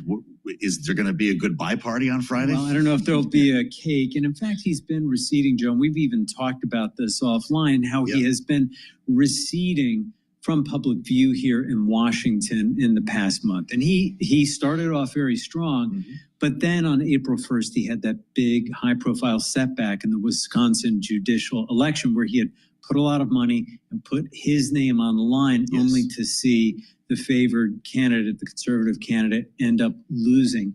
And that put a little bit of egg on his face and also the Republican parties. That election was viewed as a referendum, not just on Donald Trump, but also on Elon Musk himself. Speaking of Elon Musk, I do want to break a little news straight from Elon's X feed. Oh, nice. His talk, which was scheduled for 1 p.m. Eastern time, obviously still has not begun, is now postponed until after the Starship Flight 9 launch tonight. Wow. How about that? So keeping in mind that launch window opens at 6:30 local time, so 7:30 p.m. Eastern time, that could mean we're well into the evening by the time he actually gives this That also speech. means he gathered the world for an address and canceled it while they were waiting for it to begin. Yeah. Postponed it. By 8 Interesting. hours. Maybe he didn't have great news to share. I wonder what happened here. Yeah, well, considering the conversation we were just having, Mike, about how important this launch is after two that obviously had failures that ended their efforts early in the launch, Is this just he wants to see how this goes before he paints a picture for the future, characterizes, okay, clearly we have more work to do, or look what we've done. We can meet these goals. Well, Kaylee, most of us look before we leave. And in this case, he may be wanting to see what the results are before he promises them and talks about them. And remember that, with many of these rocket launches, not only by SpaceX, but by other space ventures over the years, how many times do they get scrubbed because of some malfunction, some small glitch, some little thing that happens that makes them say, oh no, let's wait. We'll wait a day. We'll wait a week. And Elon Musk may be waiting to make sure that everything is locked in that they really are ready to go and that he'll have something positive to talk about. We're all going to be obsessing over the chopsticks, catching the bottom half of this thing later on. Mike, I know you're not an astronaut or a space analyst, but you're getting pretty close here. What qualifies as a success to see the upper stages actually get into orbit? Something along these lines. It would be something along those lines. They need to demonstrate that this will be able to reach the altitude at which they can deploy 8 test Starlink satellites. And this is what they had hoped to do in one of the past tests. Yes, okay. They will be aiming to do that this time around. That'll be a key benchmark, of course. And this is for a company that SpaceX valued at $350 billion, as much as Home Depot. Amazing. Mike, thank you so much. It's on to test number 9. Please go to my store, the-studio-reykjavik.com, and get the ashwagandha and turmeric. This is a great stack for your cardiovascular system and for your immune system. Turmeric is an antioxidant. It's going to soak up free radicals. It's also going to bring down inflammation. Very important. By bringing down inflammation and soaking up free radicals at the vascular level, you're reducing plaque formation. You're decreasing your chances of plaque buildup. And also, by bringing down inflammation and soaking up free radicals, you're helping your immune system. And if you have arthritis, taking higher doses of turmeric will help to bring down that inflammation and help with the arthritis. Now, ashwagandha root will bring down cortisol levels. That's good for your immune system by bringing down those cortisol levels, because cortisol that's elevated chronically is immunosuppressive. And ashwagandha root will help to control your blood glucose levels. You're reducing inflammation, because if you have too high of a glucose count in your blood, that's pro-inflammatory. So by controlling your cortisol levels and your blood glucose levels, you're helping your immune system and your cardiovascular system. Take them together, it's a powerful stack. Very important for your cardiovascular health and for your immune system. So please go to my store, the-studio-reykjavik.com. Also, get the nattokinase. Nattokinase will break up clots because it's fibrinolytic. It'll also help to bring down LDL levels and increase your HDL levels. That means that you're controlling your lipid profile and you're helping your cardiovascular health. So a great stack for cardiovascular health is taking the nattokinase, the ashwagandha, and the turmeric. So please go to my store, the-studio-reykjavik.com, and take that stack. Now, you can also stack those three with D3 and K2 to supercharge that stack for cardiovascular health. D3 helps with gene expression. It's a gene expression cofactor. D3 helps to absorb calcium, but it also helps to get rid of cells that need to go into apoptosis. But when you take D3, it can help pull some of that calcium out of that plaque formation and prevent further calcium depositing around plaque. Vitamin K2, MK7 also helps absorb calcium. It stacks really well with D3. Now, D3's efficacy is increased if you take magnesium. And you can get that magnesium from my store either through the Boomer Boost, the magnesium and zinc, or the vitamin C and magnesium. But stacking these together will help with your vascular system, but it's a dual purpose. They'll also help with your bone density by doing resistance training and taking in calcium. So please go to my store, the-studio-reykjavik.com, get the D3, the K2, help with your cardiovascular health, stack it with the nattokinase, the turmeric and the ashwagandha to supercharge that cardiovascular stack. But also D3 and K2 helps with bone density. Do that resistance training, taking calcium. I drink milk for my calcium intake, but some people take calcium supplements. Do that regularly, improve that bone density, super important. And when you improve your bone density and you're improving your cardiovascular health, you're gonna have more vitality. And by having more vitality, you're gonna be more active in your later years, super important. All right, let's go back to Bloomberg.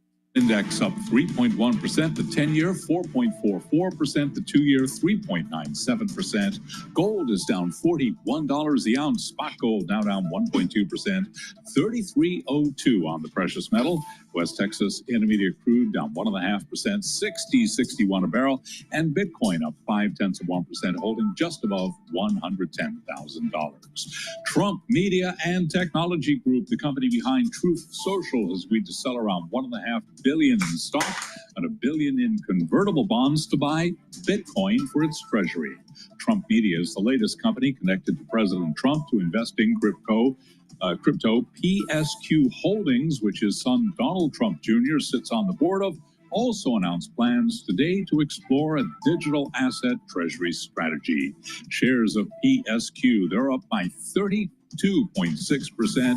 GJT shares, they're down by 9%. Again, New York has won a bid to stop the government from freezing funds in its congestion pricing fight. Balance of Power continues right now, and back we go to Washington. Once again, your hosts, Joe Matthew and Haley Lyons. All right, Charlie Pellet with a look at the markets. Thank you so much. I'm Kaylee Lyons alongside Joe Matthew in Washington, where the decisions of President Trump is very much influencing financial markets. The relief rally underway today after he decided, after a phone call with the EU Commission President Ursula von der Leyen, to re-extend the deadline for reaching a trade deal with the European Union to July 9th to avoid a 50% tariff going into place. So we're seeing some de-escalation on the trade front. We're seeing even more escalation when it comes to a different fight this Trump White House is engaged in. And that, of course, is the fight with Harvard University, having already frozen the funding, or a large amount of government funding to the university, having attempted to block Harvard's ability to enroll international students. Of course, that has been stayed for now. There's a hearing in that case scheduled for later this week. Now the administration is moving to cancel all remaining federal contracts with Harvard, Joe, that's worth an estimated $100 million. So another shot fired in this battle. Yeah, this is a big one. We talk about federal funding being cut, but we also remind ourselves how much business Harvard actually does with the federal government as a contractor. You're right, $100 million, according to a person with knowledge of the matter. And we can go even further while we're at it here. The president also threatening to divert billions of dollars in the grant money, not just killing it, but sending it to trade schools, he says, all across our land. What a great investment, he wrote, that would be for the USA, and so badly needed. Janet Lauren is with us right now, who covers education, higher education finance for Bloomberg at World Headquarters in New York. Janet, we've been talking about this. It's great to have you back with the latest salvo, and I'm curious, which is more meaningful? We could use some perspective here because the president is firing a lot of salvos at Harvard. Is it more meaningful to lose these federal contracts than it is the federal grant money, or the other way around? Well, I think the federal grant money is the lion's share of the $2.6 billion that have been frozen from the federal government. Yes, you do forget that we're talking about private universities, but the federal government has a lot of influence on a lot of purse strings. So grants and contracts, but also revenue that comes into universities like Harvard from international students. You just talked about a halt in student visa interviews. If you look at the number of international students at Harvard, it's about 27% of the entire school. And if you look at other people who are coming to do research or fellows that are not getting degrees, it's about 10,000, and that also includes their families coming on visas. So it's quite a sizable hit after hit after hit, and what's next? Well, that's an excellent question. You never know what's coming next, and you never know what headline's going to cross the Bloomberg terminal, Janet. I do just want to quickly mention some breaking news from Semaphore regarding Neuralink. Having just spent a great deal of time on this program talking about a few of Elon Musk's companies, SpaceX and Tesla, this one, of course, one of his as well. Neuralink has just raised another $600 million at a $9 billion valuation. Again, this is according to Semaphore. We'll have more on that story if Bloomberg is able to confirm that. But fresh cash coming in for Elon Musk's Neuralink. Janet, to go back to the Harvard story, you mentioned the memo from the Secretary of State, Marco Rubio, ordering U.S. embassies to stop scheduling interviews for student visas, knowing that this fight with Harvard in particular about its ability to enroll international students is going to be borne out in court this week with a hearing. What if the U.S. government just stops vetting students altogether? That theoretically could have implications well beyond Harvard. Yes, it could. There's more than 1 million international students in the U.S. At a host of schools, and international students, often pay the full price. So they're helping to bolster aid for other students, but they also come in and they spend money wherever they are. And you look at that amount of students. It of course dropped during COVID when students weren't able to come. But it's a big impact for schools, especially those that have large shares of international students on their campus. Remember, there's a demographic cliff where starting around this year, the numbers start to accelerate of fewer U.S. students just because of sheer demographics. We should note that Harvard is suing the government over the funding cuts, the international student ban. Here, Janet, we're not done yet, right? There are a lot more lawyers who are going to make a lot more money.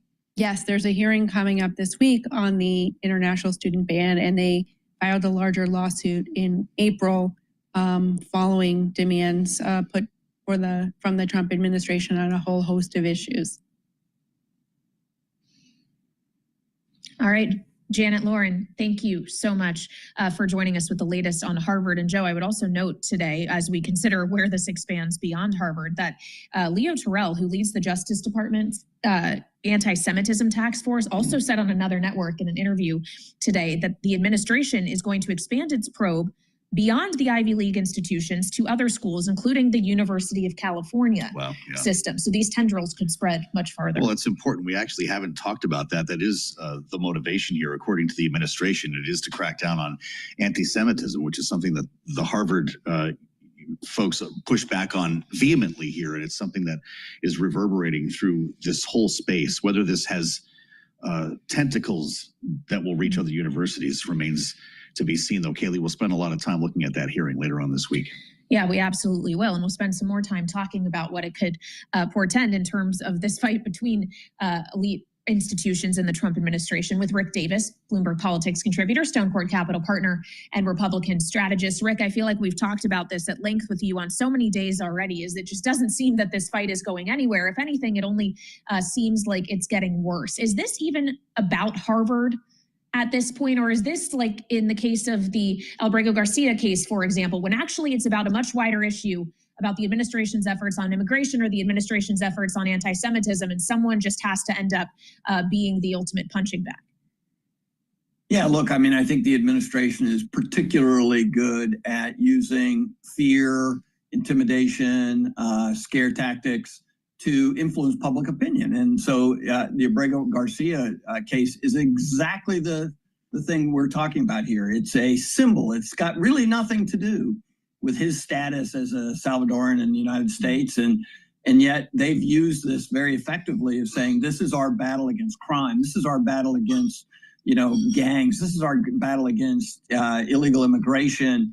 And it becomes a symbol. Well, Harvard's become the sort of anti-woke symbol, right? I mean, Donald Trump started his campaign losing in the early stages of the primary against Ron DeSantis because Ron DeSantis had plugged into this wokeism. And Donald Trump is now implementing an anti-woke campaign in the form of his attacks on higher education in a way that nobody could have ever accounted for at the time of the campaign. And so he's throwing every asset of the federal government.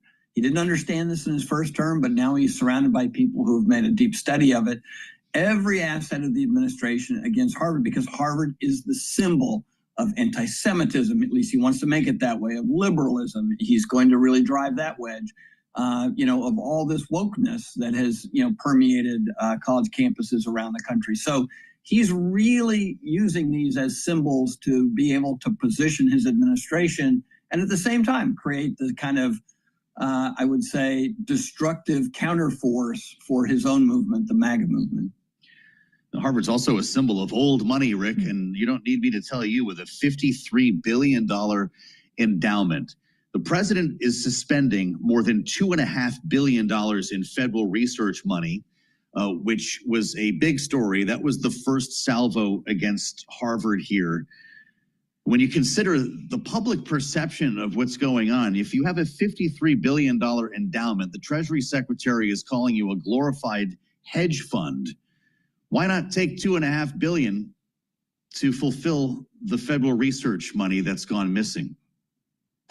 Well, I think that the question is how much of that is going to come under attack. If they lose their 501c3 status, that could result in almost $850 million a year in tax exposure. So all of a sudden, a $2 billion loss of grants over a 10-year period is nothing compared to an annual bill for Harvard if they're treated like a corporation at $850 million. So again, it's another tool that the administration uses. And of course, can extend far beyond Harvard.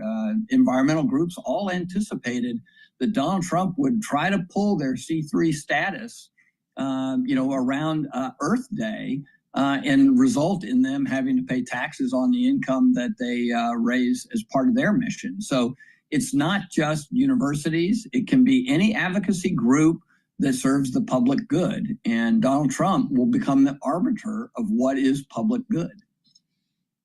Well, when we consider that public good, Rick, what good does it do the public good if we have more difficulty attracting talented international students, or if the process for them to actually secure visas to attend U.S. universities and perhaps stay and work here is slowed down or paused entirely while they figure out new vetting? This is the key, Kaylee. Every single invention that is rooted in the building of an iPhone, for instance, had its germination in universities. And a lot of those universities have had a lot of their technological advancements due to foreign students who are the creme de la creme of their intellectual societies, come to the United States, to Ivy League schools, to state schools, to private universities, and they add enormous value. And since World War II, technology at universities have been responsible for virtually every major technological advancement and put us first in the world for technology. And that has driven our success across the board with our military, with our businesses, with our society. And so as much as we like to beat up on technology, it is the reason we are where we are, which is the most advanced, wealthiest, and most secure country in the world. And so And you don't need international students to do that. You have lots of domestic students that could do just as well, if not better. Country and our wealth and our prosperity and safety since World War II. And so I think everybody's going to really wonder, what are we really trying to do here? That's Rick Davis, partner at Stone Court Capital, Bloomberg Politics contributor. Rick Davis is one of the dumbest people to interview. Please go to my store, the-studio-reykjavik.com, and get the Gladiator Barley. The Gladiator Barley is a high-density protein. It's a powder. You get a big scooper, take 1 scoop a day or a half a scoop a day. Mix it with soft foods like hummus or yogurt or even applesauce. You can mix it with filtered water or milk or even a smoothie, but take it once a day, really important. And it targets multiple systems. It's going to detoxify your body. It's going to bring down inflammation. That's going to be important for your immune system, your vascular system, your joints. It'll allow you to recover quicker after a workout. It'll also reduce inflammation. That's important for brain health too, because chronic inflammation at the cerebral level will damage neurons. So you want to bring down that inflammation. And Gladiator Barley will help build muscle. So you do resistance training, take Gladiator Barley every day, and it'll also help by detoxifying your body and bringing down inflammation, building muscle, eating properly. You're controlling your blood glucose levels. So please go to my store, the-studio-reykjavik.com, get the Gladiator Barley.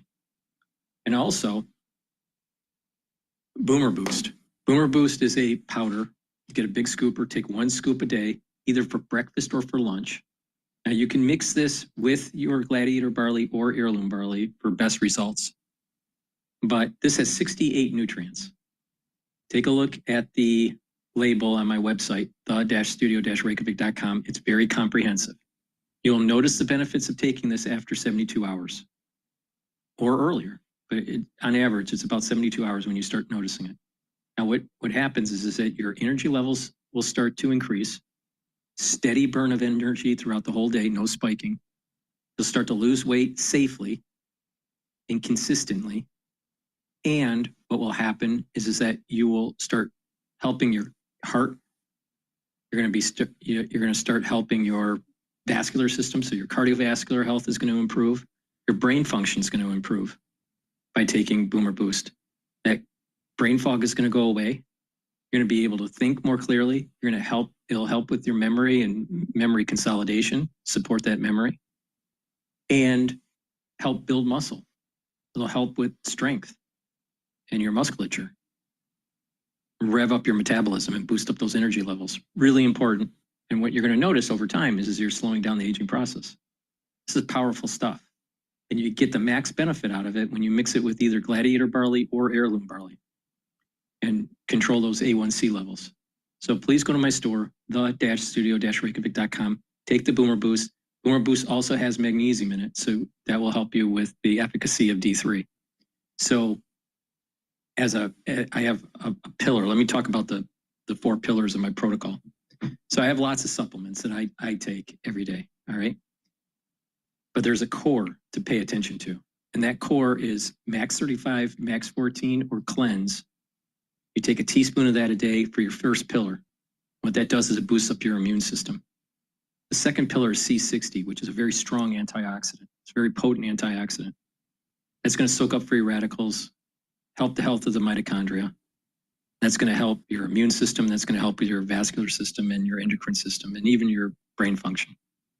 The third pillar is turmeric, ashwagandha, and lignans. That's going to bring down inflammation. That helps the immune system, the vascular system, brain function. Because remember what I said, bringing down inflammation at the cerebral level is going to actually help the health of your neurons. And the fourth pillar is the Boomer Boost, which is going to rev up your metabolism and boost up those energy levels. You take a look at that in a holistic way, in a comprehensive holistic way with that stack, and you drink filtered water, stay away from processed foods, detoxify your body regularly, sleep properly, get proper sleep, learn new things, have some spirituality in your life or some mindfulness,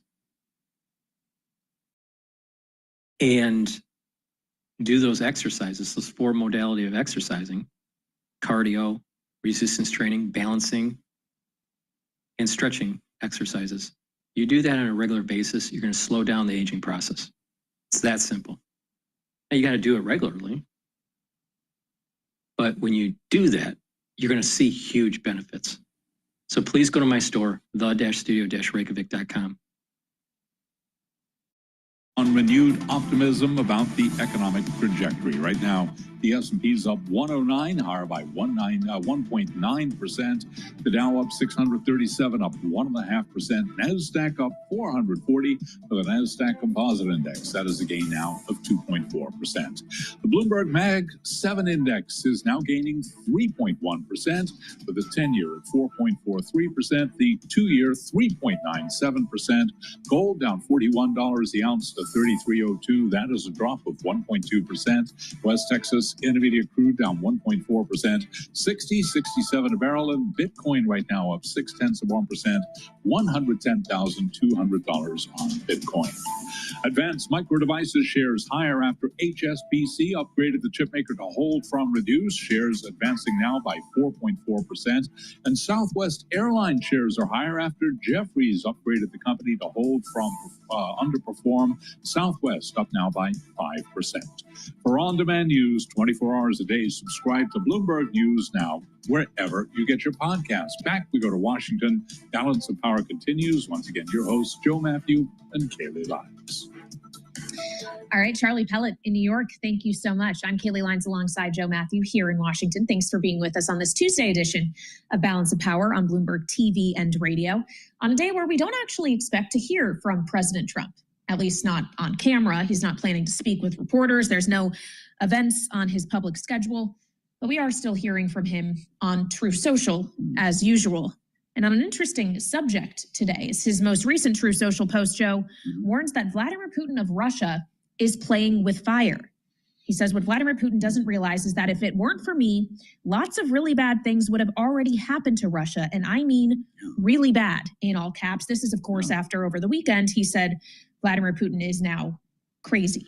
That's right. He called him crazy in all caps, exclamation point, as Vladimir Putin continues to bombard Ukraine. Missiles and drones, killing civilians, not even targeting military installations in some cases, which is confounding Donald Trump.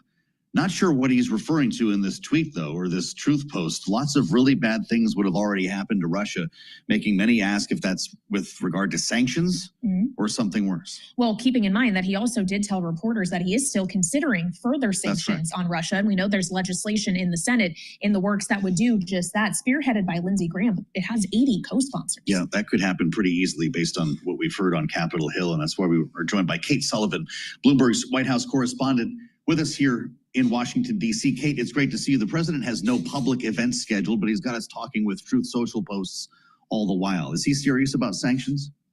You know, it's a great question. This is not the first time that he's threatened sanctions on Russia, right? And he's talked about, back in March, he was talking about these secondary tariffs on Russian oil. We've seen this progression of Trump getting more and more frustrated with Putin and with Russia and the pace of these negotiations. It's very unclear how serious he is about implementing these. He is we've seen over and over again how he will make these threats, and it seems like most of the time it's just a tactic to get people to come to the table. And so it's very unclear at this time how serious he is about implementing this. Well, what about just his attitude overall? In the post we mentioned, in which he says Vladimir Putin is crazy, he led the post by saying, I've always had a very good relationship with Vladimir Putin of Russia, but something has happened to him. He has gone absolutely crazy. It's not I was wrong about him. It's that he has changed, Kate, is how he's characterizing this. Right. And it's pretty remarkable because this has been a bit of a slow burn. I think, we've seen signs that Trump is getting more and more frustrated with the pace of these negotiations. He has always still said that even as he was expressing these frustrations, he said that he was still confident that Putin wanted to make a deal and that he wanted to come to the table. I actually asked Trump about this a few weeks ago in the Oval Office, and I said, do you think Russia is playing you? And unsurprisingly, he balked at that question and said, nobody's playing me, nobody's getting played. But he also still signaled confidence that this deal would be made. And so I think what we're seeing is Trump realizing that maybe he doesn't have the relationship that he thought he did with Putin, or maybe he doesn't have the understanding that he thought he did with the Russian president. And I think it's really frustrating to him because ultimately it's making Trump look ineffective. And it's really cutting at the heart of this brand that Trump has been trying to project for decades, right? That he's this master negotiator and deal maker. This was part of his stump speech. He said every day on the campaign trail, I heard him say it at every rally, that he could one. end this war in 24 hours. And at one point he was saying, I could end it before I even take office. And so this is really just undermining a lot of what he's been putting out there in terms of the image he wants to project as a president. I'm sure it's quite an experience to be a journalist and ask Donald Trump if he's being played. What was his response? Who are you with? Yeah, I've gotten that one before. And I would say, I phrased it that way. He had said something like, I know when I'm getting played. And so I followed up by saying, well, do you think that you are getting played? And he said he did not think that he was getting played, but of course he would say that. So You're doing great work for us down there. That's not for the faint of heart. For the brave, indeed. Kate Sullivan, Bloomberg White House correspondent, thank you so much. And we want to get more into the state of the war and what signals this sends about the U.S.'s continued involvement or not in attempts to end it, and turn to Ben Jensen, director of the Futures Lab and senior fellow for the Defense and Security Department at the Center for Strategic and International Studies. Ben, thanks for being with us on Balance of Power. When we consider the idea that President Trump is now threatening that Russia is playing with fire, that he's still saying he's open to sanctions, is there any fire the U.S. could fire at Russia that would actually be enough to influence the behavior of Vladimir Putin at this point, when to this point that hasn't worked? Sanctions have had very little effect on his behavior. So thanks for having me. And let's start by saying you're framing the question spot on. The real Achilles heel of Russia, despite its ability to continue a protracted conflict, is the dire state of its economy. When you look at the currency, you look at interest rates, and then you think about the structure, how its economy is fundamentally rewired to do nothing but be a larger version of North Korea and Europe, to wage successive campaigns, increasingly through missile salvos targeting Ukraine. I think there is the ability to play with fire and a couple of levers. One is you actually have to expand the scope of sanctions to go secondary sanctions that actually hit financial transactions that deal with Russian hydrocarbon products. Now, if you do that, you're going to have to keep Europe on board. You're also going to have some uncomfortable allies, because ultimately what you want to do is make Russian oil more expensive, Russian gas more expensive, and that actually hurts them, meaning it costs them more to produce, and they don't get as much of the return on their investments. And that's actually really important, because we already see, you mentioned earlier in your show today, we already have oil prices are down over 1% today. So if we have a natural dampening on oil prices at the same time that we have a more concerted sanctions package, we can at least squeeze the ability of Vladimir Putin to wage war. Now, to be fair, that's still going to take time to actually impact his battlefield performance, given that he's got consistent support from both China and Iran, and has found ways to kind of turn on the Russian economy into a war economy. All right.